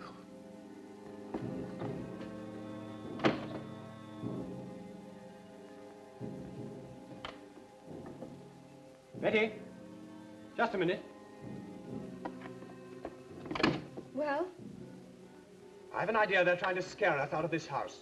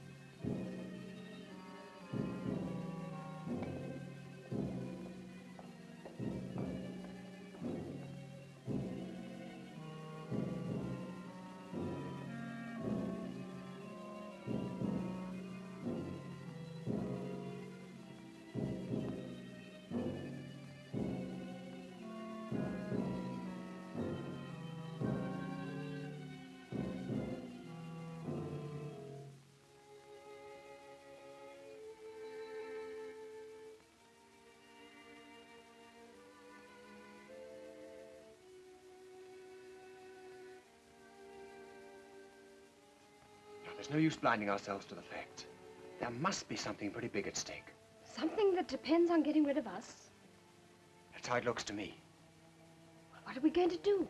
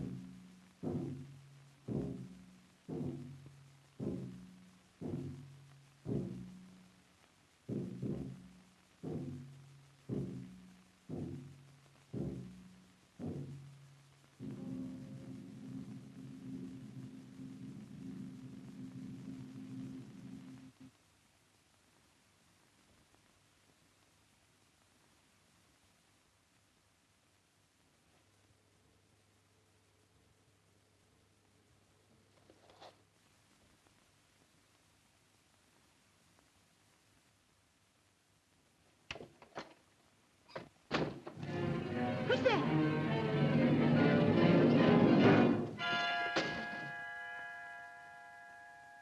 Betty, I'm going down to that tomb and find out whether it's the only way we've got of finding out what's going on around here. Well, I don't want to be left here alone. Can I come too? There's nothing wrong with your nerve. Come on.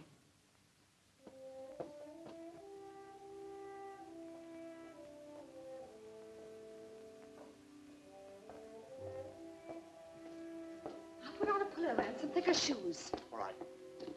Is this yours? Yes. I'll keep an eye on Broughton.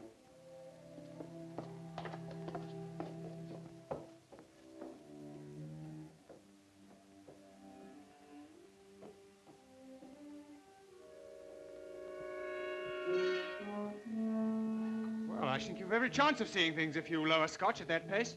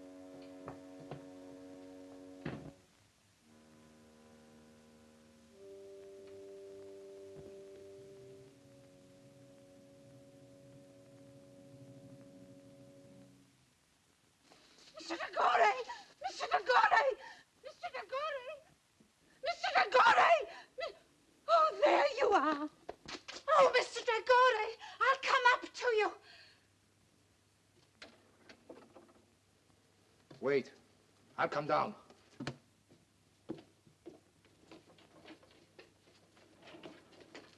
What do you want? There was somebody in the library. Who? I don't know. The door, it's shut. It's shut. Don't scream. Oh, that's what I need. The command in your wonderful voice. Come with me. I think you've gone far enough with your insinuations. Yes, and I may go a great deal farther. What is it? What's the matter? I've seen him.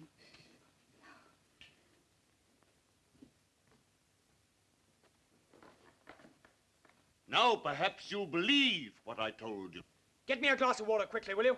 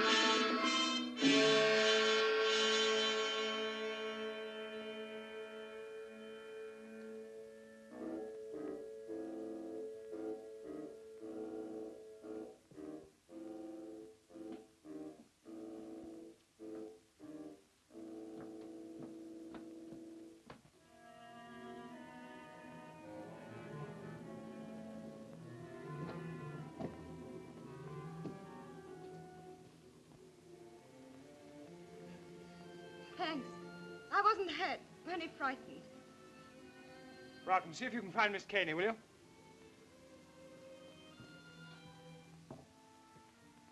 It's wonderful to be with a man who isn't afraid. I am afraid.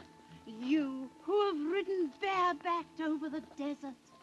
If you don't stop chattering, I'm afraid I shall have a knife in my back. But when I'm with you, I have to talk. It comes like poetry. Are you prepared to obey me? In anything. Then close your eyes and don't speak for 10 seconds.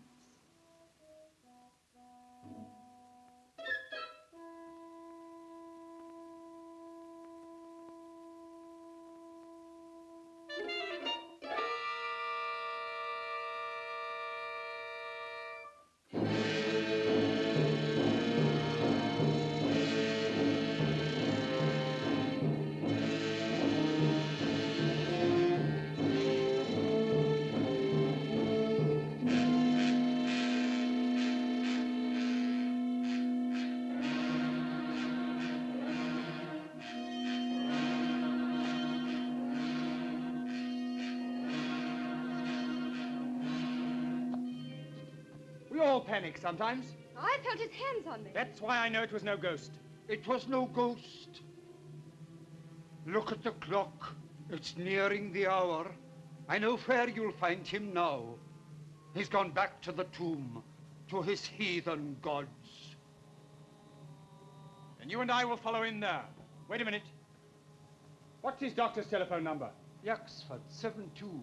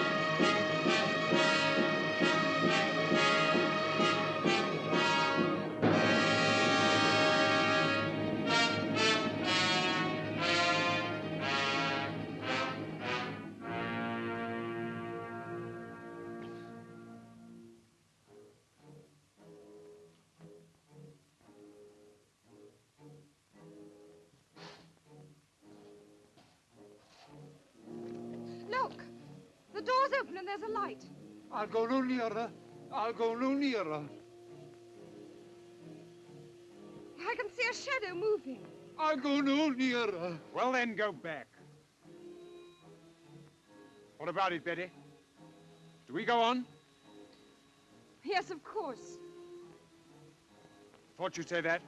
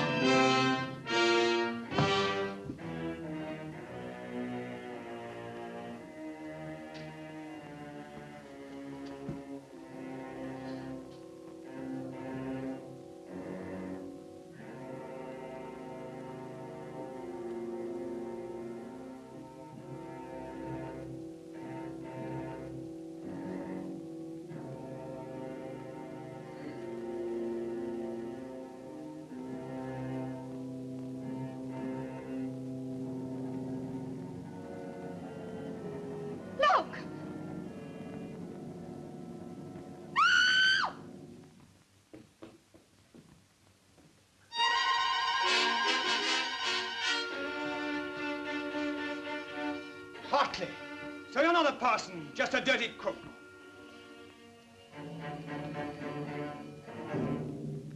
You'd better get out of my way. Your hand, eh? So that's how it was done. I wouldn't come any nearer. I don't have to.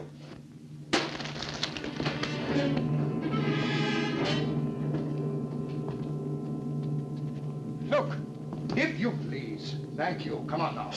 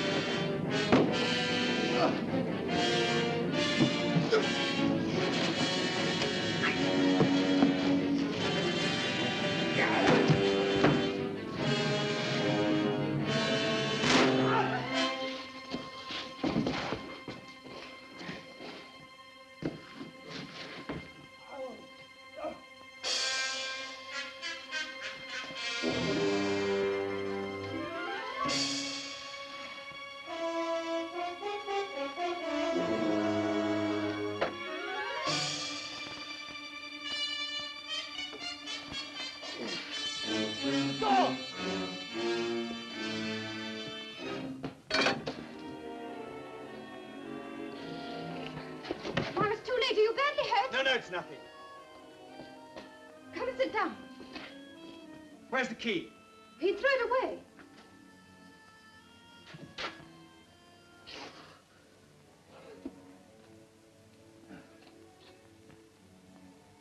When I phoned the doctor, I told him to bring the police. They ought to find us somehow. Oh, even if they do come, how can they break down that door?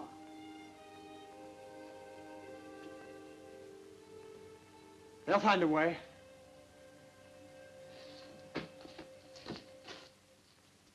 I'll make a bandage.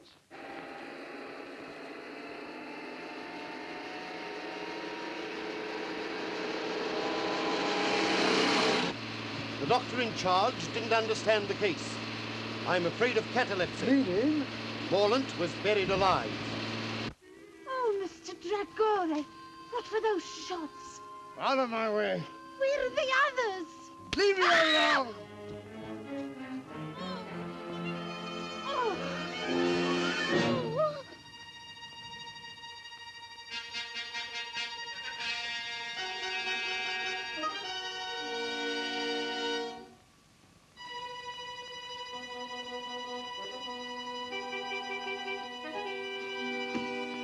I rather thought you might be leaving in a hurry with something in your pocket that doesn't belong to you. Hand it over. You win.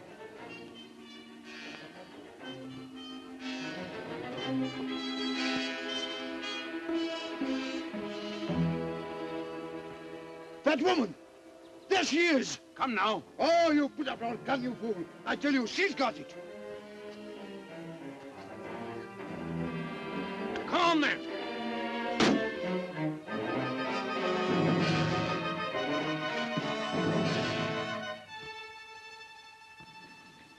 Stop! Now, Miss Caney, if you please. I don't think so. You fool. If either of you two horrible men so much as move, in it goes. But you don't know the value of that jewel. I don't care for the value, it'll go. And if you shoot, I'll go with it. I mean it. Down 30 feet. And about 60 feet of water. And then Australia. I can't see to tie this. That light seems much lower.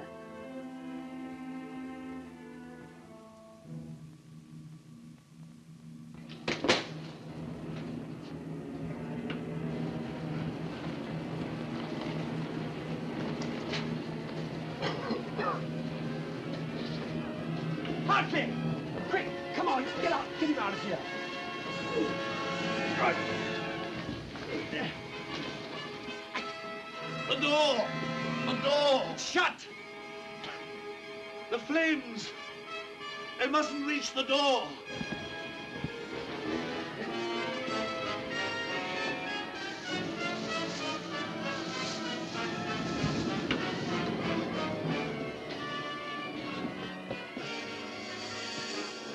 It's no good, you can't breathe in there. The cartridge! It's here!